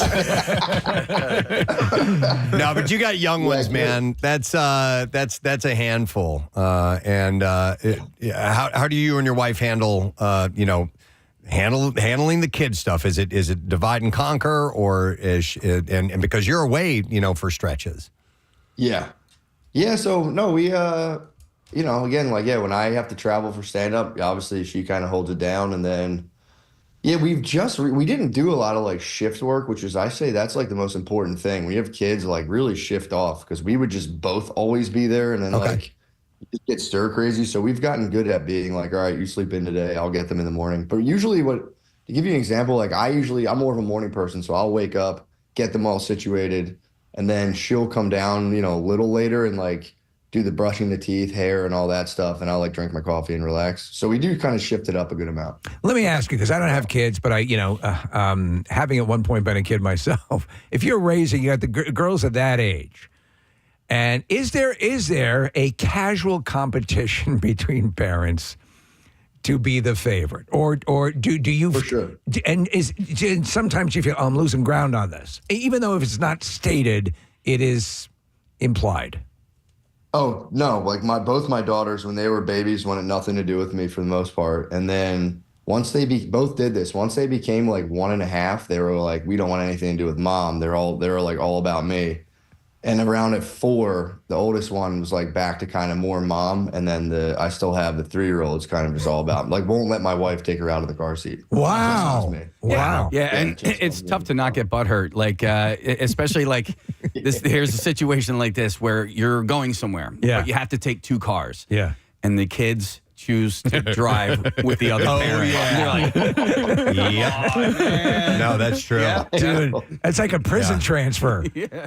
Yeah, it's like, what's I don't know wrong? though. I can get into it because if they're like, we want to go with mommy, I'm like, all right, I don't have to listen to that, Gabby's dollhouse nonsense. You guys can go. By the way, if you're just tuning in, Matt McCusker is joining us. He's going to be playing Saturday, August 16th at Ocean Casino Resort. And you can get tickets at theoceanac.com. Do you watch any of the shows that the kids watch? And are there any of them that you like at all? Yeah, I mean, Bluey's good. I think Bluey's great. I like Bluey a lot. And we've been watching, I've been like introducing him to old shows from my childhood. Like we started watching Pokemon, which I was actually kind of old for, to be honest. But like I'm like taking them through like Ninja Turtles, all this stuff. So that's kind of fun to let them like watch that stuff. Yep.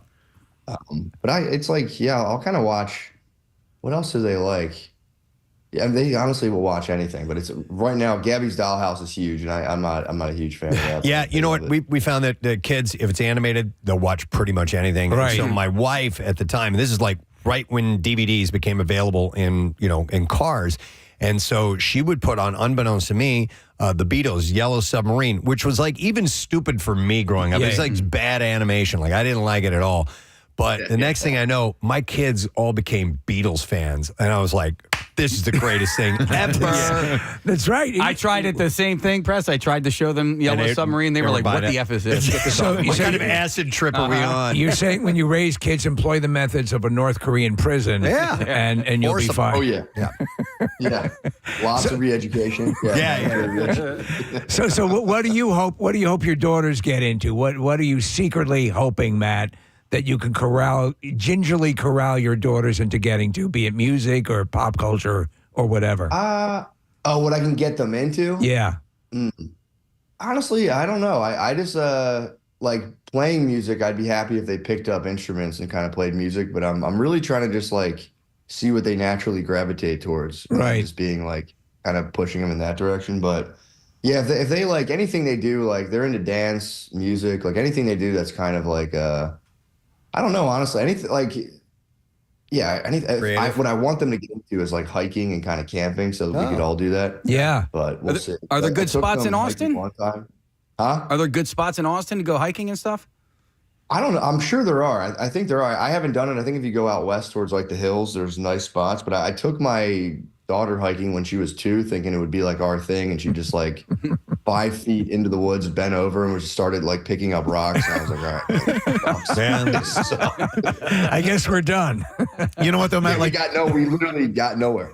They'll be into different things with you at different times and different things with your wife at different times. And I'm sure you've been told this a million times, but my son graduates from high school tonight. It seems like a blink of an eye when he was 5. Preston's youngest is graduating from high school this week. Casey's middle is graduating from high school. And so like, it is just, I miss every age that he was as he was growing up. I miss the 3-year-old Ben. I miss the 5-year-old Ben. So whatever they're into, for whatever advice and whatever means coming from somebody you don't know, in me, just enjoy it, man, because it just absolutely flies by. Yep. Well, thank you, man. That's awesome. And congrats. That's amazing, man. That's crazy. They're both graduating. Hey, so you're playing Ovation Hall, which is a big room in Atlantic City. When did you graduate from clubs to theaters and stuff?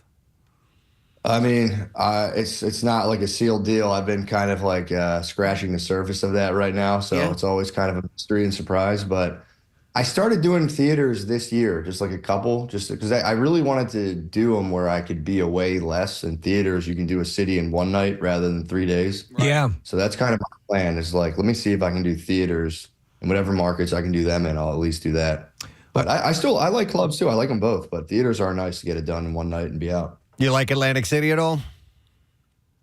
No. Not really. But it's doing comedy. That Oceans is awesome. But Yeah, no, it is. It is great. absolute bump. I didn't know if you used to make runs to AC for whatever reason. No. Okay. No, I didn't sell crack and heroin. So No, you just sold acid. I was at the AC Beach 2 years ago, and they had a giant billboard for just nitrous, and I was like, "This is really what this is." Dude, we were talking about that billboards for for pot weed and now. everything. Yeah, Yeah. It's pretty wild. Well, let me tell you, I watched Speed of Light, your YouTube, the comedy special, last night in preparation. This stuff is great, and yeah, and I think honestly. You're gonna have a good show out there in AC, regardless of what you might be able to purchase off the street. So Yeah, buy yourself a rose at the gas station and come. All right. I'm actually recording a new hour. At the end of June, I'm going to record a new hour and put it out. Excellent. All right. Well, get your tickets now. The show is August 16th, Saturday night, Ocean Casino Resort. In Atlantic City, of course, you can get tickets at theoceanac.com. And hopefully you'll have, if you swing back into town, you come by and pay a visit to the studio. That would be great, man.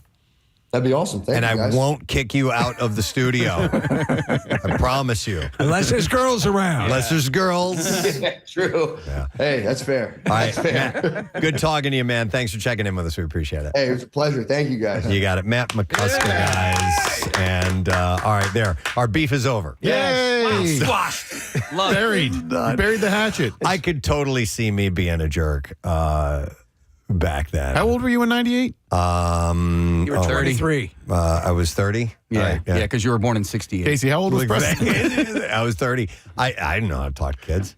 Yeah. Rochelle would have been pregnant with Parker at that point in time, so we didn't have kids at that point. And yeah, if you're not skilled in it, it's hard to do. And I'm sure Rochelle told me, okay, the guy's got to go, and I was just like, all right, let's go. Yep. I didn't sugarcoat it. I'm like, you guys got to get out of here. But teenage boys can be such obnoxious little idiots, and so I don't blame you for reacting the way that you did. Do you know it's funny because when you talk about the and you guys having through all the stages from the baby to your toddlers to there's a certain point, at least by my reckoning, where there's no communication. They're just living entities, and there's no cognizant sort of thing going on where you're able to exchange communication at any level. No, it comes in stages. Right. The language develops, obviously, over time, Right. but you figure it out. You as figure go it along. out, yeah. And then at that point, when you realize, oh my God, I'm getting feedback. Yeah, that must be exhilarating. It is. It's Until pretty they ask you questions. Yes,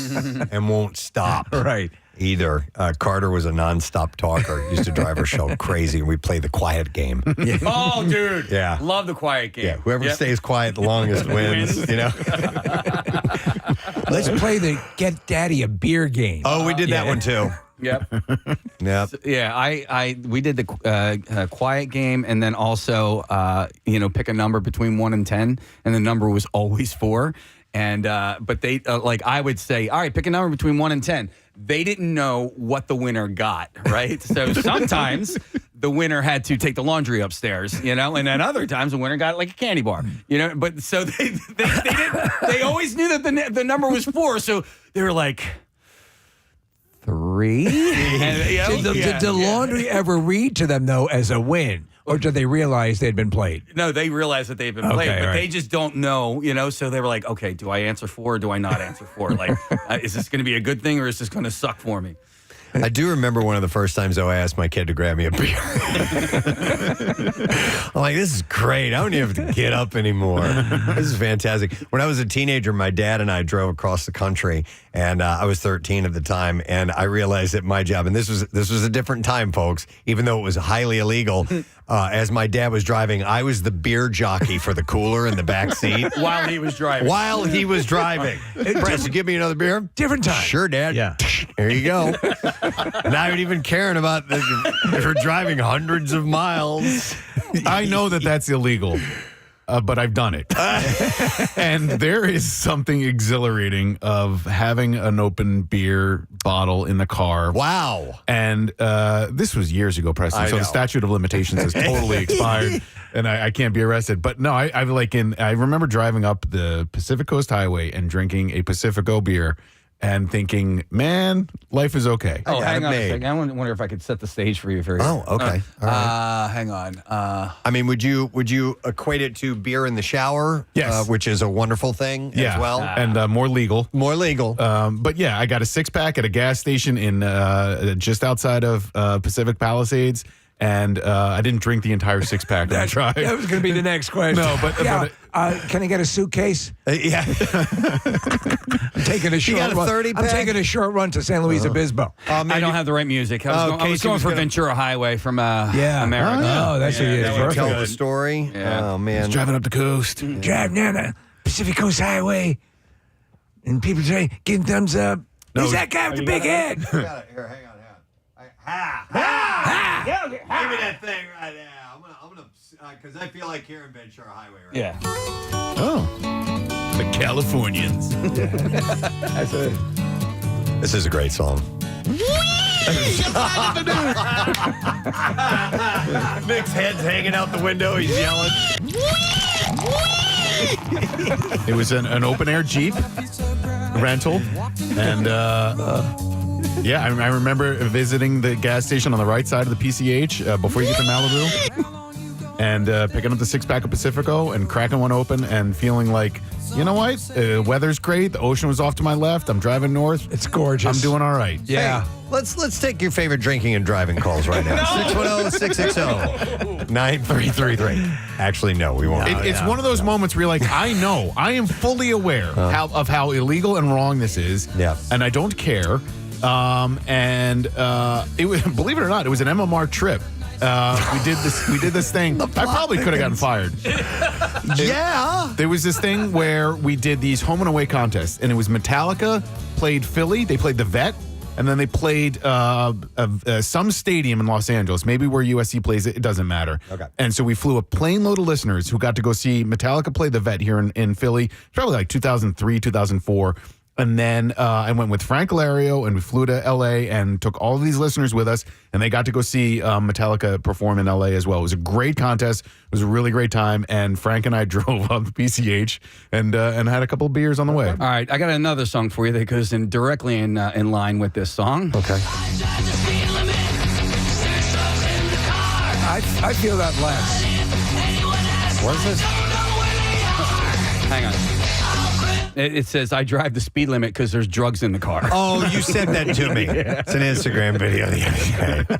Are there any other blatantly illegal activities that you guys have engaged in? Well, Listen. I used to enjoy huffing paint while driving a dump truck, and I knew that was wrong. Then you left the bed up one time. That's absolutely, and it tore off on a bridge. It is just as illegal to be a passenger in a car with an open container. Yeah. So Frank was he was breaking the law too. Yeah, that son of a bitch. He set you up. You know, though. So I don't drink, but that notion of driving along, that if you've never done the Pacific Coast Highway, and make that a vacation, and it's you'll never forget it. It's amazing. Nick, I killed a guy just to see what it felt like. Oh my God! Is that illegal? With a trident. Yeah, with the trident. No, there is a stretch of the PCH right now that it's been Closed off. closed Yeah. because of the rock slide. It Right. should be opening soon. And I wanted to try and get out there because you could actually ride your bike on it. Oh, okay. Yeah, because they have it closed, not just where the rock slide was, but, before and after it. Okay. And so there is like a stretch, miles and miles of the PCH that you can ride your bike on. Years ago, 17-mile drive. Yeah. Is amazing. Yeah. My dad did. He for a longest time he was doing these bike tours. Case, and he did the Pacific Coast Highway and did up to San Francisco and all that stuff. And he was with this touring group, and he loved it. Because, I mean, again, scenery-wise, it is the stuff of legends. That's a bike tour I'd like to do. Then there's another one, I believe. Glacier is in what? Montana? Yeah. Okay, so it's near Glacier, and you literally Going to the ride Sun Highway? Going to the Sun Highway. Yeah. That's exactly it. And you go into Alberta. You start in Kalispell and you ride up and over the Continental Divide in Glacier, and then can go north into Canada from there. There's actually two conjoining national parks. There's one on the Canadian side of the border and one on the American side of the border, and that's Glacier. And then I think it's Waterton National Park in Canada. Anyway, well worth it, Case. Something you said just made me think of a band name, Casey. I'm going to write it down. Fat Alberta. Fat Alberta. I like Alberta that. is It's Fat Alberta. That's the Canadian equivalent. Yeah, exactly. And I'm going to sing a song for you, Yeah. My buddy Super Dave in college, he would go, Haiti hi ho, it's obese Alfred. So he did the white version of that was his. Okay, I got you. We have really departed where we were, so I'm gonna reel us back in. I think so. What was it? Obese or Bertha? Was that what it was? It was Fat Alberta. Okay. That is good.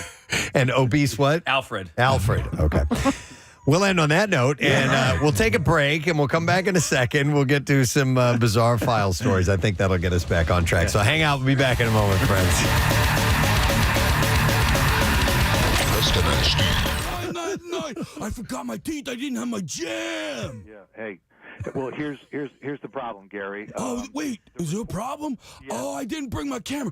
I had a picture taken with Kathy Romano, but I didn't get a camera, and I don't have email. Can Kathy print me out a picture? Because I got a picture with her, and I got a picture with Marissa. I couldn't find Casey anywhere, but I got a picture with them, and I don't have email. Gary, I need you to stop talking and listen to me. I want to hear that last part again. Hang on there. Gary, I need you to stop talking and listen to me. All right, we have to come back for part 3. We'll continue with the stammering. All right, we will go to our next 2 callers. We are going to have Horace. Hey, Horace, good morning. Good morning. Morning, Horace. All right, hang on. We're going to have you on board with Chris. Chris, good morning, buddy. Good morning. All right, so whoever said it bestin is going to be our winner. Horace, we're going to begin with you. Give us your Bill Weston line, please. This humyuggle thinks she's some kind of Susie cream cheese. This uncle thinks he's some kind of Susie cream cheese. Yeah. All right, Chris, let's hear yours, please. This homie uncle thinks she's some kind of Susie cream cheese. All right, we need to vote. Casey?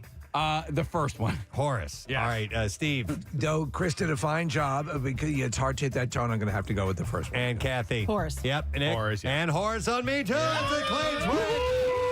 Chris kind of ended with a question in the voice, and therefore not quite Bill Weston-esque. So, Horace, here's what we have for you, my man. Horace, you have the Batman on digital. The Batman is caught in a deadly game of cat and mouse with the Riddler in this gritty thriller starring Robert Pattinson and Zoe Kravitz. By the way, this movie is Steve Morrison approved, right? Oh, absolutely. And you could own it on 4K Ultra HD on May 24th or on digital right now. All right, a little bit more of our Gary Lauer conversation with Bill Weston. Here we go. And I don't have email. Gary, I need you to stop talking and listen to me. All right? Bill's trying my All right, okay.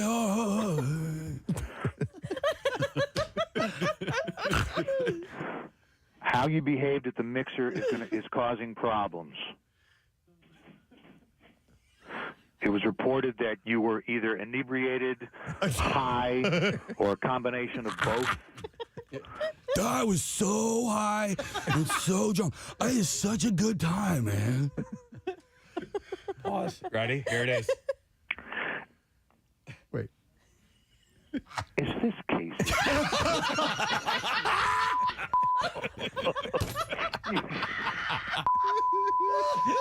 You just called the hotline.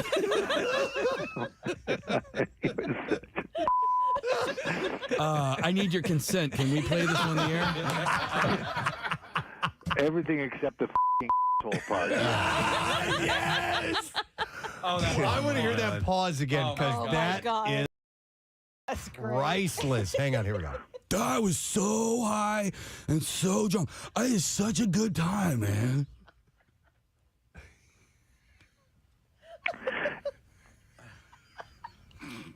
Is this Casey? Oh my God! You just called the hotline. Oh my God. Dude. Oh my God. I need your consent. Can we play this on the air? Oh, that is Oh my God. That is absolutely priceless. You know, That is so he's a good. good boss. He's a great boss. He gave us some of the best audio. Oh, yeah. Yeah, absolutely. All right, let's get our next callers on the line. We have Justin, who is there. Hey, Justin, good morning.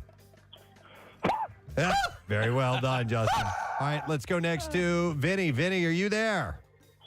Oh, my family. Yes. My family. All right, we're going to start with Justin. Justin, please give us your best Bill Weston. Despite the inclination, avoid going after low-hanging fruit. All right. And let's see how Vinny can deliver that. Vin, go for it. Despite the inclination, avoid going after low-hanging fruit. Okay. This is close. I'll vote first. That was neck and neck. Yeah. But I think Justin gave it just a little bit more, so I'm going to vote for Justin. Casey? Wow, this is our first dissenting vote here. I'm going to go with Vinny on this one. His voice is a little bit deeper, which I think was a little bit more in line with the Bill Weston impersonation. Steve, what do you think? In the delivery, all right, I'm going to have to give it to delivery because that's what it's about, though Vinny did a good job as well. I'm going to give it to Justin. All right, Kath? Justin was the first guy? Yep. Yeah. Yeah, I feel like Vinny could have, if he gave it a little bit more effort, Yeah, he I coulda would, nailed but it. I'm going to go with Justin. And Nick? Well, I'm going Vinny. All right, but it's a winner, 3-2. Justin! Sorry, Vin. Appreciate it, but we are going to set Justin up with a prize. And Casey, what are we giving him? Justin, you have a pair of tickets to see Dave Chappelle Saturday, May 28th at Hard Rock Live Edis Arena in Atlantic City. Now, tickets for the both Chappelle shows, actually May 28th and 29th, go on sale tomorrow. And all the details you can be found at hardrockhotelatlanticcity.com. You should see the number of texts of people that are just dying of laughter right now, and they're loving the audio of Bill and Casey, and just absolutely eating it up. All right, let's get some more callers on the line. Who said it best? And I've got Chris. Hey, Chris, are you there? Is it? Well done. All right, Chris, hang on. We've got. I'm going to put him on hold because you can hear me Talking. on a walkie-talkie. Yes. Let's go to Rich. Hey, Rich, are you there? Yeah, good morning. Good morning, Rich. All right, we're going to start with you, Rich. Give us your bestin', Bill Weston. All right. Of all the foods invented by mankind, none is more inappropriate than soup. Ooh. Well done. All right, let's try Chris now. All right, Chris, let's... Okay, stop. All right, Chris, go for it. Okay. Of all the foods invented by mankind, none is more inappropriate than soup. All right. That was pretty close. That was pretty close. Dude. Did Rich say it's got to be me? Rich just goes, it's got to be me. I'm going to vote for Rich. Casey? I actually, you talk about delivery. I thought Chris gave a great delivery. I'm going to go with Chris. All right, Steve? Chris did give a good delivery. I'm going to have to go with Rich, though. All right, Kathy? Yeah, the walkie-talkie threw me off. I'm going with Rich. And Nick? Rich is our winner.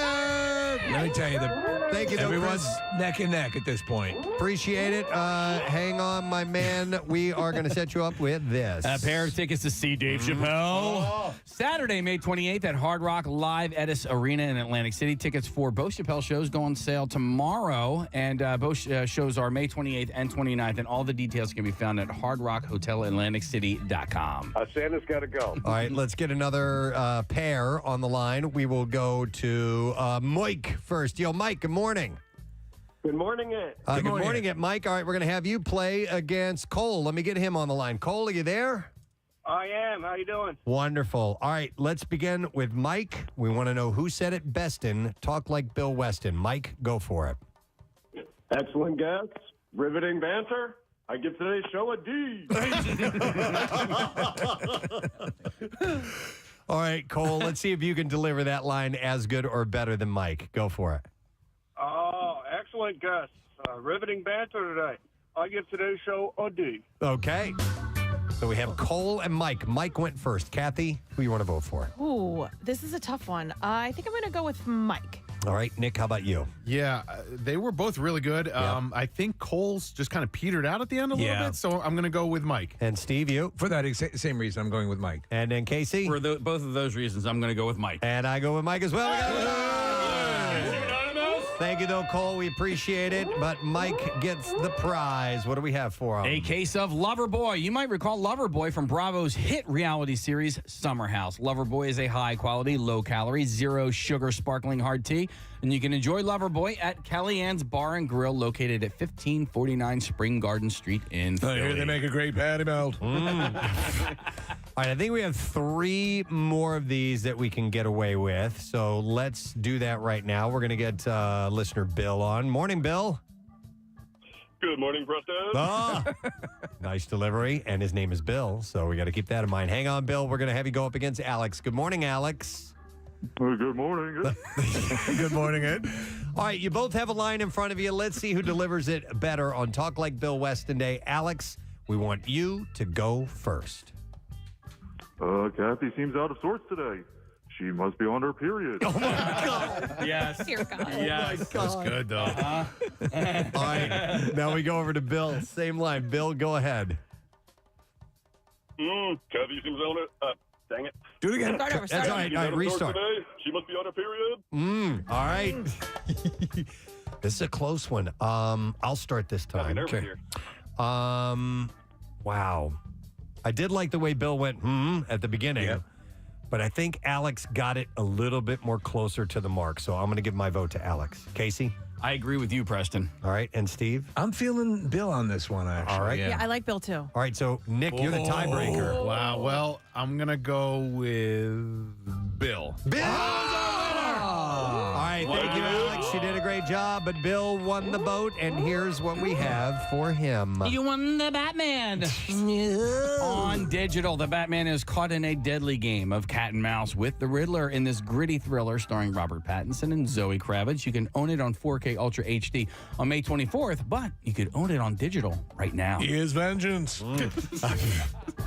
Somebody texted and said we need a woman versus woman version of this. I think we've already chosen our contestants, and I don't think we took gender into consideration at all. But in fact, we did have a girl earlier. I think Chris. I thought we had a couple of girls. Okay, I don't really know. 2 girls. Anyhow, it would be nice to see lady against lady. Because I hear that. a number of women do Bill Weston impressions. But if we can't do that now, maybe we can do like a one-off later on. I don't know. We'll see about that. All right, so we're getting our other contestants ready. A reminder as well, with all this giving away that's going on, that the MMR concert cash will be coming up at 10 again. So get yourself set and ready for that. And in case you missed the announcement yesterday, we announced the Preston and Steve side stage to the MM Barbecue.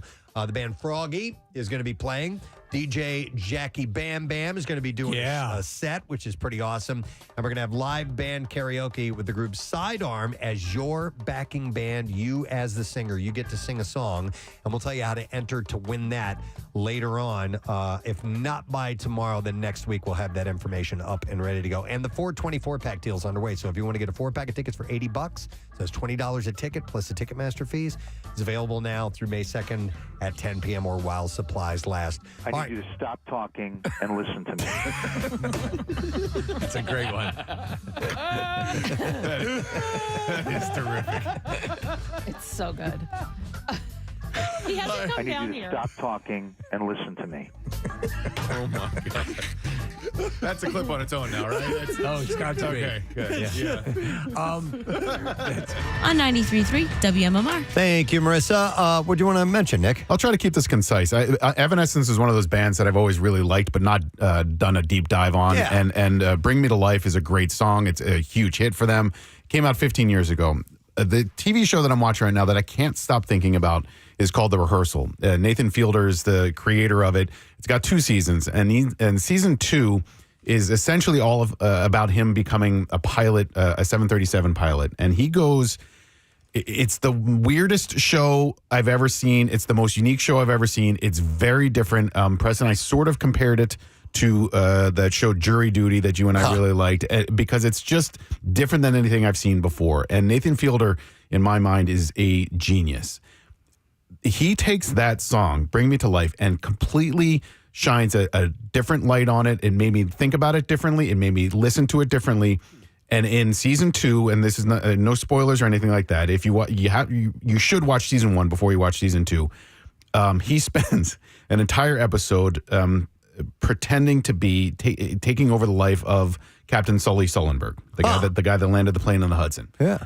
And what that song meant to Sully is something that I never knew about before. And so now, anytime I ever hear Evanescence, especially if I ever hear Bring Me to Life, I will never not think of The Rehearsal. Wait a minute. Sullenberger likes, in real life, loves that song by Evanescence. I didn't know that. He wrote an autobiography, he wrote a memoir, and his father, Sully's father, passed away in the 90s, and he never really listened to music before then. And then after that happens, after his father passed away, he spent a lot of time with an iPod. He listened to a lot of different music, and for whatever reason, he connected to Evanescence, specifically that song, Bring Me to Life. And the way that Nathan Fielder becomes Sully Sullenberger is weird and bizarre. You really just have to watch the show to understand what I'm talking about. I cannot recommend the show more highly. It's The Rehearsal. It's on Max, and it's excellent television. But that episode in particular and what he does with Evanescence is just so weird and Have cool they and commented genius. about it? Do you know? I'm sure it's gotten to Amy Lee's ears. Right. I would love to hear what she has to say about it.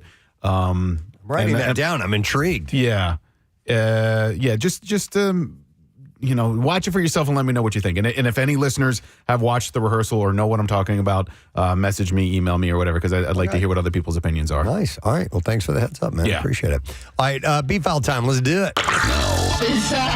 WMMR presents Preston and Steve's Bizarre File. All right. It's brought to you by me. Oh, boy. Oh, boy. Yeah. All right. I'm going to start with this story, and I saw the video for this. Technology and AI is progressing at a rapid pace to a point where people are struggling to tell the difference between real and fake online. AI videos have been doing the rounds in recent times, with millions of users shocked by how realistic they seemed. And a street video that eerily mirrors the Hawk Tuah video has caught the eye of many, though they were shocked to find out that it was all created with Google's state-of-the-art video generation model called VO3. But it looks like the confusion is only beginning, with other videos, including one with a woman whispering into the camera, also shocking users. Now, scammers are also catching on, with one woman falling victim to a fake Brad Pitt. We've talked about this, who scammed her out of like $1 million earlier this year. Now, one woman has taken to Reddit to explain that her mom is about to fall for something similar. Writing in the scams group, she listed a plethora of red flags and asked for help to convince her mom that she's about to be scammed. The user's mother believes that she has been talking to actor Owen Wilson. Now, spoiler alert, it's not him. And the video that was sent as proof is obviously AI. But she said, my sister and I have been telling her it's a scam, but she's just not hearing us. She said she met him on Yahtzee with friends, which I assume is an app. Yeah. He claims that he'd mistaken her for a person he knows in real life. He only talks to her on WhatsApp, voice calls. She says, FaceTime too, but I have doubts. She added that photos of Wilson that were sent to her were easy to find on the internet and on fan accounts. And her mom claims that he hasn't asked for money or bank details, but that he got her a job at Warner Brothers where she can make $5,000 a month, but by liking social media posts. And the job sent her a couple of $10 payments through Cash App. That's so generous. For her first trainings. Yeah, she says that's Owen Wilson. That they'll send her $1,000 through Cash App when she finishes training. The user said that Owen Wilson told her mom that he'd be buying a house in their small coastal town and wants both her parents to live there and be caretakers while he's away. And she added he had an actual realtor from this gated community call her to discuss the options.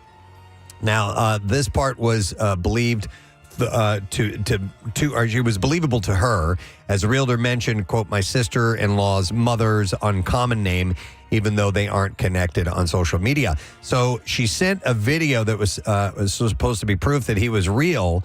And he's talking and he's saying her name and he's like, hi, this is me, and I'm here to tell you that I really am interested and I really love spending time with you and all this. And to maybe somebody who's not savvy with videos, they might fall for it. I mean, you can see in some of the shading and stuff. It but looks weird. It just looks like a poorly videoed, segment. All the AI signs are there. Yep. And so she's asked for advice on, how to convince her mom that it's all fake because her mom is all in on this. So stuff like this is just getting started. And the tech is only going to get better. And especially like with the VO stuff, this is actually substandard compared to what that stuff can do. But I'd say this, just have a talk to if you have somebody in your life who you think might be susceptible to this, and just have them contact you first. Whatever, if anything that comes across, have them contact you. Have one step before they do anything that's going to involve the transfer of money or buying things or meeting somebody somewhere, because it's getting really dangerous. Wow. Really dangerous. 2 men are in jail after a wild 130-mile-per-hour police car chase spanning 2 counties, and it started with some head-scratching items getting stolen before the chase even began. Investigators say that the 2 men, first of all, they went to the Dollar Tree. Yes. To rip it off. The on crime of the Sunday. century. Yep. And each stole Put some of those votive candles in a bag. They stole a backpack and a laundry basket and filled them with merchandise. Roughly 20 minutes later, detectives say the same men went into Walgreens and they stole antacids, memory supplements, and women's Rogaine. Okay. So they're obviously robbing for a bald woman with a bad memory. And horrible stomach problems. So the haul was about $1,400. A deputy spotted their car, and that's where the chase started. Video shows squads following the ur on I-94. Investigators say that the driver nearly hit several other cars, a motorcycle, and even avoided stop sticks. Speeds on a residential street were more than 100 miles per hour. So in total, deputies were after these guys for 24 and a half miles. Man. Well into Milwaukee County. On I-41, they called off the chase because it was getting too dangerous. The guy was doing 130 miles an hour. Wow. With the haul from the Dollar Tree. A Milwaukee County Sheriff's deputy found the suspect's vehicle. Investigators say 33-year-old Gendil Lyons and 31-year-old Sylvester McCurry ran away. I want to fence this. How much can I get for this? $1. Nearly a dozen officers swarmed the on-ramp to take the men into custody. Lyons told police that he, quote, needed the stuff from Dollar Tree. Yeah. During a police interview, he denied taking anything from Walgreens and denied flashing a gun at a clerk as he left the store. Both men are going to be in court on Friday morning. Police in Osaka, Japan, have arrested a 44-year-old man on suspicion of attempting to steal women's underwear from a laundromat.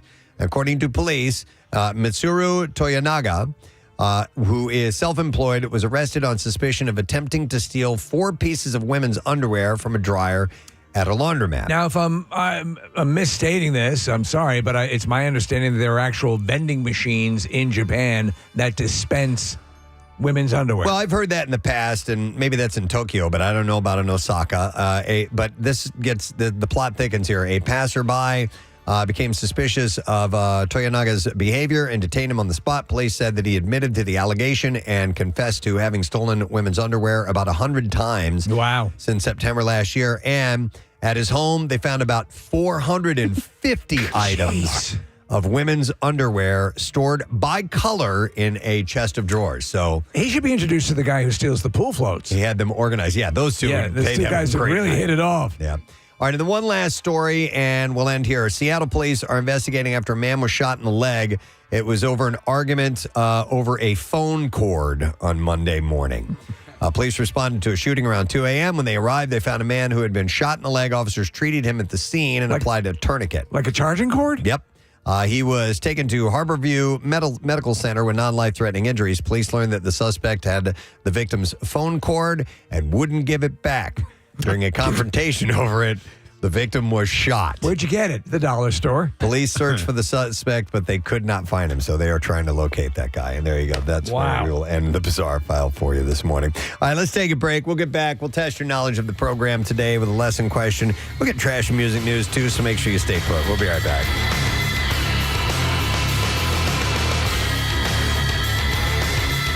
Preston and Steve on 93. Him and Jackie and Bill and Gary Lauer in the escape room. Oh, Pituation, right? And the Pituation. Yeah. Yeah. But Bill went along with it. Somebody texted earlier, they want to hear Pituation's Bill Weston impression at some point. Because he does such a good Rocky. It's spot on. All right, let's get two more callers. We have John. Hey, John, good morning. Hello, Preston. Good morning. International Talk Like Bill Weston Day. Let me get another caller, and we have another Bill. Hey, Bill, are you there? Yep, I'm here. All right, Bill, we're going to do Talk Like Bill Weston Day. Who said it bestin'? And, Bill, we are going to begin with you. Give us your Bill Weston line, please. The quickest way to sound desperate is to use the number 10. I love it. All right, let's see if John can top him. John, let's have it. The quickest way to sound desperate is to use number 10. Okay. You know what? Wow. John has a deeper voice, but I think Bill, me personally, I think Bill captured the essence a little bit more. I'm giving my vote to Bill. Nick? Bill's delivery was excellent. But his high voice threw me off, so I'm going John. All right, Kathy? John's who went second, right? Yep. Yeah, John. All right, Steve?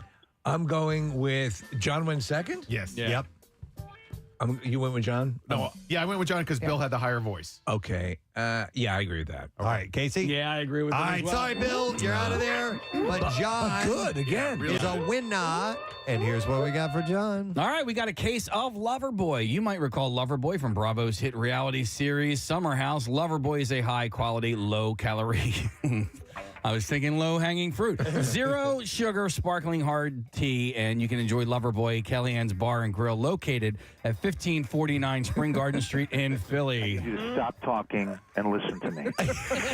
And guess what? Ladies and gentlemen, before we get to our final two contestants, the man of the day is here. Bill Weston, man about town. You know, I had to come in here and tell you what a great game this is and how good you guys are at it. Because I was the Bill on the last call that you didn't pick. That was me. That's great. Excellent job. Awesome. Were you the high You pitch lost voice? at your own contest. The best way to sound desperate is to use the number 10. Bill, I voted for you. Yeah. I said you got the essence. And I'm so mad because I went and told Marissa, I'm like, you should get Bill on the call and to do this contest. That's great. I figured you'd leave me on and I would complain about not winning the prize, but I was immediately hung up upon. And it was like, I got to walk in there and like say, hey, that was me. So you kind of did a Don Knotts, right? Yeah. I was just trying to throw you off. Yeah. That was great. Hey, Bill. I need you to stop talking and listen to me. Do you remember that Gary call? Because I'd forgotten about it. I totally remember forgot. that was fairly early on. I'd only met Gary once at the Camp Out for Hunger where he gave me a bullet. Remember that? He was giving bullets He to a was lot of handing people. out bullets. Was at the Plymouth meeting. So I didn't realize, because Casey's impression was, passable, but, I could have hurt. I didn't know it at that point or recognize the hotline number, obviously. Yeah, boy, was that. Because somebody said he was acting like an idiot, and I had to get in and, oh, my God. Well, that's a good drop. I'm sure you're going to use that We'll use that a lot, yeah. Oh, yeah. It's good. Oh, yeah. And in fact, Casey, I know you're renaming that, but I want to hear that pause, Okay. the lip smack, and then the realization. Okay, you gotta give me- Before we go to our, well, you know what? Let's do our We'll do it last after. contest. Okay, yeah. And we'll do it on the way out. Just one more line. We have one more. I'm going to go to Mike. Good morning, Mike. Hey, how you doing? Wonderful. All right, Mike, you're going to be going up against another Bill. All right. Hey, Bill, are you there? Yeah, I'm here. All right, Bill. We had this last matchup. It's between you and Mike. We're going to start with Mike. Mike, it's Talk Like Bill Weston Day. Give us your best and go for it. Something's wrong here. Santa's got to go. Okay. We'll go next to Bill and see how he does. Bill, you give us the line. I don't know what you want from me. Santa's got to go. All right. What are we gonna? Who are we gonna vote for, Nick? They were both a little rushed, but I think that Bill actually did the better of the two Bills. Okay, Kathy Correct. and Same. Steve. Yeah. There was an improv on the one performance. I've been come to known as, but I go with Bill as well. And I will go with Bill too. We got our winner, Mike. Thank you for calling in, bud. Bill beat ya, and here is what we have for Bill as a prize. All right, Bill. What we have for you is a pair of tickets to see the next chapter in the Wizarding World series, Fantastic Beasts: The Secrets of Dumbledore, is now in theaters. Plus, you also get 2 tickets to experience the original film that started it all, as the Philadelphia Orchestra performs Harry Potter and the Sorcerer's Stone live in concert while the full movie plays on the big screen. And that's going to be Saturday, July 23rd at The Man. All right, let's play back just this realization moment that Bill had when Kay found out. He realized that Casey was pranking him. Here we go. It was reported that you were either inebriated, high, or a combination of both. I was so high and so drunk. I had such a good time, man.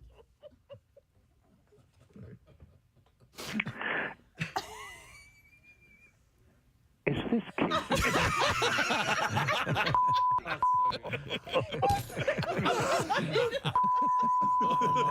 You just called the hotline. Oh, my God. I need your consent. Can we play this on the air? Everything except the asshole part. All right, thank you.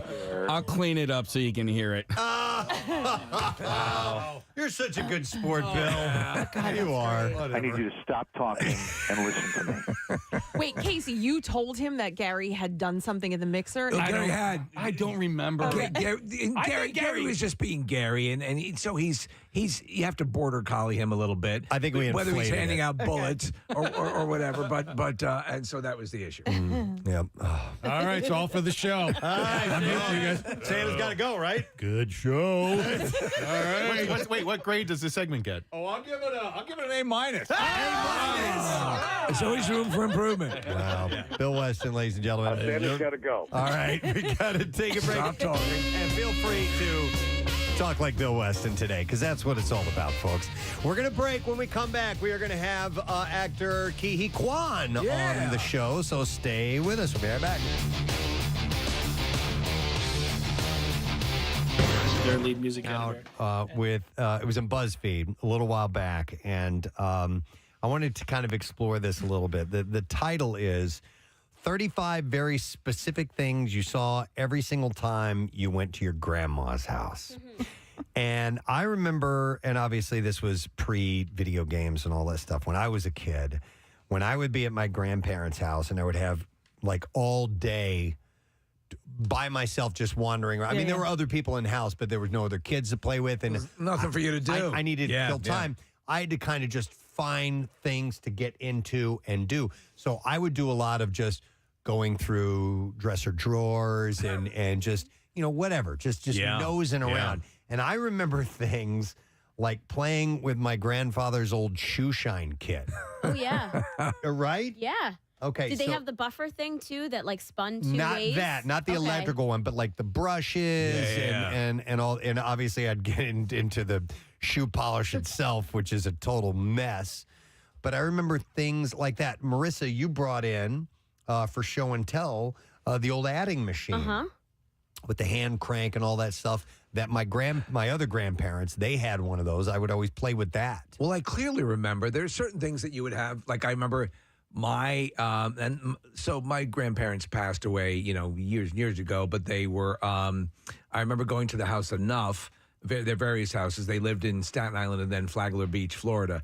And the thing I remember, Preston, is they had that old style TV remote, with like a button on and off, and like one thing that would manually turn the dial. And the thing looked like what in Star Trek they had those tricorders. It was that freaking big, and that was a big thing at my grandparents' house. So here are some items, and feel free. I would like to hear from you guys listening. 215-263 WMMR. Like this one says, an old vacuum cleaner from at least 1979 that had one of those really big bags that filled up with air and got really warm whenever she used it. Also, and when it would develop a small tear, it'd be like a fog machine coming out of it because we'd blown the dust right out that vent. My aunt kept my grandma. 33 WMMR, some Third Eye Blind to bring us into this portion of the day. We have our blood drive coming up next week. Can you believe it? A week from tomorrow is when it starts. It's going to be over 2 days this time around. Scheduling has dictated that that's how we handle it this year.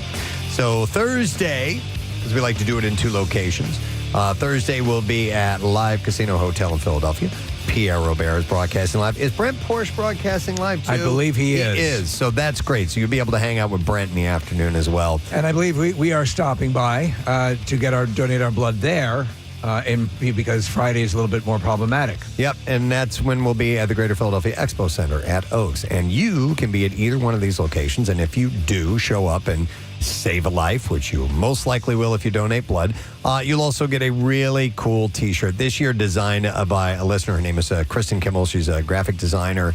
And she made these shirts on her own for no other reason than she just wanted a design of a cool shirt for herself. And she wore it to our live broadcast at Coco's in Clearwater, and we all fell in love with it. Yes, yeah. So this is the new design for the shirt this year. It's this Philadelphia skyline made out of the Preston and Steve Show member names, and Kathy is well represented in there too, which is great. I love that. There's some little Easter egg things that you'll notice as you look closely at the design. But everybody's going to get one of these who donates, and also a Preston and Steve Show tote bag from Window Nation, which you can use if you're doing your shopping and you're taking your bags with it. You'll have one of those too. So no walk-ups. So you need to sign up for this.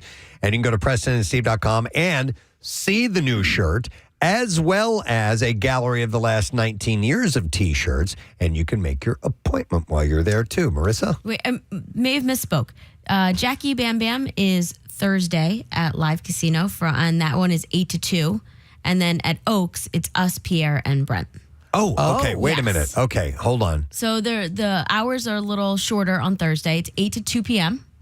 8 a.m. to 2 p.m. Okay. Yep. And then Jackie Bam Bam will be there in the morning, and he'll be checking back with us. Oh, I messed that up. I apologize. I'd heard the same thing. I thought Pierre was broadcasting on. I thought. Are we sure? Yeah, I Jackie thought Bam Eric Bam will told do us. call-ins from Live Casino on Thursday, and members of the Preston Steve Show will stop by. Okay. That would be us. All right, then that's me. So I apologize. So Friday, us, and then Pierre, and then Brent broadcasting live. Okay, at Oaks. So cool.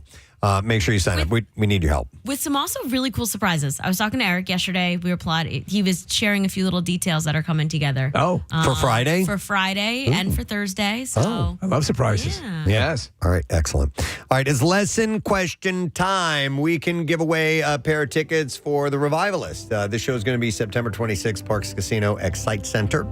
And the question that I will pose to you is this. The Wrong Paris, starring Miranda Cosgrove, features what kind of charm that is also Steve's favorite kind of charm? It was mentioned close to 7 o'clock this morning. And if you were listening and you know, you need to call us now, 610-660-9333. The Wrong Paris, starring Miranda Cosgrove, features what kind of charm that is also Steve's favorite kind of charm. If you heard that this morning, you know the answer to it.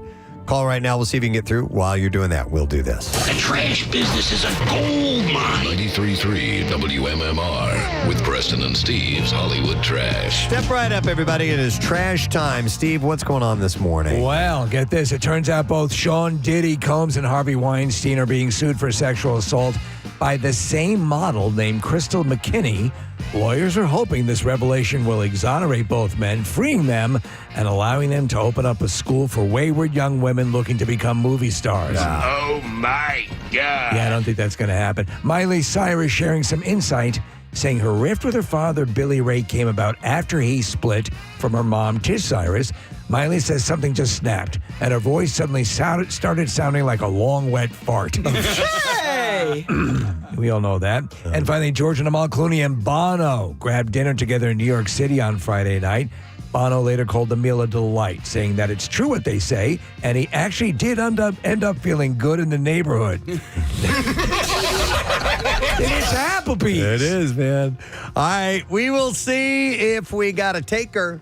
If anybody happens to know The Wrong Paris, starring Miranda Cosgrove, features what kind of charm that is also Steve's favorite kind of charm. And so we are going to go to, let's see, we have Carmen on the line. Hi, Carmen, good morning. Yeah, is it Southern Charm? Is it Southern Charm? It is not Southern Charm. knew it. Yeah, man. Oh, pretty good, though. I'll give you a second chance. Is there another word you want to do besides Southern? No, man, you got me. All right, thanks, Carmen. We still love you. Yeah. All right. Well, if anybody knows, you need to give us a call, 610-660-9333. What kind of charm was it from The Wrong Paris starring Miranda Cosgrove? And it's also Steve's favorite kind of charm. We'll start the music news while we're waiting for that. Now, Preston and Steve's Music News on 93.3 WMMR. I have two things, unless there's something else here, Case, that you can... okay, all right. I have two things to pass along to you. Seether and Daughtry are teaming up for a 2025 co-headlining tour, starting October 1st in Virginia Beach and ending November 15th in Fort Lauderdale. So they're already coming to town on July 12th at the Freedom Mortgage Pavilion. They'll be with Creed and Mammoth. That's going to be It's a big show. A great bill. Yeah. But they've expanded. They're doing a 24-city tour produced by Live Nation. Stops in Atlanta, Dallas, and Boston with POD and Cami Keo as opening acts. They recently released their 9th album, The Surface Seems So Far, in September 2024, while Daughtry dropped his single, The Day I Die, in April, and the EP Shock to the System Part 1, September 2024. Tickets go on sale Friday with early bird pricing at select venues already underway.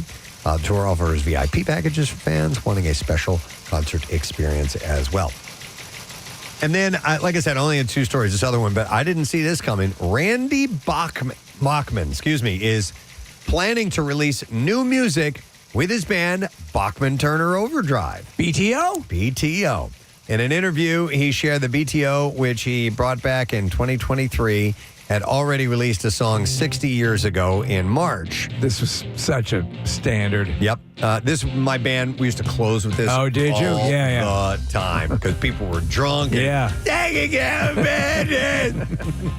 so this song featuring his son Tal and guest vocals from Neil Young is about their hometown music scene in the 1960s. And Bachman is now working on 3 or 4 new songs of BTO's original singer Fred Turner and a couple with Tal as well.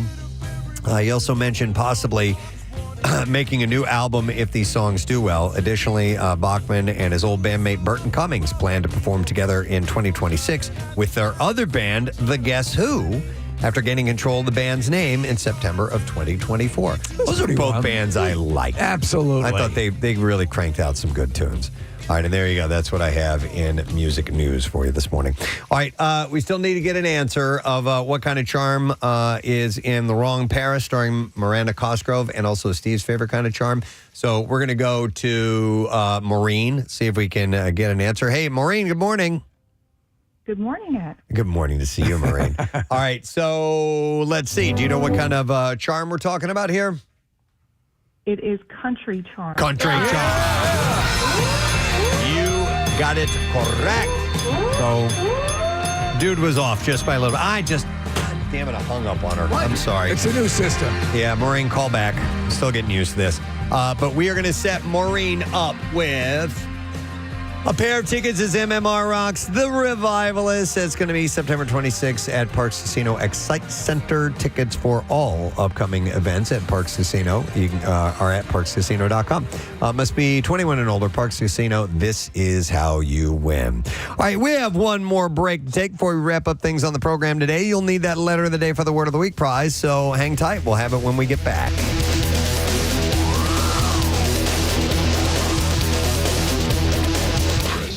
For a haunted house that you would have at her house.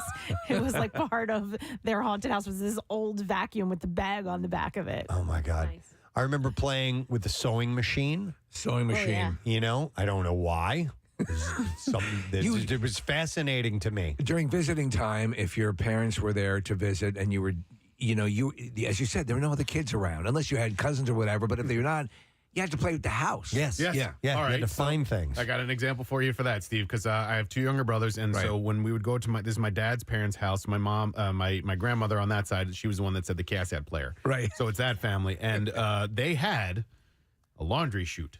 Now, Oh, man. Dude, that's a home run. it's pretty much an indoor slide, and you can send things down. And if you're really adventurous, you can send things back up. And so we would play with that. Send your brother for down. hours. Yes, Josh was small enough at the time. We could try to cram him in, which was always discouraged. But like that was entertainment for I don't know, 2 hours, 3 hours. That's pretty cool. You would send your action figures down through that. Absolutely. Like, Luke Skywalker. Yes. Where's he going? Yeah, He's going down the the garbage chute. Hell yes. Absolutely. We would always have like this. I don't remember like going through their stuff or anything like that, but I remember like we would always have treats over there, and they were always the same. We had the Nilla wafers. Okay. Yeah. Oh, yeah. There was always a bowl. What about butterscotch candies? Candies. Yeah. Yeah, there was like an old, bowl of candies that no one Hard really candies wanted. that would mold into one big piece. And then Yes. Like eventually. It's like a sedimentary rock. Wait, and then I remember going through. My grandmother always had a change purse. So like that was the fun. I was like, let me go through your change purse and see how many quarters you have in there. Was it actually one of those rubber ones that when you open and That you close it would look like a squeeze? mouth? Like a pop. No, hers was almost like I forget what they call it, but like a mini purse where it Okay, had like yeah. the snap thing at the Yep. top. This is Yeah. where I keep my cocaine. My grandfather had a coin collection, so that was something to like. That look is at. interesting. That was All right. okay, yeah. But Kathy, my grandmother, would serve for whatever reason flat 7-Up because Flat soda. Yeah, We had flat soda Yeah. every time we went there. Why was it flat? Old people at that time really loved flat soda. What the Flat hell? soda. Why was it no carbonation? Yep. Here's a couple other examples, and we'll go to some phone calls. This one says a 1980s dustbuster that you would always Yep. end up Oh, playing yeah. with. The dust You buster. may use that as a toy. That could be like a laser gun. Yep. You know, It was was like something brown that and cream. my grandmother was in entertainment, so she had she taught dance and music. So in her basement, Preston, she had a full xylophone. Oh wow! And That's awesome. It was on. I wasn't allowed to go play with it, but I did every now and then. This other posting says a fridge covered with magnets, but specifically the fruit and vegetable ones, which were actually more decorative than anything else since they were sucky magnets and wouldn't hold anything to the fridge. Also, do you remember the giant wooden spoon and fork? Yes. Some people would have those Yep. on Displayed the against wall. on the wall. That Yeah, was yeah. kind of an older generation thing. Like with plates, What about decorative plates. Furniture covered in plastic has to be on there. Here's another one that says drinks and condiments inside the fridge that had clearly been in there for decades, but that she said were still good and refused to throw out. There's your flat soda. Yeah, there's your flat soda, exactly. Here's another one. And also in her fridge, grandma's fridge, lots of Cool Whip and Country Crock containers yes. that have all types of food in it except whipped cream and butter. Yep. When my There was makeshift Tupperware. Yeah. When my mom passed away and we were clearing out everything in the house and just kind of giving a big clean, she would take Carvel ice cream containers and she would make gravy in advance because she was a Southern cook. And we had like 10 Carvel containers of frozen gravy in the refrigerator. It was hilarious. At my grandmother's house, she always used to do the Folgers instant coffee because it was just her. So Right, she would yeah. make 1 cup at a time. So all of those Folgers cans turned into what the nails went in. Oh, there you go. All Yeah. the brick-brack. Yeah, I went remember into coffee those. cans for nails. My Yeah. dad had that. Yeah. Let me go to Michael. Hey, Michael, good morning. Hey, good morning. You guys rock. Thanks, man. What's up, Michael? Well, 2 things. One about myself, but one as part of my profession. I've been a nurse for over 30 years, specialized in geriatrics, worked at, like, say, the Philadelphia Corporation for Aging for years, and always would go into the seniors' homes and ask if we could look in their medicine cabinet. And there was always a standard. Okay. You had the rusted can of Barbasol. Oh, yeah. Yep. You had that little thing to make the the cream, the little container with the little brush for shaving. Okay. Yep. The straight razor with the screw bottom with the rusted blades still sitting there making a stain inside the Rust cabinet. is big with the yes, the older community. People don't remember those kind Yeah. of razor blades where you actually had to take the blade out and then screw it back in. Mm-hmm. Exactly. My favorite was when they had the very early electric shavers that looked more like instruments of death than they did something that we would use nowadays. The blades just were scary. Yeah. But that, and then of course my favorite was the medication with hand-typed labels that had been in there so long it had gone from pill to powder to a mist back to powder and back to a pill again, like 70 antibiotics. It got through 9 half-lives. Yeah, no, that sounds exactly accurate. Yeah, But for myself, going to see my grandparents who lived in Florida, we always had the hot dogs and the freezer-burned crinkle fries. All right. Fair enough. Freezer burn, yeah. The way of entertaining myself was I would steal one of my grandfather's white undershirts, dental floss, and pennies, and I would make parachutes and throw them off the second floor of their apartment building. That's great. Yes. Very creative. All right, Michael. Thanks, man. I appreciate it. You know what I most vividly remember, most clearly remember, from my grandparents' house was not anything in their house, but what we used to do over there. And for whatever reason, I was like I was like an actress when I was younger. I like to pretend and all this stuff. And I would make my brother pretend that we were hitchhiking because my grandparents lived in an apartment. So there was where you would park. My mom would let us walk down the street before she got to the main road. And so I would pretend we were hitchhiking and we didn't know my parents. And my brother was so little at the time and he used to cry and be like, "No, that's our mom." And I'd be like, "No, it's not. We're hitchhiking. We're getting in with strangers." So you'd play with the neighborhood. Yeah. Wow. I would make my mom, drive past us, and I'd wave her down with my thumb out. Wow. That's nice. I will go next to, let me go to Paul. Hey, Paul, good morning. Good morning. Good morning. What's up, Paul? Oh, MMR rocks, partner. Trust Thanks. me. Appreciate it, man. Hey, look, I'm old school for sure. Okay. But what I remember at my grandparents' house, man, they lived in the country. They lived in Blackwood, New Jersey a long time ago. All right. And they actually had a well in the house. Whoa. Oh, my God. That's awesome. A well inside. When we wanted water, we would have to go to the well, which was just offside the kitchen. And it was a well that we had to let the bucket down and bring it up. Dude. And use water like that. And that's what I always remembered about my grandparents' house. Paul, I'd be amazed as a kid. I'd be amazed now to see that old school. Did you end up playing with that a lot? Oh, say that again, please. Did you end up playing with the well a lot? Because it's a freaking well. Yeah, trust me, man. It was and the water was ice cold. Yeah. The water was ice cold. Probably from a cold spring. Every time we needed water, we would go down and go right outside the kitchen, let the bucket down, bring it back up, and use the water as we needed it. That's amazing. There was no plumbing in the house then, right? Or was that just an ancillary? Was that? Was actual? I'm telling you, I'm 70 years of age.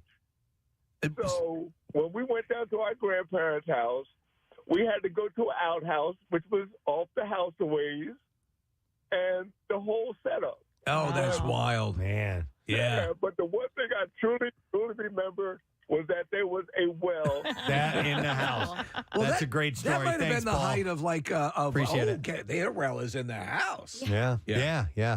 My grandparents didn't have a well in their house, but they had a sump pump that I was terrified of. It was in a corner of this dingy, musty, dark basement. They've got a robot down there. It would make noises, and it just looked imposing to me, and I seriously thought that it went to hell or something like that. That there were demons in there or something like that. Like Amityville 3D has near the sump pump, there was a hole that went to hell. You know what else my grandparents had? Down by the sump pump, they had a small set of shelves that they would... Sponge. Yeah, man. It's a little Neil Young for you this morning. 10:32 on a Wednesday morning, and a warm one at that. And of course, we've been reiterating that information throughout the morning because it's hot. Hot in a good way. It's not crazy. It's not like, mid-90s and humid. Yesterday was excellent. Are you enjoying your shorts vibe? I'm loving the shorts Welcome vibe. to Short City, baby. You know, it's been wonderful, and I know it's early in the season, but it hasn't become an ice cube here in the studio when it's super hot outside, which for some reason that happens from time to time. Today's high about 88 degrees. Pretty much the same thing today, tomorrow, Friday. Sun and high 80s.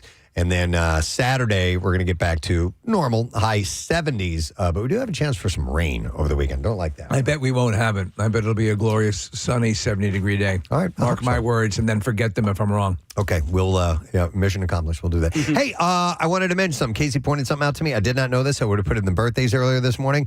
This guy works in our engineering/IT department. Right. He's great, and it's his birthday today. Mike Vito. Hey! Mike is Vito! awesome. He's one of those guys who's just kind of like in a perpetual good mood. Yeah. Seems like it, You yeah. know? And the narcotics. That's got to be it. Very helpful. But if you want to wish him a happy birthday in person, why don't you come down to Dining Under the Stars tonight? I will be there. Brent Porsche's broadcasting live from 3 to 7. We'll be at the Plum Street Mall, right along State Street and Media. And this is all for the Ben Franklin to Atlantic City bike ride. Ben to the Shore Bike Tour is what I'm trying to say. Benjamin A. Franklin. Yes. And, this all benefits the Families Behind the Badge Children's Foundation. So Brent's going to be there from 3 to 7. I'm probably going to pop by somewhere between like 4:30 to 6:30, maybe 5 to 7, something along those lines. But Mike Vito will be there. He'll be there the whole time. Yes, he will. I'm sure. So stop by and wish him a happy birthday. So that is tonight. What is Benjamin Franklin's middle name? As soon as Steve said that, I looked it up. I don't think that he totally has ripped. one. Yeah. It just goes It's by a Lincoln, like you yeah, named. right. Benjamin Lincoln Franklin. Does he have kids? He had Yeah. 15 kids. Yeah, The Franklin bunch. Out of wedlock, right, Nick? banged a bunch of whores. Yeah, he did. He was happy with the French whores. Uh-huh. I just wonder if there's any... I like French whores. If there's any living lineage. Yeah. Yeah, I don't know. That's an interesting thing. An actual Yeah, he had descendant. he was married, and then his wife died, and then he was way into the French whores, and then he has 3 legitimate children: Casey, William, Francis, and Sarah. Are there any living heirs? that we know There's of? got to be, right? I mean, You would imagine. Yeah. yeah. I'll look that up too. Okay. I think there was one. You mentioned Lincoln. Yeah. I thought Lincoln, there was like one remaining Lincoln. I think there is. Ancestor. I thought so. Ronnie Financial Field? Lincoln. Yeah. This is just- Ronnie. All right. Well, anyway. G.J. Calls this is has been- a direct descendant of Benjamin Franklin. This has been history. Fake history. Fake history. Fake with history on the Preston and President Steve Show. Why not? Take this into school if you're still going. I would like to thank our sole guest today, Matt McCusker, who was on the program. Yes. We forgot to ask him about the name of the show, the American Tennis Tour. Well, he's playing Saturday, August 16th at Ovation Hall and Ocean Casino Resort, Atlantic City. We bore witness to something akin to the Treaty of Versailles today, where a peace was made. Oh, yeah. And his beef with me has been settled and buried, and everything's good. He admitted that I was probably right for kicking him out of my apartment when he was a teenager, and we had other teenage girls there. It's an old story. We're not going to go into it right now. But anyway, let me see. Oh, and thank you to Katrina Kuffel, who checked in. She was a Cool's teacher at Gwen and Mercy. We now have Shawnee High School in Medford that are up and voting right now for Coolest Teacher. So text word teacher to 610-660-9333 if you are indeed a student there. All right, Casey, we're going to need to get a letter. You got it? I got you. All right. Preston and Steve on 93.3 WMMR. Now, the Daily Letter. All right, the Preston and Steve Show is brought to you today by the letter I, as in Ipecac. Ipecac. Wow. What is that from? Well, it was me singing the Billy Joel song. Ipecac, you ought to know by now. Thank you. I couldn't place the melody there. All right, so we're going to give away a pair of Paddock Pass tickets for the NASCAR Cup Series Great American Gateway 400 Sunday, June 22nd, Pocono Raceway. by the way, it would be to get into the paddock area is very cool. Yeah. Including access to the Media Party Plaza and Chalet Village. Chalet. Now that's family time. There we go. See, I yeah. knew that. All right, it's time to start your summer as NASCAR returns on June 20th through the 22nd to the Tricky Triangle at Pocono. It is a great, if you've never been, it is definitely something you need to get to. For more information, get your tickets at PoconoRaceway.com, by the way. Sha-la-la. All right, I'm going to thank our sponsors. The President Steve Show brought you today By Dunkin' and the Preston Steve Show runs on Dunkin'. Also brought to you by Acme Markets, fresh foods, local flavors, and by Adam Home Services. You're covered with next day repairs and tune-ups at adamhomeservices.com. Tomorrow, packed show on the program. This is cool. John Heater and Efren Ramirez will be in our studio. Excellent. I love it. Napoleon Dynamite. We have had both of them by. We have. On separate occasions, I think, yes, right? we've had a number of the cast members. Yeah. Yes. So they're going to be in tomorrow morning. Our makeup influencer, Sarah Wren, is going to bring by the red light masks for us to wear. And see what it does. It's going to be a magical transformation. We know at least whoever wears it will look stupid. I am sure. And we will have the triumphant return of our former intern, The Pituation. Hey! Tomorrow morning. Yeah, he'll be joining us. So we have a lot going on. That's it. We're done. Rage on. Have yourself a fantastic day. We'll see you tomorrow, friend. Bye-bye.